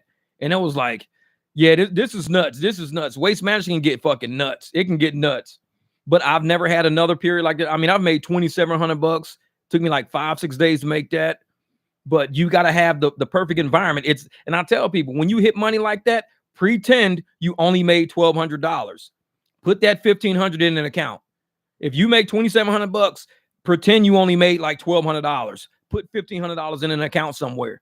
Don't spend that shit because it's going to be crazy slow and you're going to be so thankful you hit it when it was hard. Because like right now, it's super slow right now. Oh, trust me, all weekend, I think, like I said, I made less than $200 all this weekend. Less than $200 all weekend. That's fucking nuts. In Phoenix, we had Joe Coy in town, NASCAR in town. All this shit was going in town. And I made less than $200 all weekend. This is how they're doing us, man. Now, I could make more. I could just do a whole bunch of fucking nature hikes and end up in the middle of nowhere. Because, like I said, they be throwing me $47 rides, but it'd be for 38 miles. I don't live 38 miles away. So, yeah, Nick, it was slow. I said earlier in the live, it was slow this weekend because, wait a minute, Logan said, just dusted off a couple of these crusties from Winchell's. Motherfucker got the donut, said, dust that motherfucker off. No, but Nick, it was slow this weekend because I think last weekend was Halloween. Everybody really partied hard last weekend. People spent a lot of money on costumes. They spent a lot of money party hopping, trying to be at different parties. A lot of money on Ubers and rideshare. Because, I mean, it was people leaving parties to go to other parties. Leaving this costume party, going to that party. This week, rent is due by the 5th. Some rent is due by the 3rd. Rent is due by the 5th. So if rent's due by the 5th, today is the 5th, Sunday.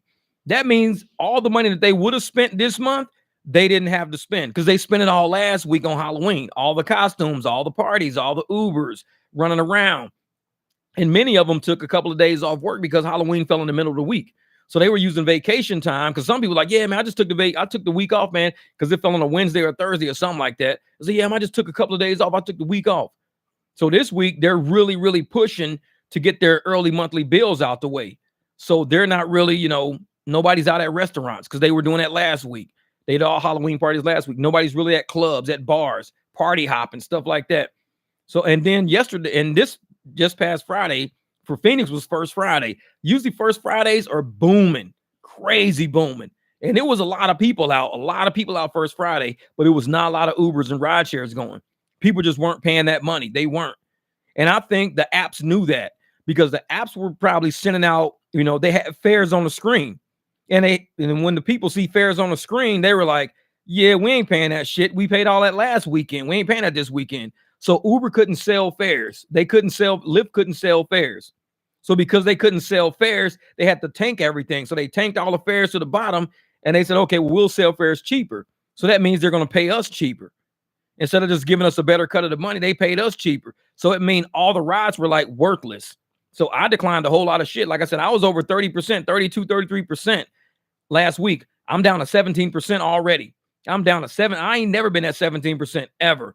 On Uber, on Lyft, I'm like 13%. It's always sucked on Lyft. But Uber, I've never been under 21%. Never under 21. I'm all the way down. And I'm like, this shit is like, no. Yeah. What do you say? Dead. Time to wake up. Said dead as a doornail. Made 120 on food today. Not bad. Yeah, like I said, if you can do something like that, just pivot over to something else for a while. And I said, do some delivery. And I even tried that shit. I said, let me go over to delivery. These motherfuckers like $4 to deliver some Filibertos, $4 for 7 miles. I was like, hell no. It's going to take me like 20 minutes to deliver some Filibertos for $4. Nah, they need to add a tip to that shit or I ain't even doing it. So I got off of delivery. I said, I'm not doing that shit. Nope. It was like, I wanted to pick up some folks at NASCAR event. Grateful I picked them up. They throw $20 bucks on a tip after it was pretty dead. Yeah. And you think NASCAR will be good, man. I was really banking on this NASCAR event to be really good. I was like, man, this is going to be good. So way out in Avondale, there was no surge out there. No surge. I saw like $2, $3. I'm like, you fucking serious? It was like, I've never seen over in Avondale a big event that big without throwing, $15, $20 surges on top of it. This shit was like $2, $3. I was like, yeah, I'm not going down there because I'm about 28 miles from there where I live. So I'd have to drive 28 miles to get there. So no matter what, I need to make at least minimum $56. So I got to make 28 out there and eventually I got to get back. So I got to have something at least worth $56 when I get out there. Because if I drive out there, that's already 28 I spent getting out there. So anything I take out coming back this way had to be at least $56. If it ain't $56, it could be something short, like let's say $12 up the road, but then I'm in the same area. Then $22 up the road and I'm in the same area.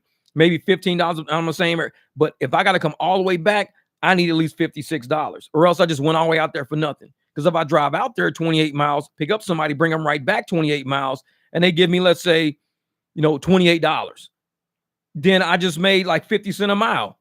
Because I just drove out there for free and I came back on $28. I just drove for 50 cents a mile and it would be pointless. So I'm like, I'm not even going out there because they weren't paying like that all weekend. So I wasn't going to set myself up when I knew they weren't throwing the money out there and they didn't have the surge out there. I said, well, I'm not going out. And these apps need to know that's how we operate. If you ain't putting the money out there, you ain't going to get none of these people brought home. You've got to put the money out there because without the money, drivers ain't starting these engines up. We ain't going nowhere.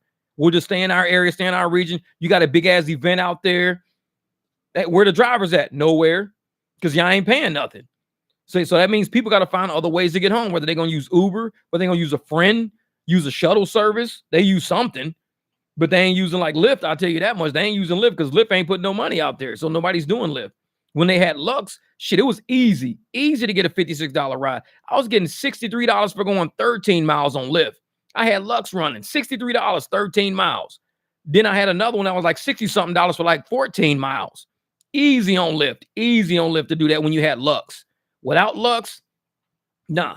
13 miles, they give you like $8, $9 for 13 miles. I'm like, how do I go from making 60 something for 13 miles to making $9? It's like a $50 variance right there. A $50 variance.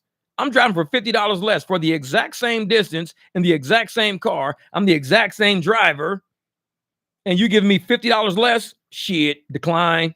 I ain't doing that shit. No. And that's why Lyft is I think they're on the verge of sinking their own ship. They're sinking their own ship right now. Ain't no other app got to even beat them out. They beat themselves. No app has to beat them out. They're going to sit up there and literally be in regions. Like I said, the only way that Lyft is going to make it is for people who don't have Uber.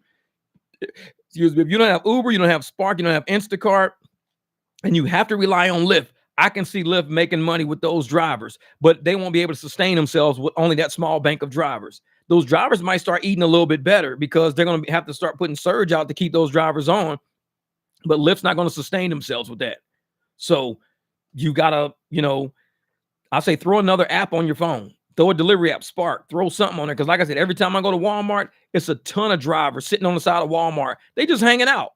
They're just out there scouting delivery, scouting rides, hanging out, seeing what's out there. They're smart. They ain't leaving until they get the right delivery.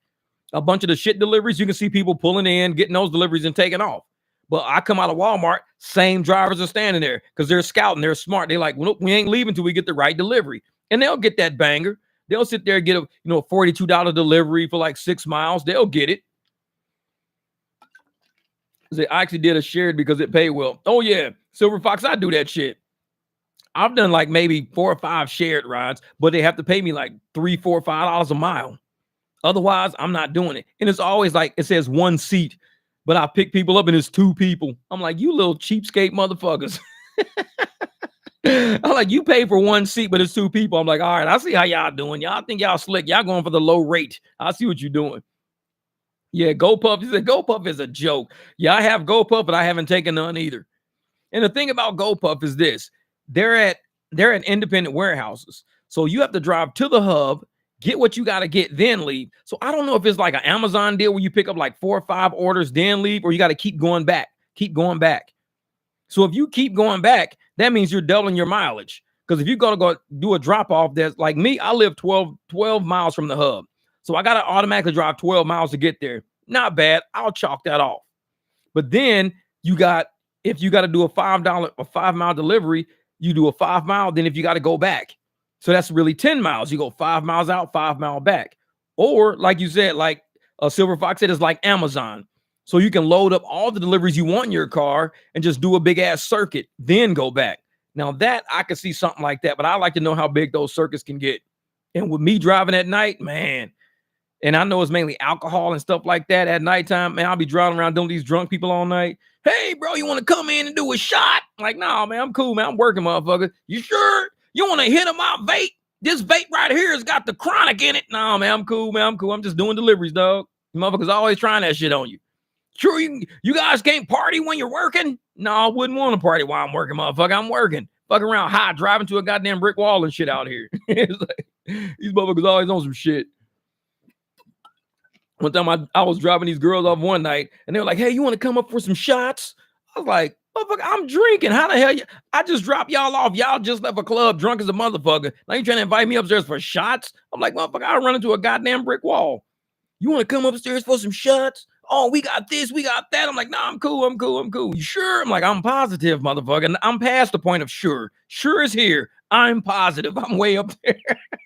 I don't want to go upstairs for no fucking shots. I'll fuck around and get arrested for a DUI. They be like, how the Uber driver get arrested for a DUI? This motherfucker went in there and did shots. Like, you dumb motherfucker. You supposed to be out working. Man. Like, what up, Manuel, my man?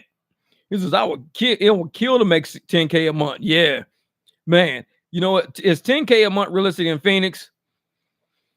$10K a month would have to be $2,500 a week, basically. $2,500 a week for 4 weeks straight in the current conditions we in.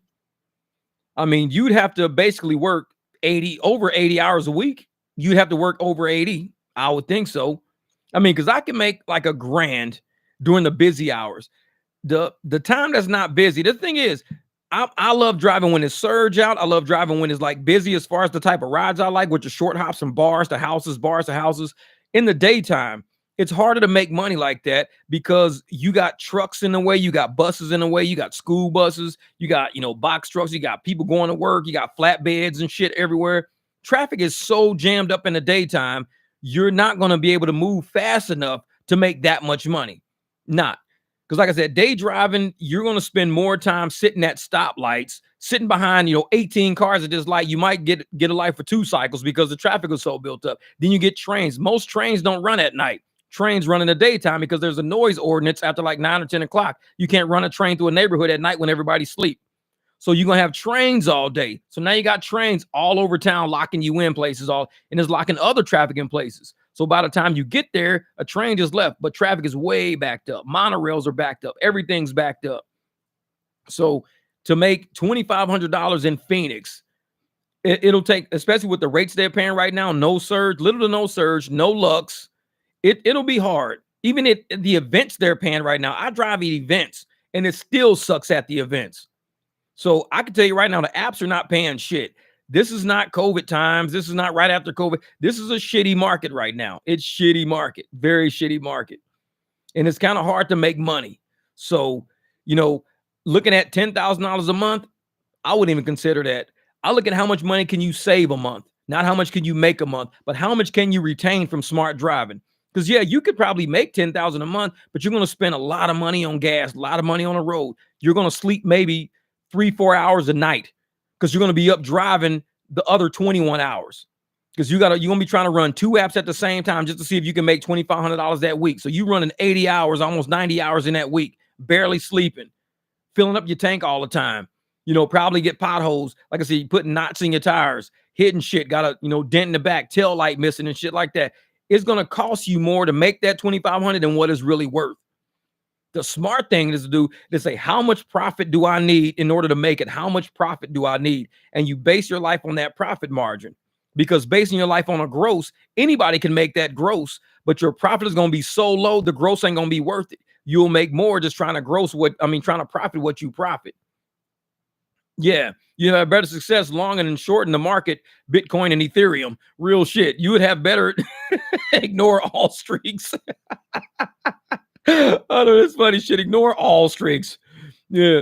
Time to wake up. It's Monday, Friday. If I work 4 a.m. to 10 a.m., I can make 200, no problem. It's all airport shit and stuff like that. I got so much game on this driver. I really don't make less than $1,600 a week. My Uber went down on Lyft when they took away Lux, but been in the game for a minute. Hey, Lawrence, that's what it is, brother. And I tell you, $1,600 a week, I think that's really, really a good number. That's a really good number. Because my biggest week probably within the past few weeks have been about $1,200-$1,300.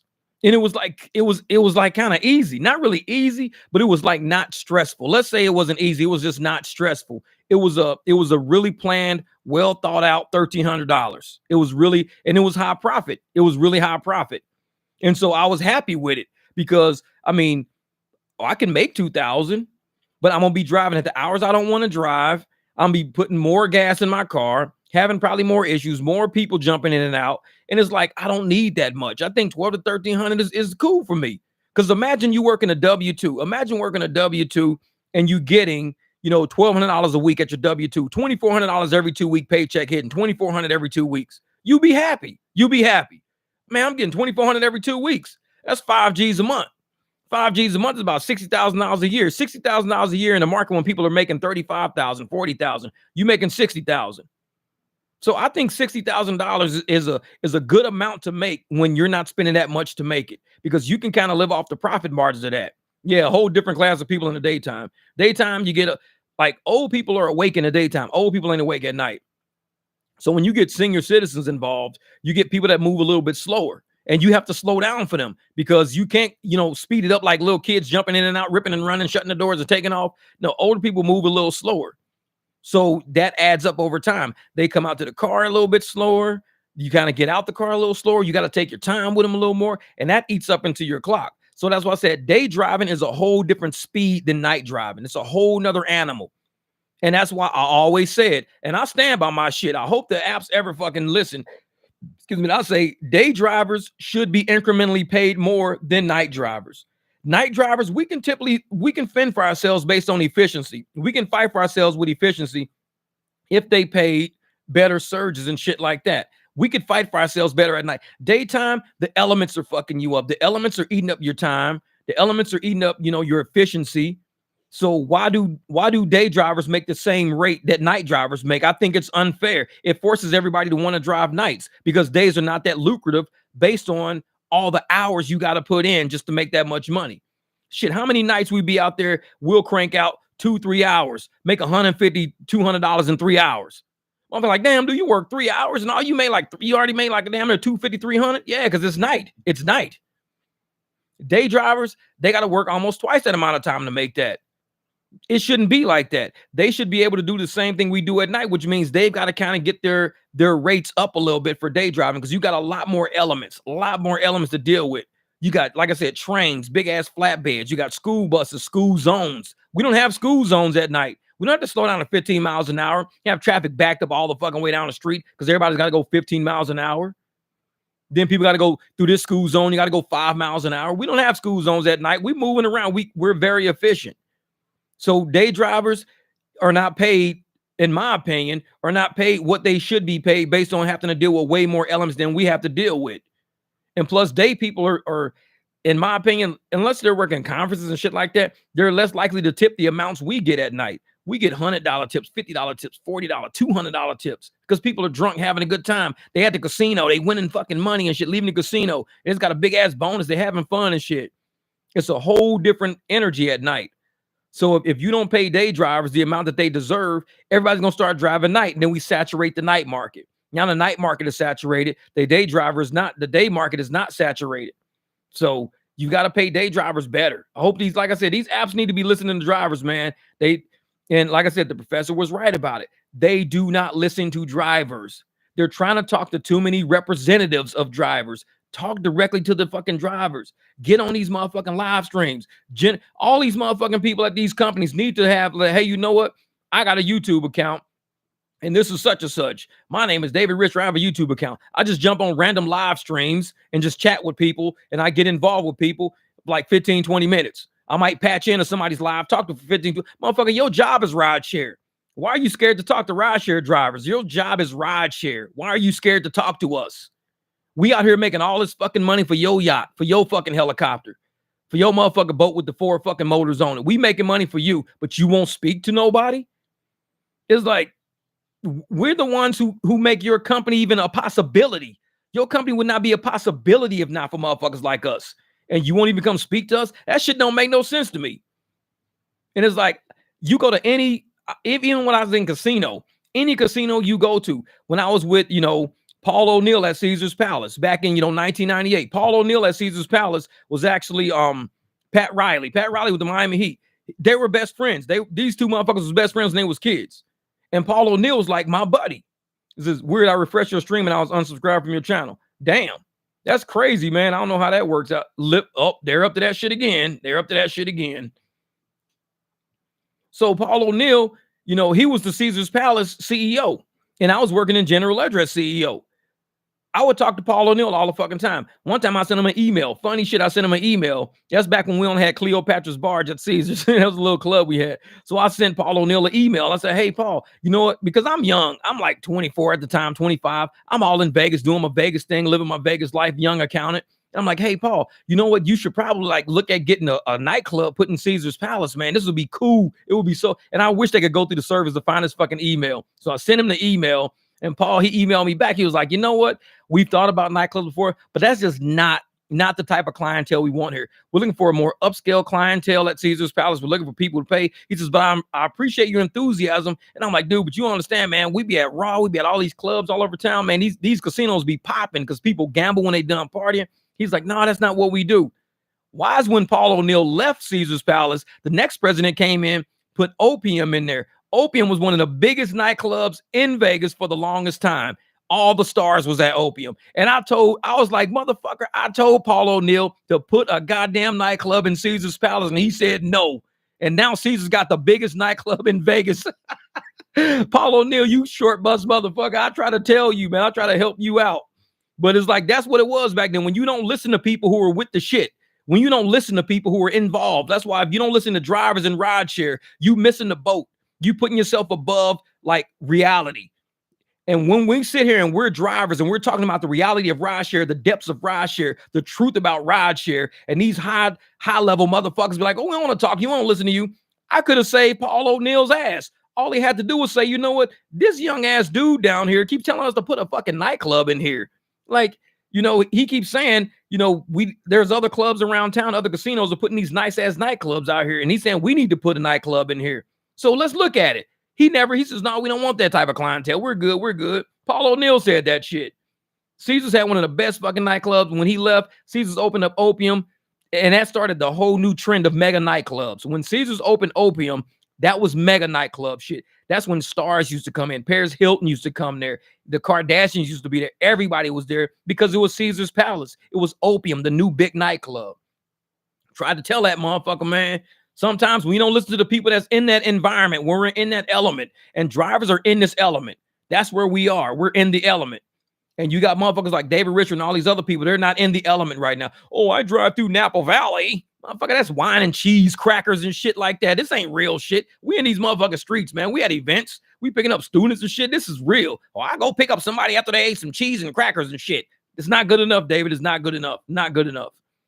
So you got to deal with people that's in this element, in the trenches. And when you speak to drivers or you talk to drivers, whether in the chat or even if David Rich said, you know what, I'm going to run a weekly YouTube, and I'm going to speak to everybody that's in the chat. I'm going to pick out certain questions to speak to people. If he did some shit like that, he'd be one of the most different like CEOs of any major corporation ever. Way different than anybody else.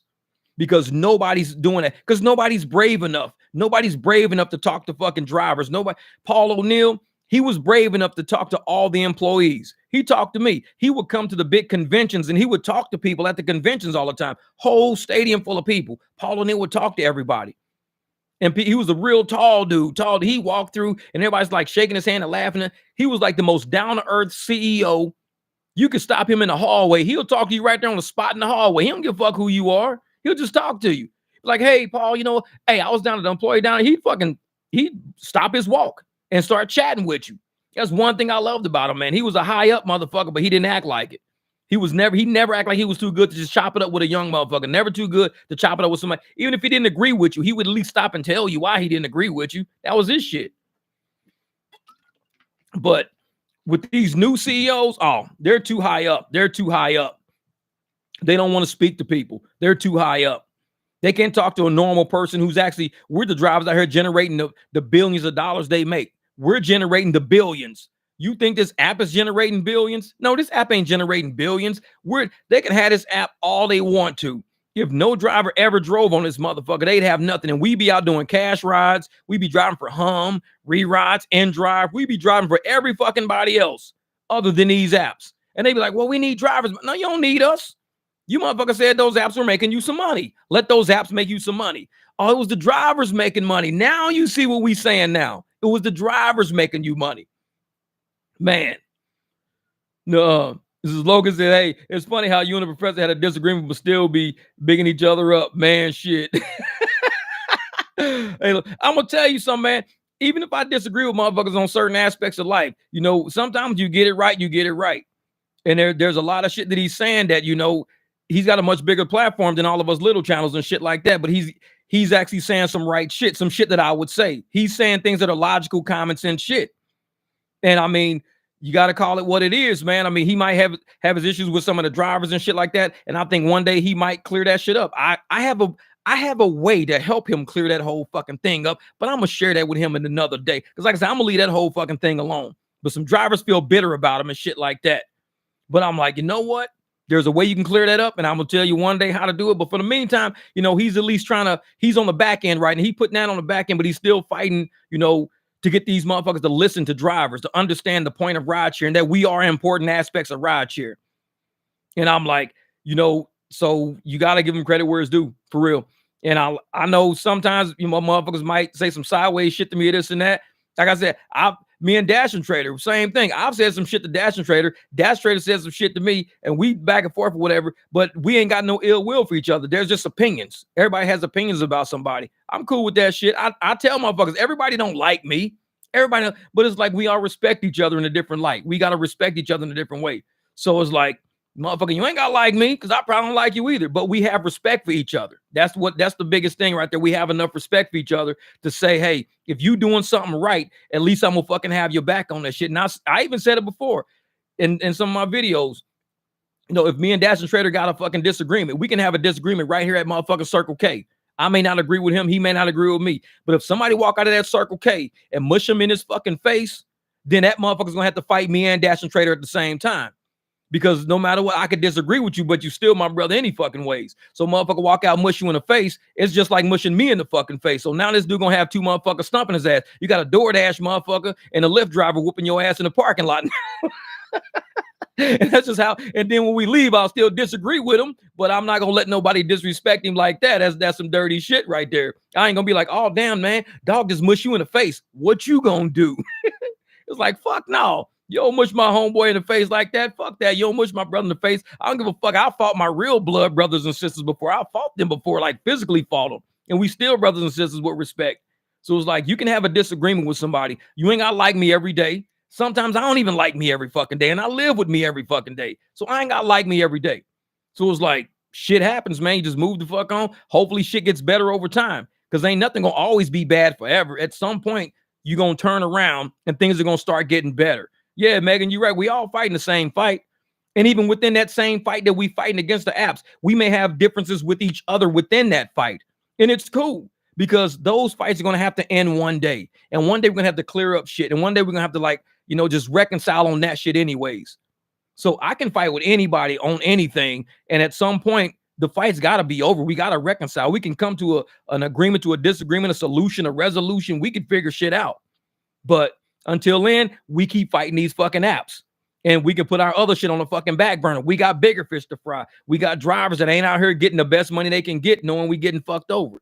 So the shit between me and the professor, or me and anybody else out there, Pedro, DoorDash, whatever, that shit's all on the back burner. We're not even worried about that shit right now. We'll deal with that shit another time when we have less, we have cooler heads. We'll deal with that shit another fucking day. But we still got to keep fighting for each other. And how can we get these apps to pay us more at a time they just did a major switch to fuck us over? How can we deal with that? And what we do is get them to listen to drivers. Like I said, just like the professor said, he had it right, man. These motherfuckers ain't listening to drivers. They're not. And we had them right on the fucking live stream. We had them on the live stream. And he had a chance. People had a chance to voice their opinions about a lot of shit that's going on in the rideshare game. And we don't speak to a lot of CEOs. We don't speak to a lot of people that close and that high up like that. So when you got somebody right there, the first thing you do is say, hey, you know what? This motherfucker right here, he can do a change. But how can he do a change to something if we don't tell him about the change? If we don't tell him what we need changed, or what we don't like, or what we can't feel, then how does he know to go back to his camp saying, hey, I was on this motherfucking live stream and these drivers were saying this, this, and this. Is that true? Do you motherfuckers really be stealing their tips for real? Like, is there any way we can audit their tips? Is there any way we can figure it out? How we can create an audit system so they don't feel like their tips are getting stolen? Because it's really burning the bridge between us and these drivers. These motherfuckers don't trust us. And if they don't trust us, they're going to start doing cash rides and shit. They're going to start doing Cash App and Venmo rides, and we don't want that. We want more trust. So it's like, we had a chance right there. And sometimes, you drop the ball on that shit. And in order to get somebody to hear you, you got to have them sitting right in front of you. And when they're in front of you, that's when you hit them with the questions. That's when you hit them with the situations. What Megan say, have to get the politicians involved, start local. These apps violate employment laws left, right, and center. I think to a certain degree, honestly, it's some fucking, like, just basic right foundations. Basic rights, man. Basic fucking rights. What up, Ride Flow, Tallahassee, Florida? And the thing about that is, I say, Megan, this is what I don't like. I mean, if we're doing logistics. Anytime I'm about to do anything, I would like to know, how many people am I picking up? That's all I want to know. How many people am I picking up? Because before you take a field trip in a fucking school, the teacher's going to know how many people are going on this field trip. Everybody don't just fucking show up and get on a fucking bus. I need to know, how many people am I picking up? 2, 3, 4, 1. Am I picking up the person whose account it is? Of somebody who they're just sending a friend? We need a whole bunch of shit on our notification thing. Because if I know I'm showing up to pick up 3 people, then okay, cool. I can do 3 people. I can send them a message back or whatever. Hey, I got the car, cool, this and that, no problem. 4 people, okay, cool. Whatever I had sitting in my front seat, let me get it out of my front seat, put it in my glove box, or put it in my trunk, because they're going to take up my front seat. I can move the seat like back a little bit, because I have it all the way forward sometimes. I can move it back a little bit, so when they get in, they ain't kneeing my motherfucking dashboard, because I knew I was there to pick up 4 people. Like, give me a fucking itinerary. How many people am I picking up? Let me know. And then on top of that, I need, when they want to add a stop, change destination, do some weird shit like that, at least make it send me a prompt as a driver. Let's send me a prompt saying passengers would like to update ride, like confirm or not confirm, yes or no, something. And it's like, if I can update ride or don't update ride, if I said, no, you can't update the ride because I got another reservation coming up. I can't go 6 miles that way when my reservation is right where I'm dropping you off at. That's why I took this ride, because you're dropping me off right when my reservation starts. So if you take me way the fuck out there, then now it just fucked up my whole plan. I had a whole plan. Yeah, plumber don't take a job and someone else tell him what he's going to charge. Real shit. That part right there. That part. Plumber don't take a job and you get there, okay, how much you going to pay me for doing this? No, you set your price up front, and you set a fair price, a market price, something that's reasonable. That's what you do. Set something that's reasonable for the job, the knowledge, the like I said, we're very knowledgeable in these streets. So when I pick you up from the airport, you're not just getting a ride. You're getting somebody who knows this fucking city. I know the shortcuts. I know the way ins and out. If you say, hey, man, can you tell me about some restaurants? You're getting a whole fucking experience. You're basically paying for a fucking tour guide to where you're trying to get to. And you trying to pay me 50 cents a mile.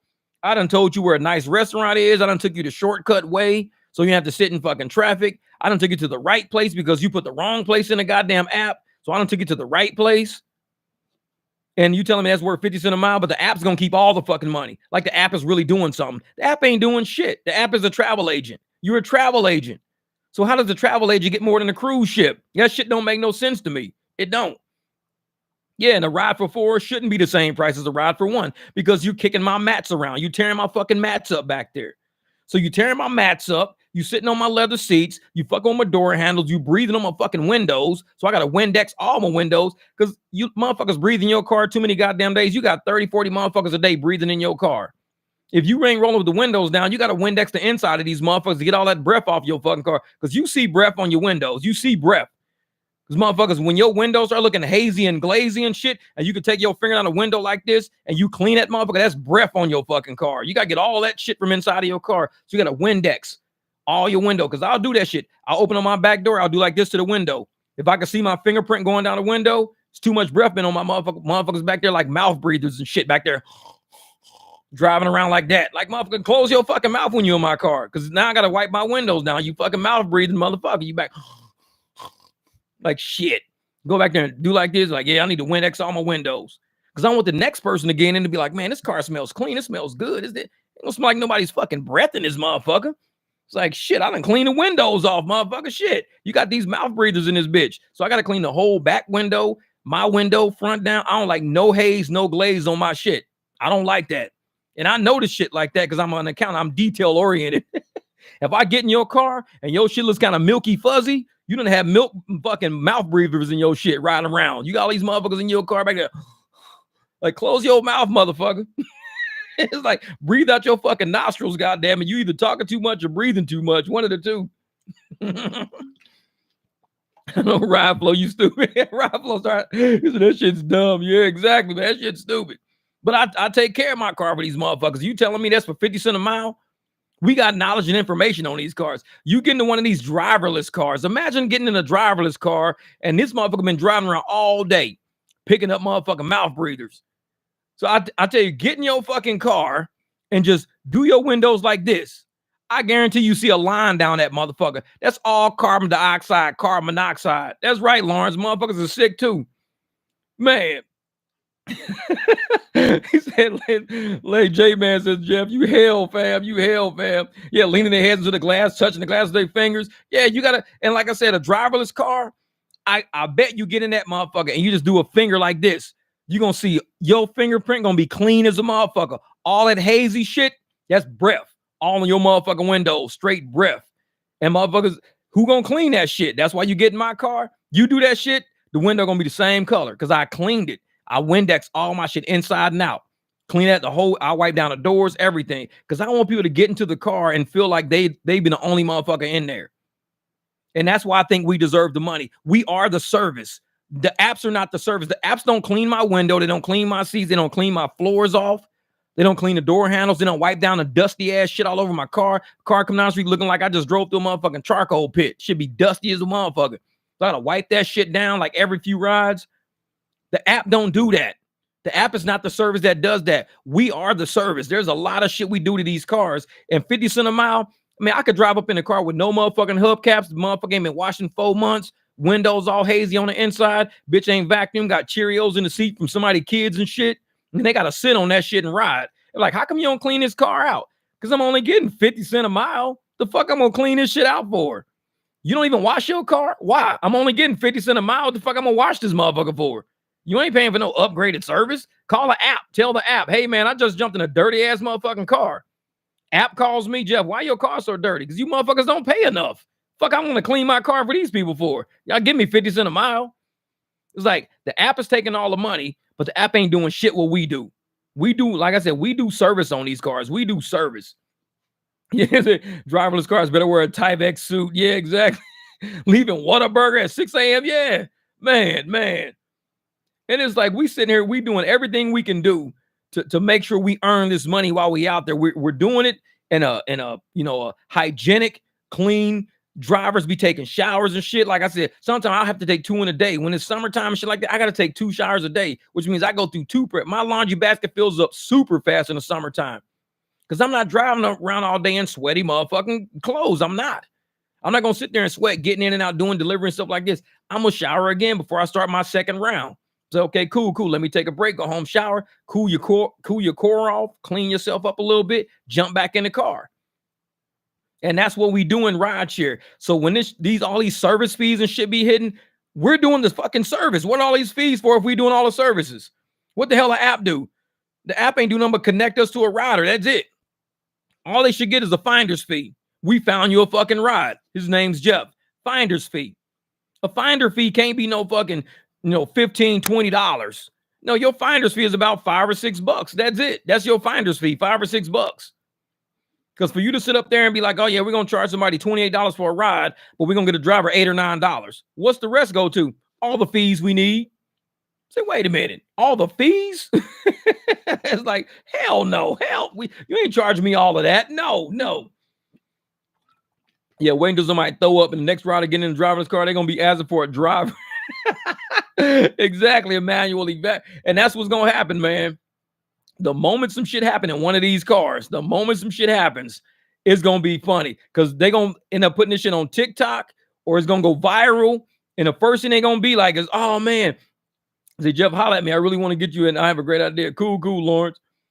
They're going to be like, oh, man, this shit is on TikTok. They just ordered this car and it's throw up all in the floor when they open the door up, man. This shit is crazy. Or it's this and that in the car. Just them TikToks ain't even started hitting yet. Wait till they start hitting. I guarantee all these videos gonna go viral. For all the nasty driverless cars they're gonna be having out there, shit's gonna be going viral. And people gonna really realize what they're paying for. They're gonna really realize it. And they're gonna say, man, I wish I had a driver who actually paid attention to his car, loved his car, respected his car, and was like, you know what? I'll make sure my car is clean for everybody that gets in. I mean, I wipe down my console, I wipe down my steering wheel. Because I think if you don't wipe down your steering wheel starts smelling like your hands, whatever your hands. If you over there grabbing on motherfucking doorknobs, holding change and shit, eating fucking donuts and pieces, your steering wheel starts smelling like that shit. So you got to wipe your steering wheel down like 3-4 times a day because your hands touch it all the time. So your steering wheel should be smelling brand new because that heat hit your mother, that sun come through that front window, hit your steering wheel. Motherfuckers don't be watching their steering wheel. They car be smelling musty as a motherfucker. It's like, dude, you must have took a piss in the shit because I can smell it in your car because you took a shit and you didn't wash your hands. You touched your steering wheel. Now your steering wheel smell like a bathroom. And you can smell that shit because the sun is coming through the windshield cooking that shit. I'm like, man, wipe down your steering wheel. When you wipe it down, now your whole car smells fresh because the sun comes through, hits the steering wheel smell fresh, the car smell fresh. Motherfucker steering wheel smell like booty, your car gonna smell like ass. Motherfuckers like, dude, your car weird, man. Oh, I clean this motherfucker all the time. Do you wash your steering wheel? Why would I wipe down the steering wheel? Yep, there you go. That's why your car fucking stink, motherfucker. You don't wash your steering wheel. Like I'm always wiping my steering wheel down. Because like I said, I'm picking up shit all the fucking time. I got dogs. I be playing with my dogs. I smack them in the face and shit on the way out the house. I be doing funny shit, this and that. So I gotta, when I'm on my way out, I got a big ass bucket. That's why in all my pictures, you see them buckets of water sitting out there. I always dump all the water out at the end of the night when I come home. I fill it with fresh water because there's real soapy water in there. And it's got towels, terry cloth towels. So I always put my hands in the water, wash my hands with that fresh soapy water, terry cloth my hands clean and everything. Because I done smack my dogs around and I don't want to walk all the way back in the house to wash my hands. So I keep my buckets in the front filled with fresh water. And it'd be ice cold. In the summertime, it's warm as a motherfucker because the sun be cooking it.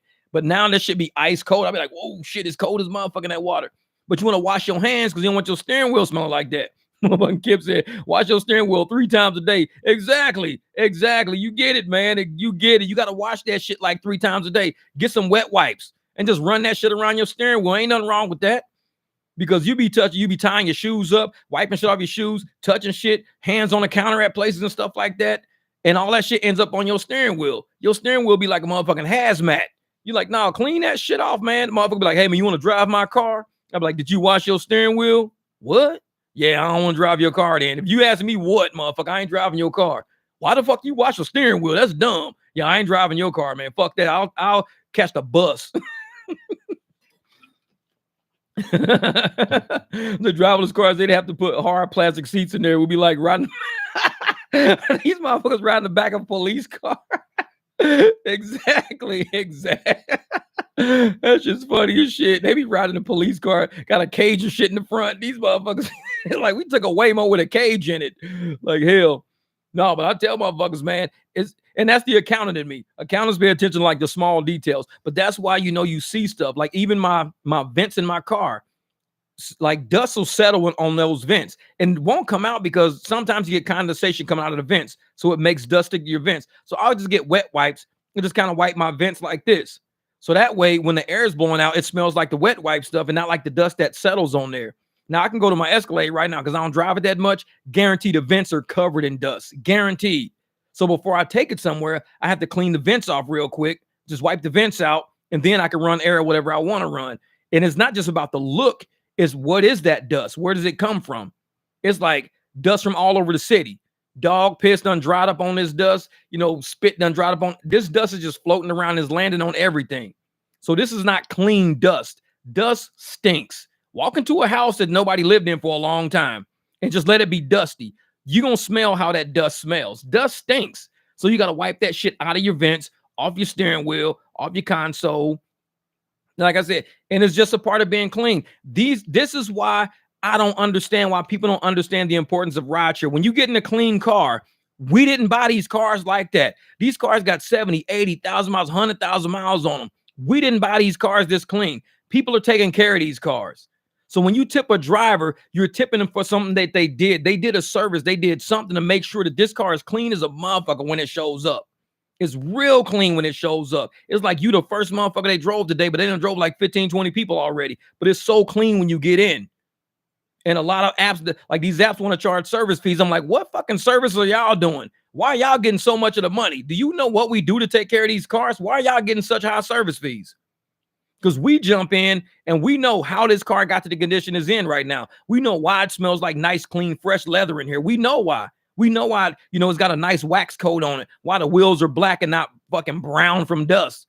Why the brakes are nice and red. Why the windows are all clean. We know why, because we do service to these cars to make sure the people we pick up get a ride that they paid for. And we deserve a part of that, a higher portion of that money that they paid. Because if they paid $28, there's a lot of services I did other than just driving their ass and pointing to point B. There's a lot of shit I did to this car, to this atmosphere, to this environment to get them there that's worth the money that they fucking paid. So why am I out of the 28? Why am I getting $8 or $9? Like I only did $8 or $9 worth of fucking service when I just took care of this whole fucking car. Not only that, but I'm making sure it runs right. There's an oil change, brakes is good, all this shit's good. We deserve a bigger cut of the money because of the services we do. Like I said, travel agent don't deserve more than the cruise ship get. Yeah, 25% was the deal. And that was a cool deal. 25% was a cool deal because it really put the service aspect of this business on the driver. It gave us 75% of the money that was paid. If somebody paid $100 for a trip, $100 for a trip, and motherfucker said, well, we're going to give you 75. Cool. Now they be charging people 120, 130 to leave concerts. 120, 130, giving a driver $35.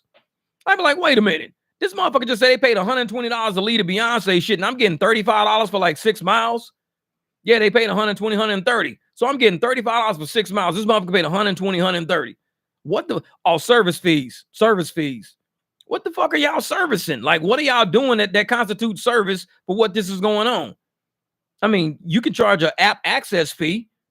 Because shit, you go to any other app out there, they might charge you, $5, $10 to get online. I don't fucking know what they charge. They charge certain amounts to get online. It keeps their servers running, keep all the shit the employees at the company working. But you want to charge a service fee of like $60, $70 and give us like $35, $40. You charge a $60, $70 service fee like you really clean this motherfucking car like we did. You made this car look like this like we did. That shit irritates me, man. That shit irritates me. Real shit. It irritates me. And that's why it's like I just get out there and do the best I can do. Hopefully we get tips. Hopefully we get surge. That's why I only do short trips, because long trips, I'm not driving nobody that far in my car when I did all of this service, all of this fucking service. And I'm sitting there like, I only get like $1 a mile. Like, no. Logan said, yep, I got 70K on my TikTok. Don't let me post something. Exactly. Shit, that shit go viral like a motherfucker, man. That's a wrap. People gonna like, dude, I'm not taking a driverless car. Real shit. Man. And like I said, I don't knock the apps for trying to create a business plan. I really don't knock them for trying to create but they're going about it the wrong way. And people make mistakes all the fucking time. People make mistakes all the time. I think they're making a really big mistake because they're getting on the bad side of a lot of drivers with the shit they pulling all the time. The fees have been too high. The fees have been way too high. And now you take away Lux. Like I tell folks, these motherfuckers don't care about us. We're drivers. They don't care about how much we make. They don't care about taking care. They're trying to take care of their corporate America. They don't check with us. Hey, you guys making enough money? You guys good with what we paying? They don't check with us because they know we say hell no. They know that. So if we want to sit up here and fight back, this is how we have to do it, how we've been doing it, man. This is how we've been doing it. And there's not enough people out there who are willing to, fight for behalf of the drivers. They think these apps are going to just wake up one day and say, you know what? Let's be nice to the drivers today. Let's be nice to them. Let's start doing nice shit. Let's give them 75% of all the rides out there. They won't, because too many drivers have tolerated the fucking cuts.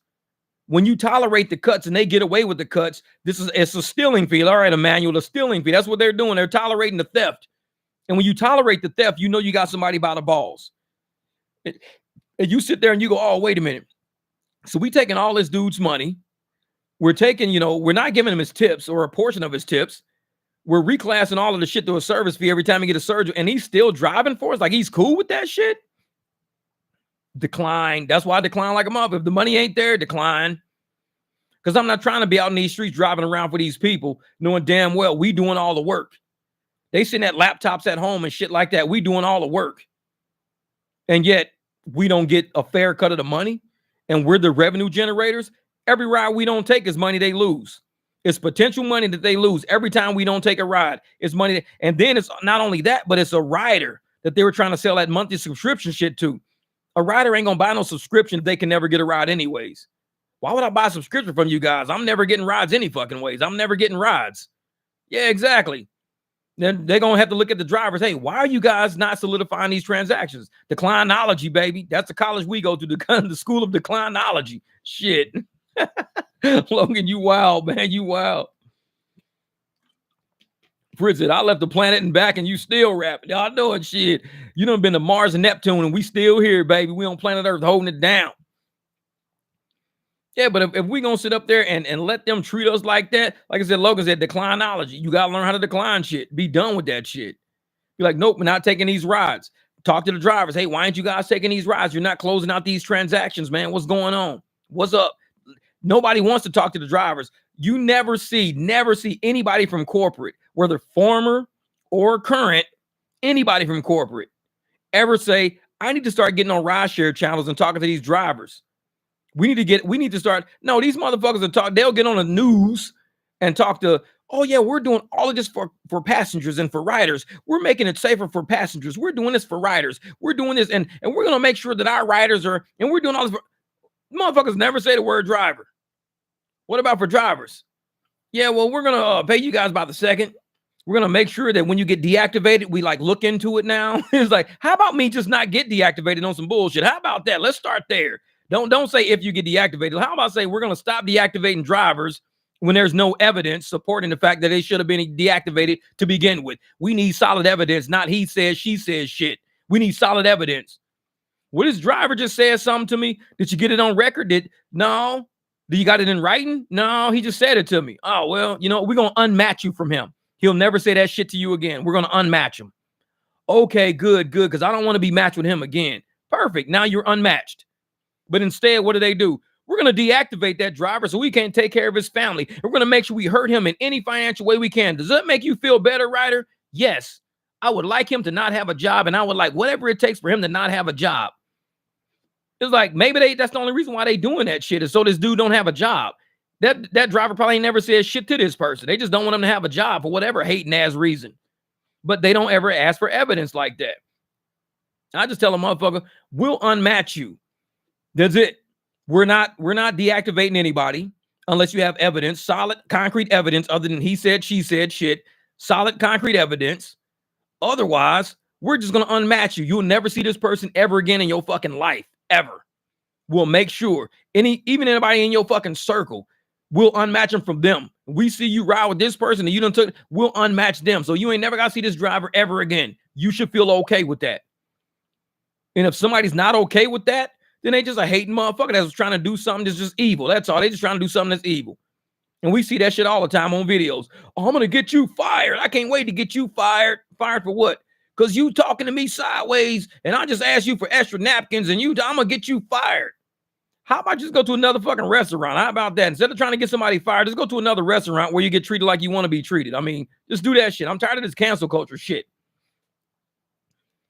If everyone accepts and cancels, I promise it will make a difference. Well, see, Lawrence, that's the bad part about accept and cancel. And I'll tell you why accept and cancel is bad. For one thing, it's against the terms. If you read the terms of service, you cannot purposely accept a ride and then turn around and cancel it. You can actually be deactivated for that. So look at the terms of service. I think if drivers do that and they start getting a hint of what's going on, that driver's going to lose their ability to make money on that platform. Because it's in the terms of service, it says you can't just accept people, hold them on the app, and then cancel them real quick. You can't do that. Your cancels make sense. Like your acceptance rates are one thing. Your cancel rate is what can get you deactivated. Your acceptance rates, hey, is what it is. And the cancel rate on Uber is different because the cancel rate on Uber, you can accept by accident. You can literally accept someone on Uber by accident because the way they got their screen set up. So Uber has a hard time saying somebody accepted and canceled, especially if you do it quick. Like if you accept it and cancel it real quick because you made a mistake and hit the screen. But what some of these people are doing, they're accepting it, messaging the customers back and forth, shit like that. Now imagine these people catch wind of what's going on. They start screenshotting that driver's name. Lyft starts seeing this driver's name and a whole bunch of shit saying, wait, this same driver keeps doing this. That driver gets deactivated off the platform. Who can that driver blame now? Lyft? Can that driver blame Lyft now? No, that driver can blame itself. Now you can blame yourself for saying, I sat up there and accepted a ride, then I canceled it and I kept doing it to people, kept messaging them back and forth, and now I don't drive for Lyft no more. Well, you can blame yourself now. You can blame yourself now. Because I think the algorithm sees it as if you accept it, that means you tolerate a fare at that price. Don't accept any fare that you don't tolerate at that price. If they send you something for $10 and you don't like that $10, don't accept it. Because when you accept that $10, you're telling the algorithm, this is a good price point. This is an acceptable price point. We'll accept this. When you cancel, for all we know, is that your phone could have been messed up. You could have got a flat tire. Just noticed your tire was going flat. You say, oh shit, my tire's going flat. I got to cancel. My tire's going flat. Damn. You could have hit a curb. You could have got stopped by a cop. You could have got held up in traffic or something like that. The algorithm sees that cancel, if it's like an accept cancel, as potentially something's wrong on the driver's end. So if something's wrong on the driver's end, that means the price is still good. It's just something's wrong with the driver. The driver can't make it to that trip. Now, if enough people start screenshotting what these drivers are saying to people and sending it to Lyft going, this driver said this to me and then never showed up, held me for 10 minutes and never showed up. This driver held me for 5 minutes and never showed up. This driver held me for 8 minutes and the Lyft says, this is the same driver doing this. It's the same driver. He's messaging people saying he's on the way, but he's never leaving. It's the same guy doing it over and over. And we keep getting screenshots of it. All they do is just deactivate that driver. And they never do anything with the price. So that driver's now out of the equation of helping us with the app because he's no longer a driver now. But if you say, hey, I don't like that price point, decline. I don't like that price point, decline. I don't like that price point, decline. The algorithm starts saying that price point is not good enough for nobody to accept. So they got to move that price point up now. The algorithm sees that. But if everybody's like, just keep accepting that price point, take that price point is good. And it's like, if you keep doing that, if you keep accepting that price point and the algorithm sees everybody accepting that price point, but certain people are canceling at that price point, that means you're canceling for any other reason other than that price point. Because if you didn't like that price point, you would have never accepted it to begin with. That's how the algorithm thinks. So that's why I said I need to holler at you. I promise you I got free game for you.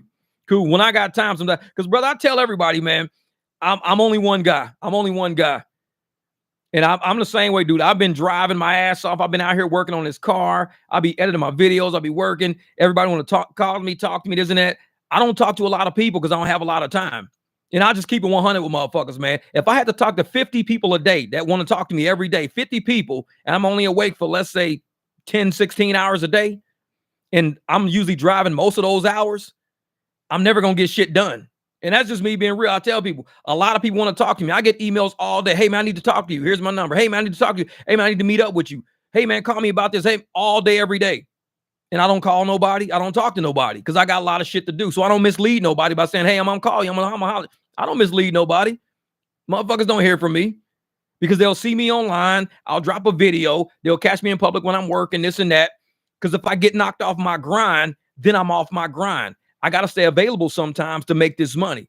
So when I'm out driving, I'm out driving. So I can't talk to people on the phone because I use my phone for work. So my phone is on thing and I'm driving, I'm working and everything like that. When I do have time to talk to people, this is the time. I'm on a live stream.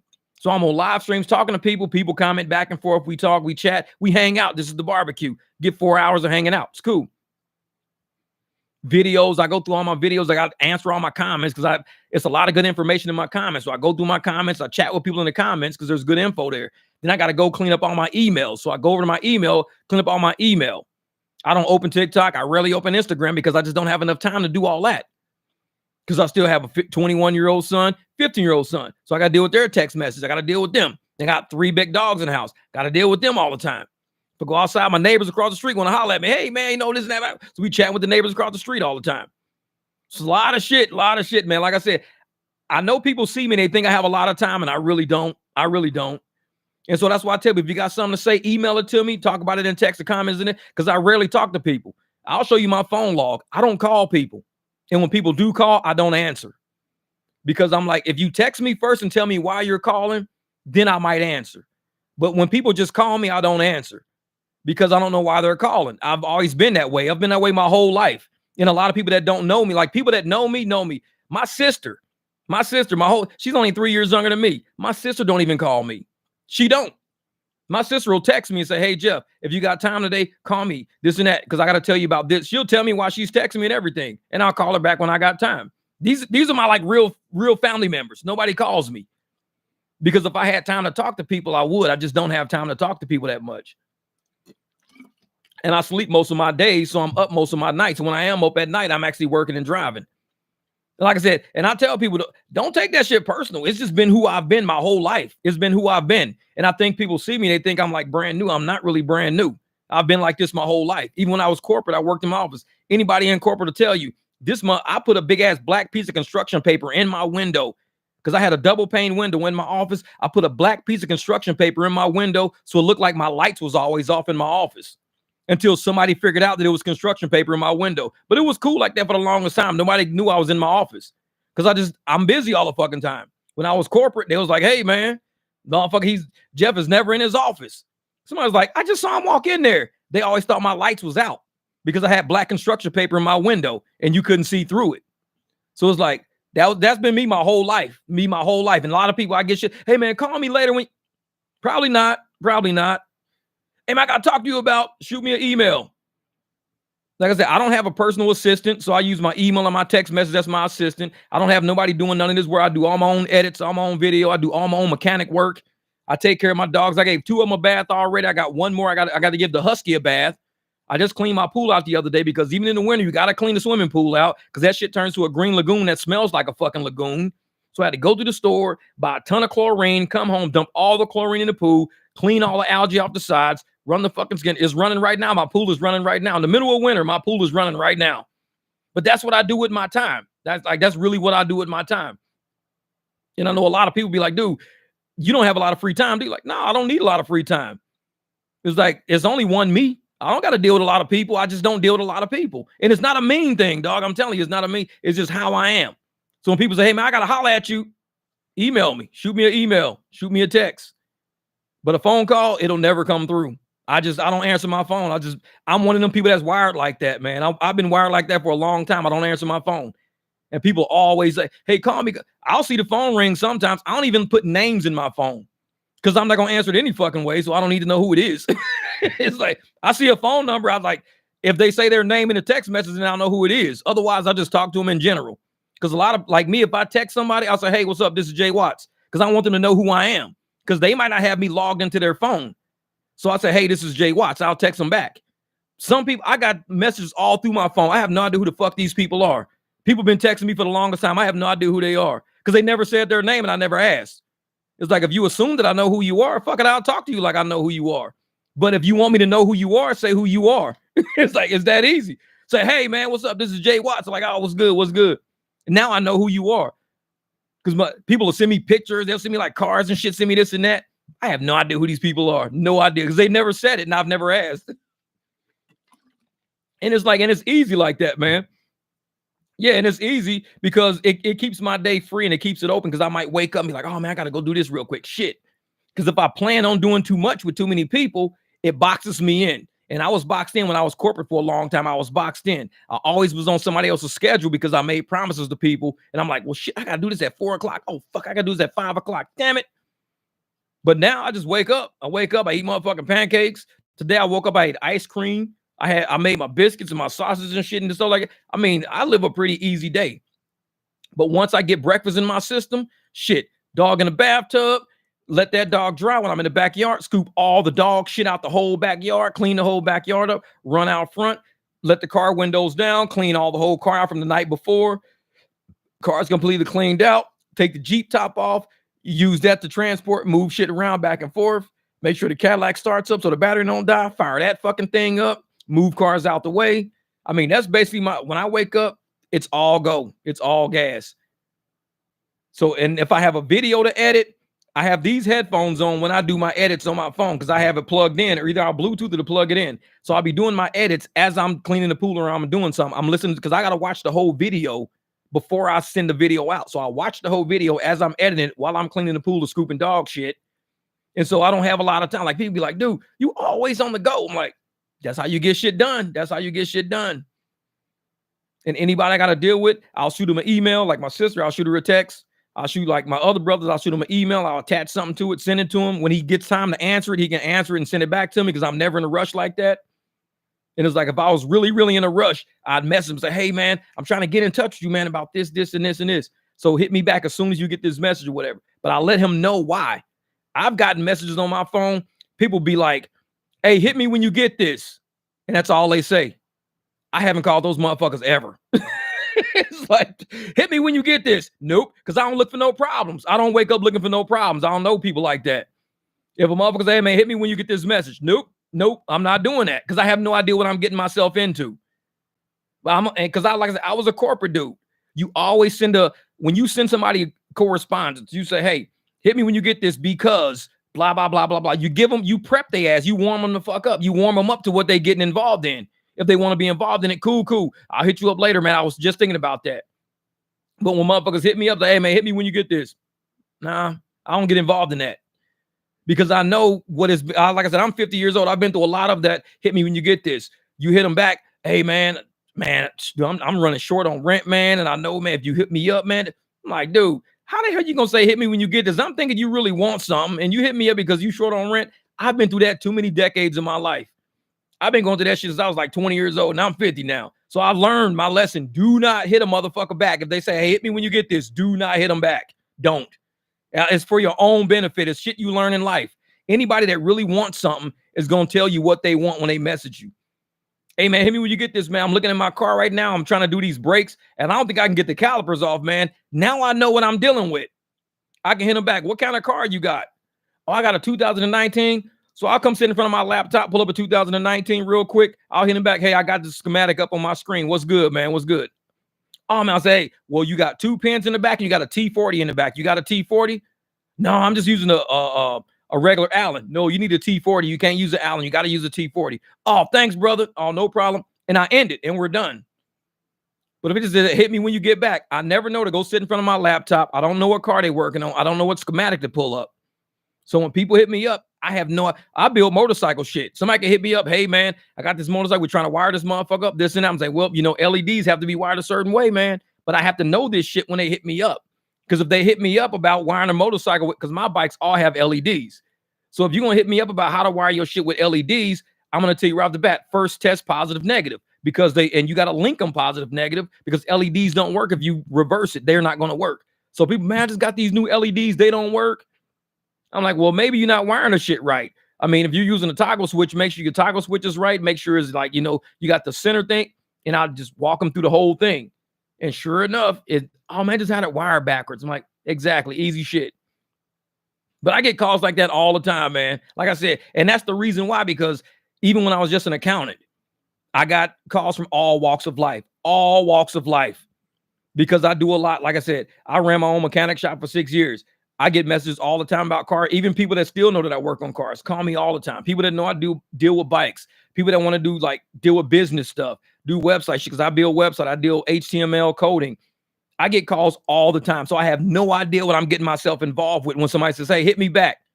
Nope, I'm not answering that shit. Fuck that. I don't even know what it is. I don't even want to know what it is. Because when motherfuckers say hit me back, usually it's not good. Because ain't nobody ever hit me back saying, hey, man, dude, I got this fucking $50 I found in this pocket. You want some of this? Dude, I just found $50, man. I didn't even know I had this $50 in my pocket. You want some of this money? Dude, because I'm looking for somebody to get his money to, man. Hit me back. I'm going to give you half of this $50 I just found. Ain't nobody never hit me with no shit like that. so I know it's got to be a problem. When you say hit me back, it ain't going to help me. So by the time I respond, they already figured out their problems. Yeah, exactly. That's funny shit. And Glenn said, I get text messages with people wanting to buy my brother's house, and I never lived there. Shit is ridiculous. I do it. Man, I want to buy your brother's house. Like, who the fuck is this? Like, but see, and that's the life of a rideshare, especially when we use our phones as business equipment. When we use these phones for business equipment, my shit, like I said, I don't even have text message notifications on my phone. I turn all notifications off. Like, when I open my phone up, it's probably like 15, 20 notifications because I don't get them on my screen. There's no number one. There's nothing on my text, like any app you open on my thing, there's no text message notifications on my phone. The only way I know if somebody texts me is if I open up my messages and I see all these text messages in there, because I have all notifications off because I use my phone a lot. I think I got my front door camera notifications on, and that's it. So if somebody go past my front door or something like that, that notification will pop up. Any other app I have, notifications are off. Because I only want to know something if I want to use that app. I'll open it up. And I'm like, yeah, Jeff is a nerd. Jeff is nerd just like Thanos. No, that's funny shit. I feel you both in the same area. I've been watching you. I think might be on the same page as we make money from these motherfuckers came from corporate. Yeah, that's right, man.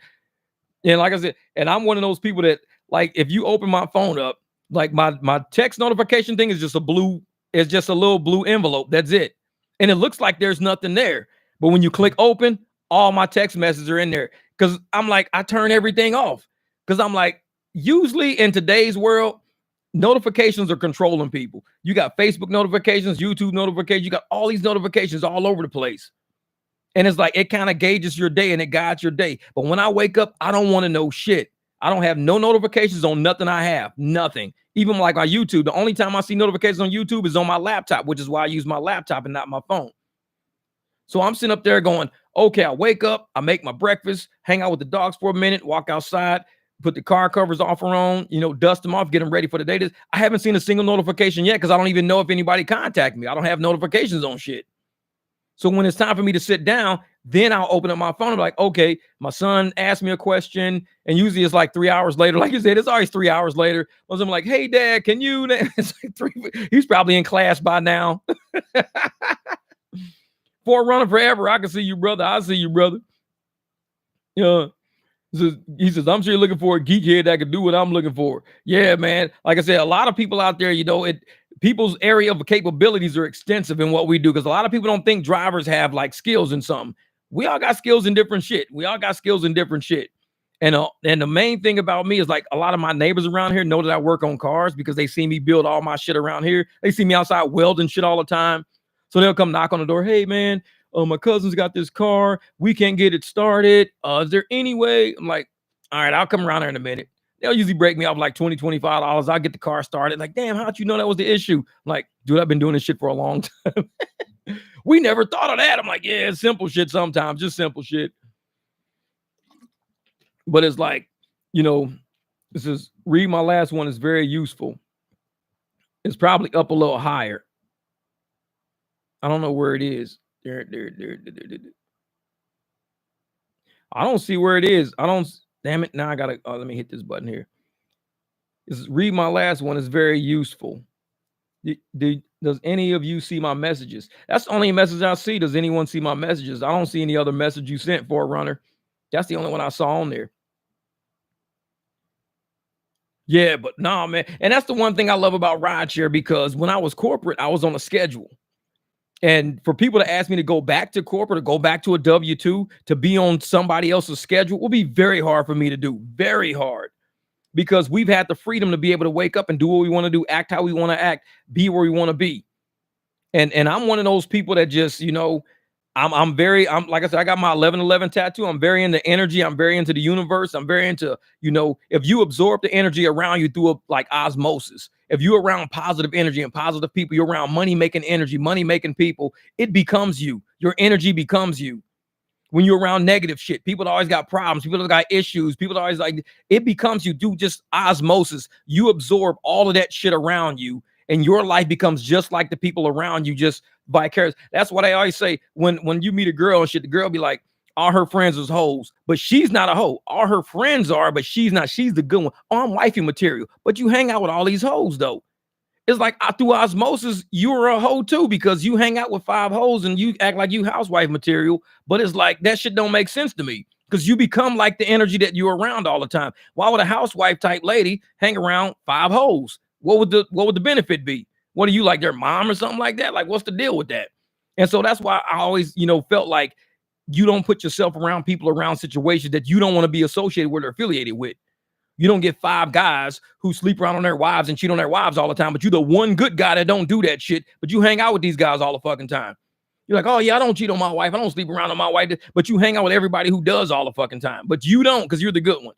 That shit don't make no sense to me. It's like, then why would you hang out with them if you don't, rock like them? If that ain't your level of energy or whatever, what would your purpose be to hang around these type of dudes then? And that shit don't make sense to me. So it's like, you'd be better off not fucking with these dudes, maintaining who you are and maintaining your energy level, and just not fuck with them at all. Just roll with you. Just roll with you. But some people, that shit don't make sense to me, man. And I'm always one of those guys that I've been like, you got introverts and extroverts. There's 7 types of introverts out there. 7. Those hoes ain't loyal. And it's like, you got 7 types of different introverts out there. What an introvert is somebody who can actually be by themselves and be comfortable. Now, an introvert can actually have friends. That's where people always think an introvert is a shy person that doesn't speak to everybody. No, an extrovert is somebody who needs external stimulation in order for them to be a certain way. That's what they call it, an extrovert. That person needs external stimulation. They need to have a lot of people around. They can't just wake up and function. They need to wake up, text 10 people, always go somewhere with 5 fucking people, always do something with 3 or 4 people. That's an extrovert. They cannot function alone. An introvert can wake up, self-starter, get motivated by themselves, motivate other people. They can sit up there and have a complete day. They can have a complete day where they can work on a project in their garage, not calling nobody, not texting nobody, work on a garage. They can go run errands, be out running errands, never touch their telephone the whole time. They'll be out running errands, taking care of knocking shit out, doing this and that. They can sit down with their little business itinerary, go do the business for the day, this and that. A friend can call, hey, what's good? Y'all can sit, chat, chop it up, this and that or whatever. Yeah, man, I'll hit you back later on, have a 5-minute conversation. An introvert is somebody who is okay with their own energy. An extrovert is not okay with their own energy. They need to feed off the energy of other people. And so an extrovert will feed off of negative energy, will feed off of positive. They don't care, because they just need some other type of energy to get them into, the realm of moving, into the realm of motion. An extrovert is introvert is a self-starter. Don't need no energy around. Introvert wakes up ready to go. Ready. Hey, they ain't gonna call you today. That's cool. I don't need them to. Ain't nobody gonna be there. That's fine. Nobody gotta be there, motherfucker. I'll get it done. Ain't nobody gotta be there. I'm cool. That's an introvert. So more people are introverted, and they don't even realize they're introverted, because they've been able to function in life without having 15 people around them, 5 people around them. They've been able to wake up and get shit done. He's like, yo, J Love, I'm sure you really inspired me. Good dude. Appreciate that, Lawrence, man. Silverfox said, I don't hang out with anyone. What does that make me? You could be an introvert. As long as you functioning well, you could be an introvert. Now, an extrovert with nobody around them probably has been somebody who's fucked off a lot of people. Nobody wants to hang around them.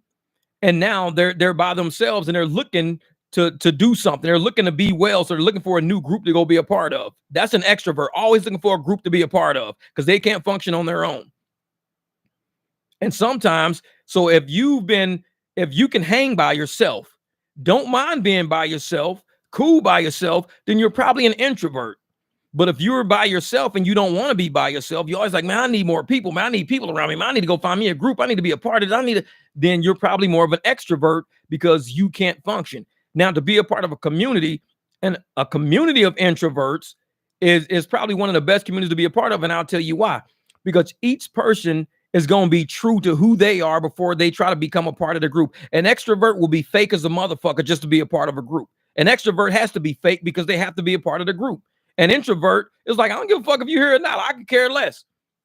Because the introvert's they're gonna be 100. They're gonna keep it real with themselves before they try to keep it real with a group. If they don't fit with that group, they just don't fuck with that group. Because an introvert don't need a group.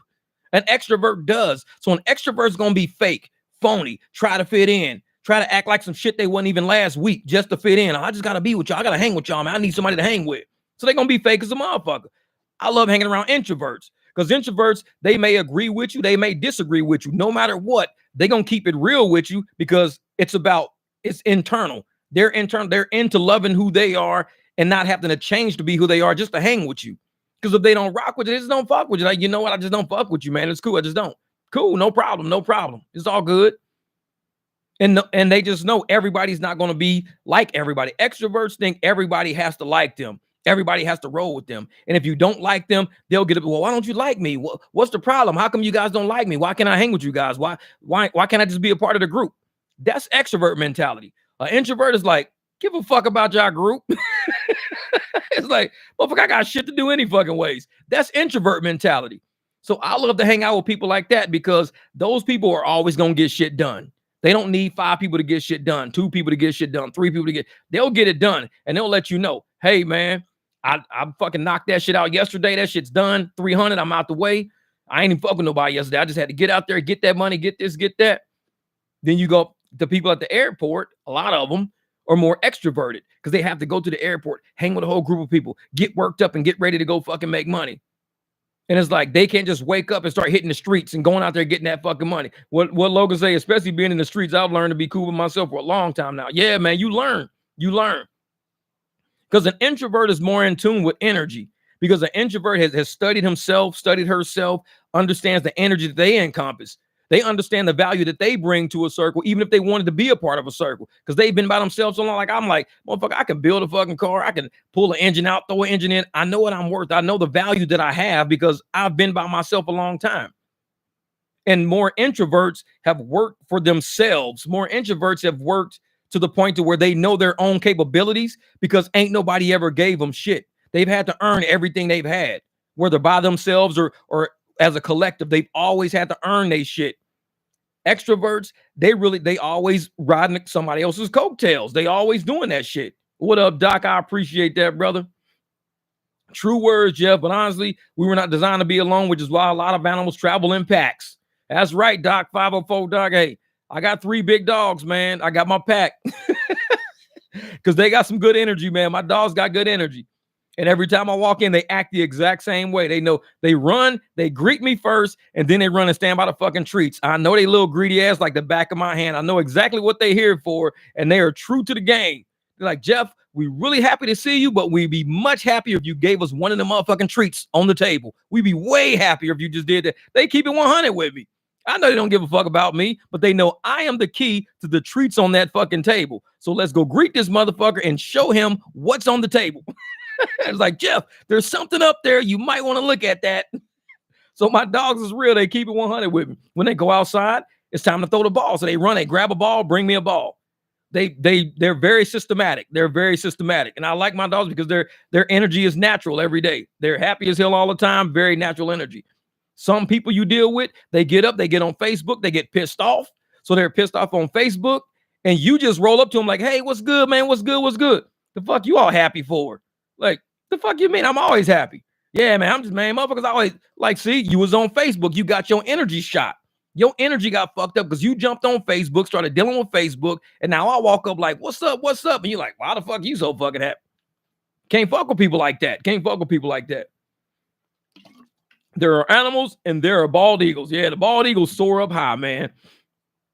Man, and I tell what block checkers say, what up, man? I stopped doing Uber and Lyft a few days ago. Got so tired of cherry picking my 1.5% AR was just not working. If things change, I'll consider it again. I'll still watch you. Cool, brother. Thanks, block checker. Hey, I'm down to 17%. Lowest I've ever been. Lowest I've ever been. Emmanuel, yeah, believes can switch from extrovert to introvert. And I believe people can because it's I think it's a condition. You become conditioned to be one or the other one based on like what your motivations are in life. So if your motivations in life are to be a club promoter and you're like if I'm an introvert, but I want to be a club promoter, I have to start living an extrovert life. And because I'm living an extrovert life, imagine being in the FBI, being undercover, being an undercover drug dealer or something like that. You get sucked into that shit so deep, you might really think you're a fucking drug dealer. So you start having drug dealer tendencies and shit. Same thing with extrovert, introvert. The job you do as a living, you might have to start hanging around more extroverts and being more extroverted. Next thing you know, you start feeling like the extrovert lifestyle is what you were all the time. So you start saying, hey, man, now I'm around people. I love it, man. I'm this and that. I used to like love doing stuff with myself. I can't stand being in my garage now, man. I love being out at the spot. I love having all the people around. VIP is the shit. We order drinks all the fucking time. We be kicking it all the time, man. I love this shit. I love this shit. So the extrovert lifestyle can take you over and it becomes a new motivation for you to wake up. Now you want to wake up and text people, hey, man, what we getting into today, dog? What we getting into? Oh, man, just getting up and going, man. We're going to at noon. We're going to go stop by. We're going to day drink at noon. Cool. I'll see you motherfuckers there. That's more extrovert lifestyle shit. And so introvert is just like, okay, wake up. Let me go through my list. All right, all my bills are paid. When is the next due date? All right, that's the next due date. All right, let me set my payments for all these dates. So I know this pay. I ain't got to worry about the shit. So all my payments are set in the calendar. So I got next month out the way. It's cool. All right, now let me go over here, make sure this shit. And extrovert just takes care of fucking business. They get down to the brass tacks of shit and just take care of business. And extrovert is more like, I got to be out there. I got to get out there with these people, man. I got to do something. And extroverts do business too, but usually they do business projects because doing business alone kind of makes them think nobody want to fuck with me. I'm outside of the project. I need to be doing business with somebody. I want to do business with somebody. We're more introverts are like, I got to get shit done. And like my mom used to say, if you want it done right, you know, you got to do it yourself sometimes. That's an introvert mentality. An introvert mentality is more, hey, if you want some shit done right, you got to do it yourself. An extrovert mentality is, hey, you got to have a good group of people around you to do this. That's more like an extrovert mentality. And there ain't nothing wrong with either way. It just depends on the motivations you have in life. Whatever your life's motivations are, then you need to choose whether or not you're going to be an extroverted person or an introverted person. I function better just being me, just being an introverted person. Can I be extroverted? Of course I can. I used to do music. When I did music, I worked with producers. I worked with other rappers. I worked with R&B singers. I work with, studios when I had to go get tracks like mastered or downloaded. I used to work with people all the time when I did music. I couldn't do music on my own. When I was producing a track, I could do it at home sometimes. But if I needed another artist with it, I had to start sending out shit to get other artists involved. So I could be extroverted, do extrovert things. So I've done that before. But I think I function better just being, the introvert that I am. Instead of trying to live an extroverted lifestyle, I'm just better doing that. And so me being in the garage, working on the car, buying shit that I want off the internet, trying to install it or whatever. Then I'll do that shit. I was like, hey, you know what? I want to do this, man. I want to try to weld this shit on here. I want to do this and do that. And so I'll do some shit on a Jeep or whatever. And it don't require a lot of people to be around if I'm working on my Jeep. I mean, I just jack it up. I move shit around. I can work on it myself. And I feel comfortable doing it because I got my music playing. I don't have to have nobody going, man, I don't even like that song. Can we change the music in here? I don't even like that type. I don't have to worry about that shit because my energy is all I can base everything on. And I'm cool with my energy. I'm good with it. But when you start having other energies around, I might want to play, Nipsey Hussle. Somebody said, man, I don't really like Nipsey, man. I just never really got into Nipsey. Cool. Not my fucking problem. I'm still going to play Nipsey any fucking ways. I don't give a fuck. I never asked you what you was into. This is what I'm listening to right now. Well, I'm not into him. Cool, then don't be into him. You might get into him if you keep listening to it. I don't know what to tell you, but I'm not changing my shit. And it's like I just keep playing my music. And so after you become an introvert for so long, it's like you embrace the energy of who you are, and it's how you function if you've been okay. But you can still go out and hang out with extroverts because an introvert hanging with extroverts, we can just keep it 100 with them. And if it's like, hey, man, I'm going to drive my own car just in case shit ain't going how I wanted to go. I'm just going to head out. Cool, no problem. But an extrovert will stay with you and fake that they're having a great time. Oh, this is amazing. This is having a great time. But they're in the background messaging somebody, man, this shit sucks. You guys got anything going on over there? Man, this party fucking sucks. This party is horrible, man. Oh, man, I'm having a great time, bro. Thanks for inviting me, man. This is amazing. I can't wait for the next one. Dude, come pick me up. This shit is fucking horrible. And that's how extroverts work. They can't keep it real all the fucking time because they've got to impress the crowd. They've got to impress the audience. And y'all motherfuckers know me. I've told motherfuckers for real, get the fuck off my channel. I could care less. And it seems like the more I tell people to get the fuck away from me, the more I attract like-minded people who are like, you know what? I like that. That's how I rock, motherfucker. If motherfuckers don't like it, what the fuck are you here for? It's simple. It's common sense. If you don't like it, nobody's forcing you to be here. It's free fucking country, free world, free planet. If you don't like it, what are you doing here? Get up, scoot your motherfucking seat back, walk out the door. You're done. It's that easy. And I've lived like that for a long time. So me being the way I am, especially with, my channel, with, talking to people, dealing with people, the fact that I can sit and hang with you motherfuckers on live streams for 4-5 hours, this shit ain't nothing to me. I love it. I love it. Because when I want to deal with people, I'll go get in my car and I'll drive and I'll deal with people. I'll pick people up from the airport. We'll talk business, life, whatever, this and that. I'll drop people off. If somebody don't want to talk, cool, you ain't got to talk. I'll play music any fucking ways. I'll tell people where other things are. People are having fun. I deal with people when I leave home. But usually when I come back home, I don't deal with a lot of people. I mean, I can get on a live stream. I can, enter in comments, this and that, do this. If my neighbors want to chat, so I'm like, cool. But usually, and when my son was here, I would be like, I'll chat with him, talk to him, we'd laugh or whatever, this and that. But for the most part, it's like, there's things that I need to take care of in my life with the time that I have doing the things I want to do, whether it's educating. Like I might just look at a video one day just to educate myself on a topic. I might look at a video to educate myself on how to build something or how to do something. Like I've been looking at concrete videos, like dry concrete versus wet concrete. I got a big ass concrete mixer in my garage and I use that all the time, but I'm looking at dry concrete and I'm like, oh shit, this is kind of different. So I look at how that shit's set up. But if I had to go fuck with people, hang with people, be at a party, be at this party, stop at this house, play dominoes with these motherfuckers, drink this beer, pick up these chips and all that, then I can't be watching, videos about how to lay dry concrete versus wet concrete. Because I'd be giving my energy up to a whole group of people who aren't trying to lay concrete. And I'm just trying to lay concrete. That's all I'm trying to do. I just want to finish out my driveway to make it a longer driveway and probably do something on the side so I can get my golf cart outside of the garage and put my golf cart on the side and build my garage out a little bit. For people that are doing that, those are the people I relate to and I associate with. There's not a lot of people doing that no more. People are digital now. So a lot of digital people are doing digital things. I'm still in the real world doing real shit. So it's kind of hard for me to lay concrete and do real shit when people want me to be on the phone, sitting on the internet doing it. It's kind of hard, man. It's kind of hard. Because I'm like, well, I'm going to be laying concrete today. All right, well, hit me up when you're done laying concrete. Fucking 4 days will pass before I hit them up. Because I'm, like I said, because I know what they're into. They're trying to do some other shit that I'm not trying to do. Oh, man, we're just trying to go up to the social club. We're trying to hang out. We're trying to drink a little bit. It's like, cool. That's what's up.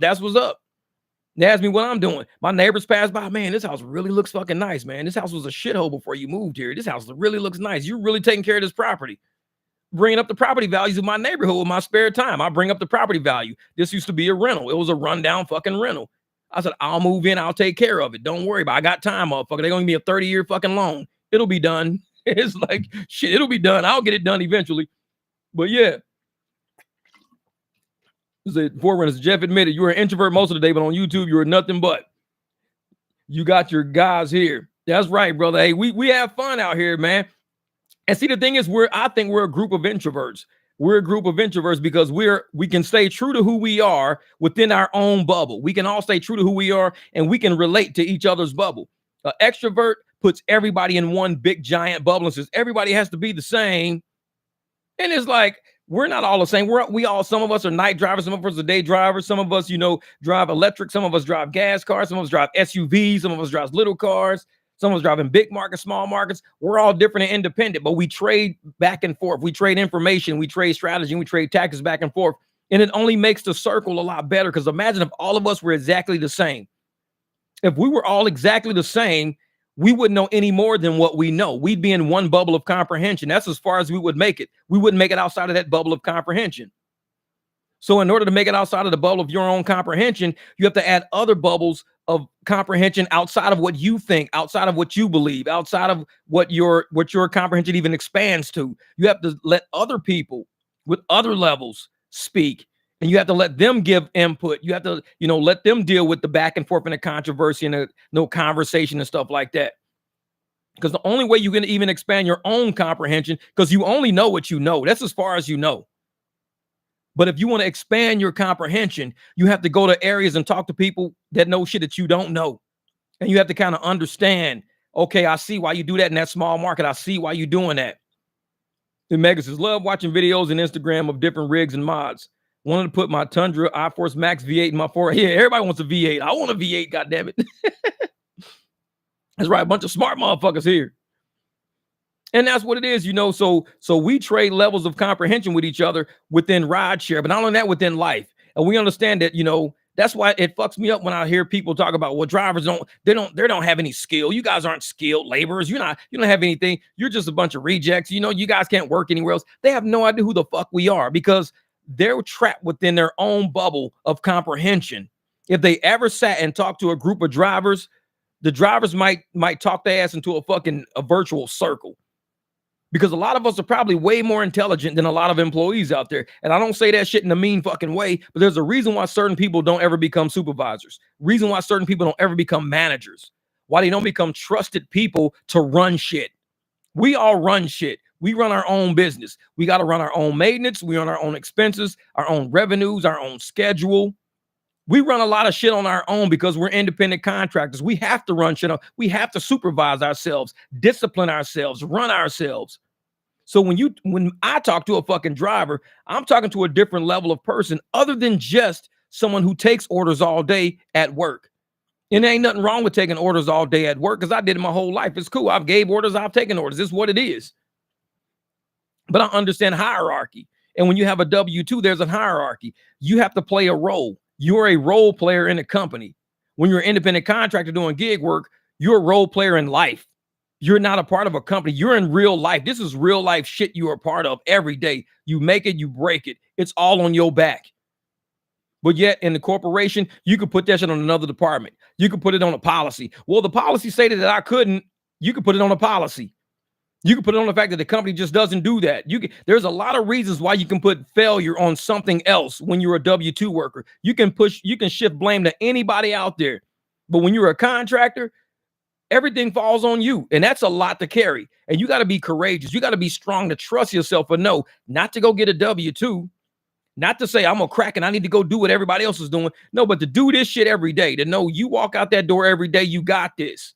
Every day I got this. I don't need to go put no application in nowhere to make sure that I got the safety and security net of a W-2 that might fire me, that might let the whole team go. Let the company might close its fucking doors forever. I don't know. W-2s are not as secure as people think they are. But what's less secure but more courageous is gig work. Way less secure, way more courageous. Totally different person that we're dealing with.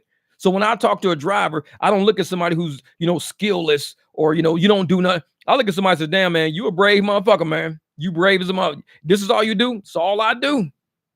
You're a strong motherfucker. Because there's a lot of people out there with crack. If you told them to quit their job and to start driving, they'd crack. They'd have every excuse in the book. Well, and if I did that, then, I wouldn't. I didn't. I just get. But yet we all do it. We all do it. And they see us do it. And instead of just watching us do it and appreciating us do it, they making an excuse for all we shouldn't do. You guys need a real job. You should just get a real job. This shit ain't stable. This shit ain't. Same person said it ain't stable gets fired. First thing they do is run the fucking ride share. First thing they do. Well, I'm going to be a ride share. Wait, why don't you just go get another W-2? Why don't you just go get another W-2? But yet, what do?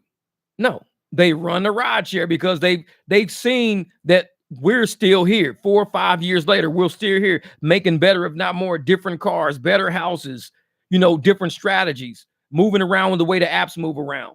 They see it. They don't want to admit it, but they see it. And I tell motherfuckers, you ain't got to admit it. You ain't got to like me. I don't give a shit. I'm still going to do what I do. Hit decline on your boss's head. Decline. That shit's funny as hell. Like Forerunner said, I have a bachelor's degree in engineering and tired of working for corporations for 26 years. Yeah, because it gets to that point. It gets to that point where your existence, you become a cog in the wheel. You're not even human no more. You're an employee. And when you're an employee, that becomes a cog in a wheel. I mean, you're sitting there trying to fight for your relevance and you're fighting for your existence through a job for most of your awake day. Most of your awake day, you're fighting for an existence around a bunch of people who rather see you fail so you don't get that promotion. You're fighting for your existence around a bunch of people who would rather have your paycheck than you have your paycheck. You're just fighting for your existence. Now, when you come into the gig world, I mean, you're fighting for the existence of an entire community right now because we got to do this shit together. Fuck what people say. They want us to fight each other, but I don't get promoted above anybody else. I don't get promoted above any other gig worker. No gig worker can get promoted over me. If we don't get this shit right, the apps win. That's all we know. Even a dude with Lyft the other day was like, "Oh, the drivers win. The drivers win. This is a good win for drivers."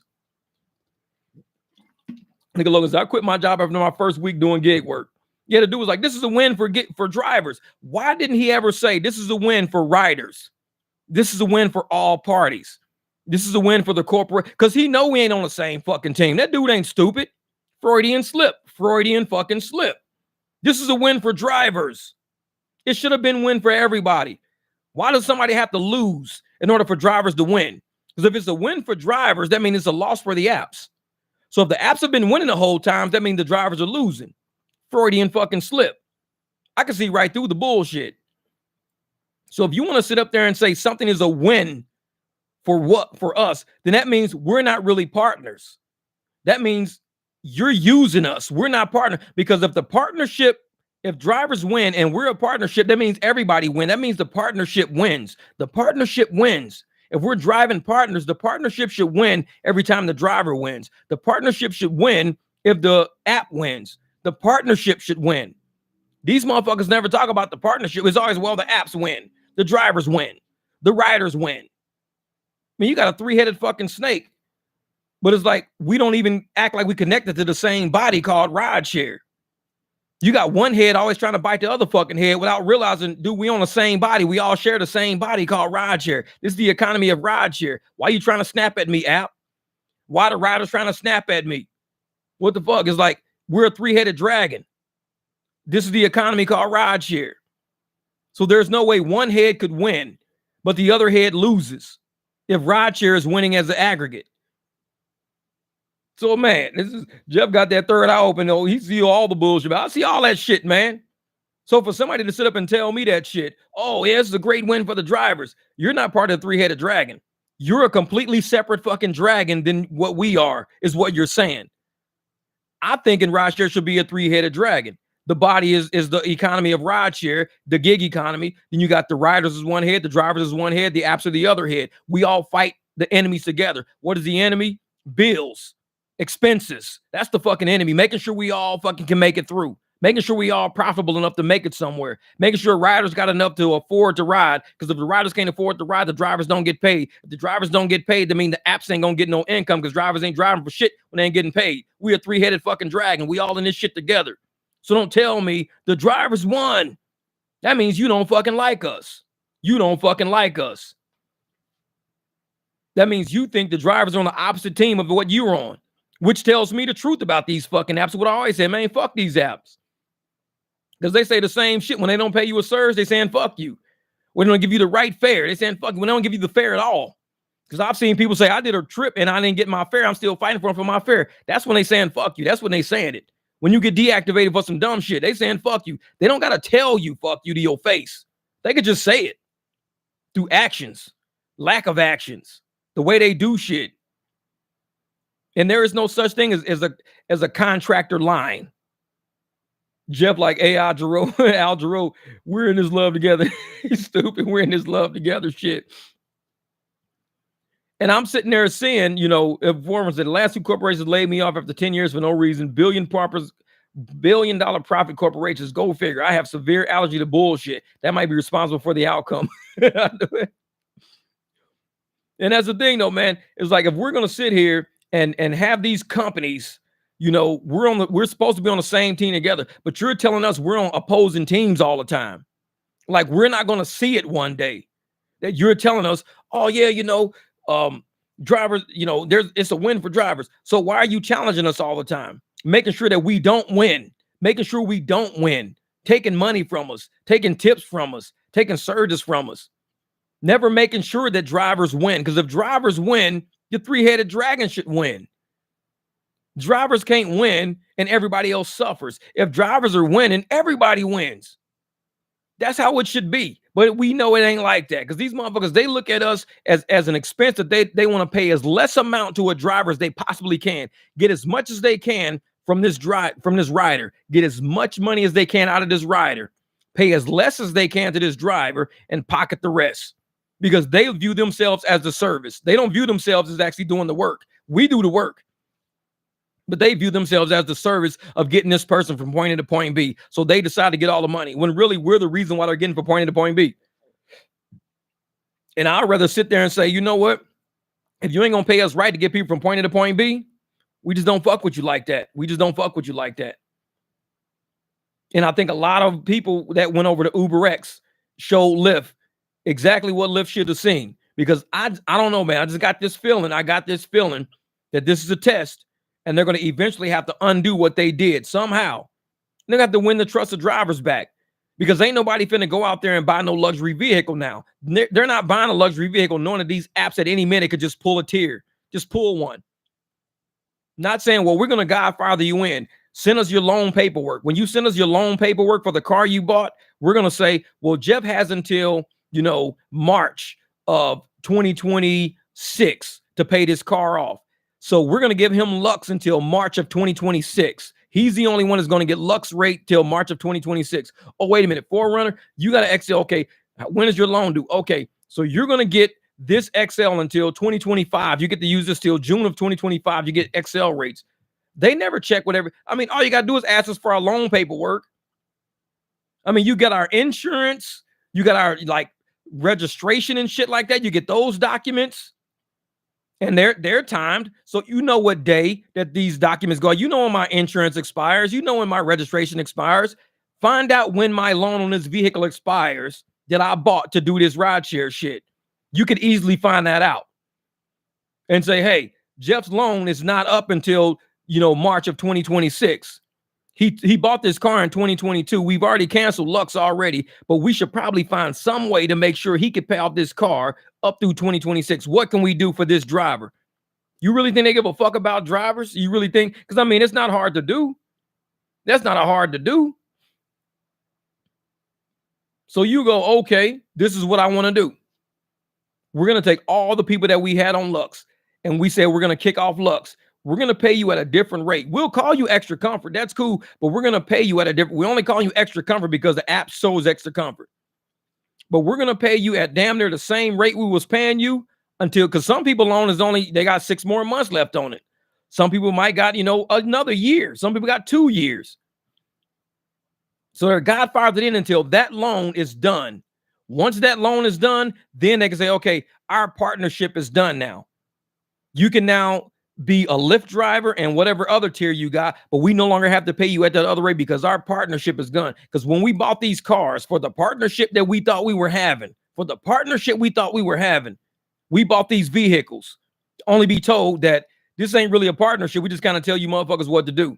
And we're not going to let you guys drive luxury vehicles on a Lux platform. We're going to actually make you regular drivers on a regular platform with those luxury cars. If people would have known that shit right off the bat, we would have been putting a ton of miles on these motherfuckers, because, I mean, you're killing the depreciation.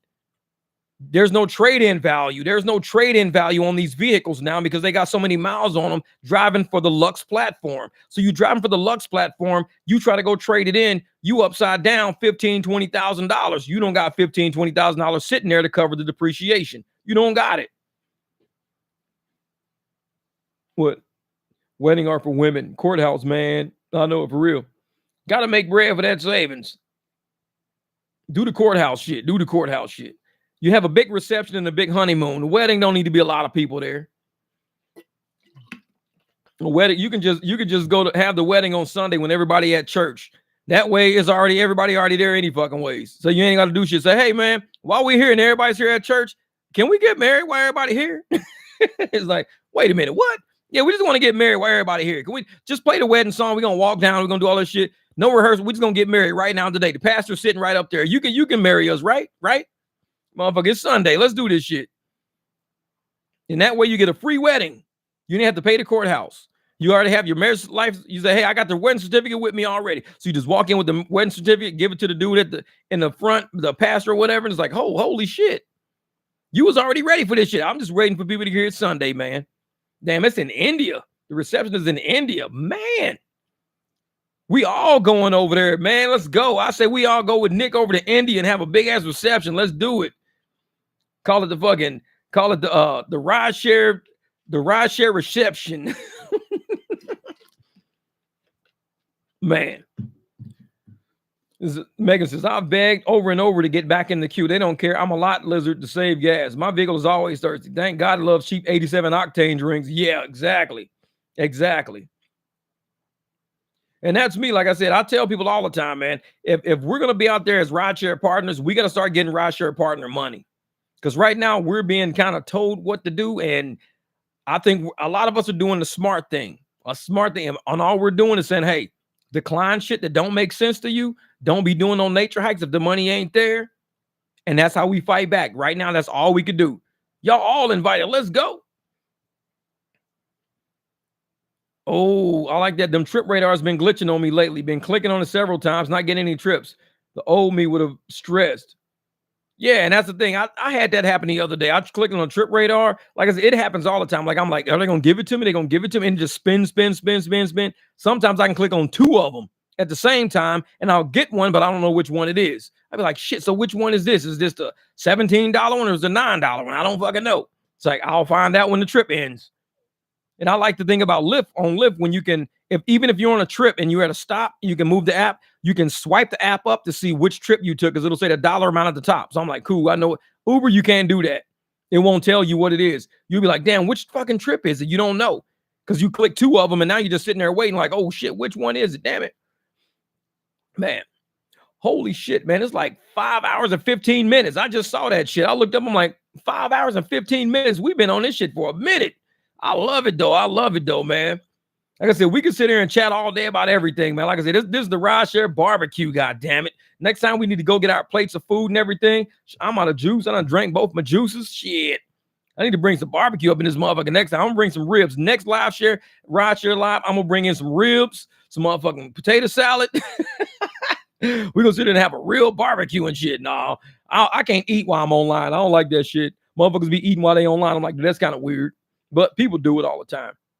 But yeah, man, it's 5:15, man. I appreciate you guys sitting on this live with me all day. Shit is 10:41, man. Got to get out here and drive. I think that there's probably a couple of events going on tonight. I know NASCAR was going on. I don't know how that went. I have to check with King James and everybody to see how that went. But for the most part, man, I appreciate you guys sitting on this live with me. Every once in a while, we get out, we hang out. Hopefully, we make some money. Mukbang. I know that's what it is. Motherfuckers sitting on live streams eating and shit. I'm like, some weird shit. Okay, I guess so. Motherfucker goddamn drooling and shit, mashed potatoes out their fucking mouth. I'm like, dude, eat when you're offline. Fuck that shit. Yeah, but all right, all for kicks. Hey, thank you for staying and hanging out, all for kicks. You're always in early and you stay until late. Love it, love it. So it's like I said, I'm one of those people that can just run a live sometimes and we'll just talk, go through a few topics, have fun. And it's always something cool, you know what I'm saying? Especially when you are cruising around, you want to just play something back, have something in the background. These lives is always about it, always about it.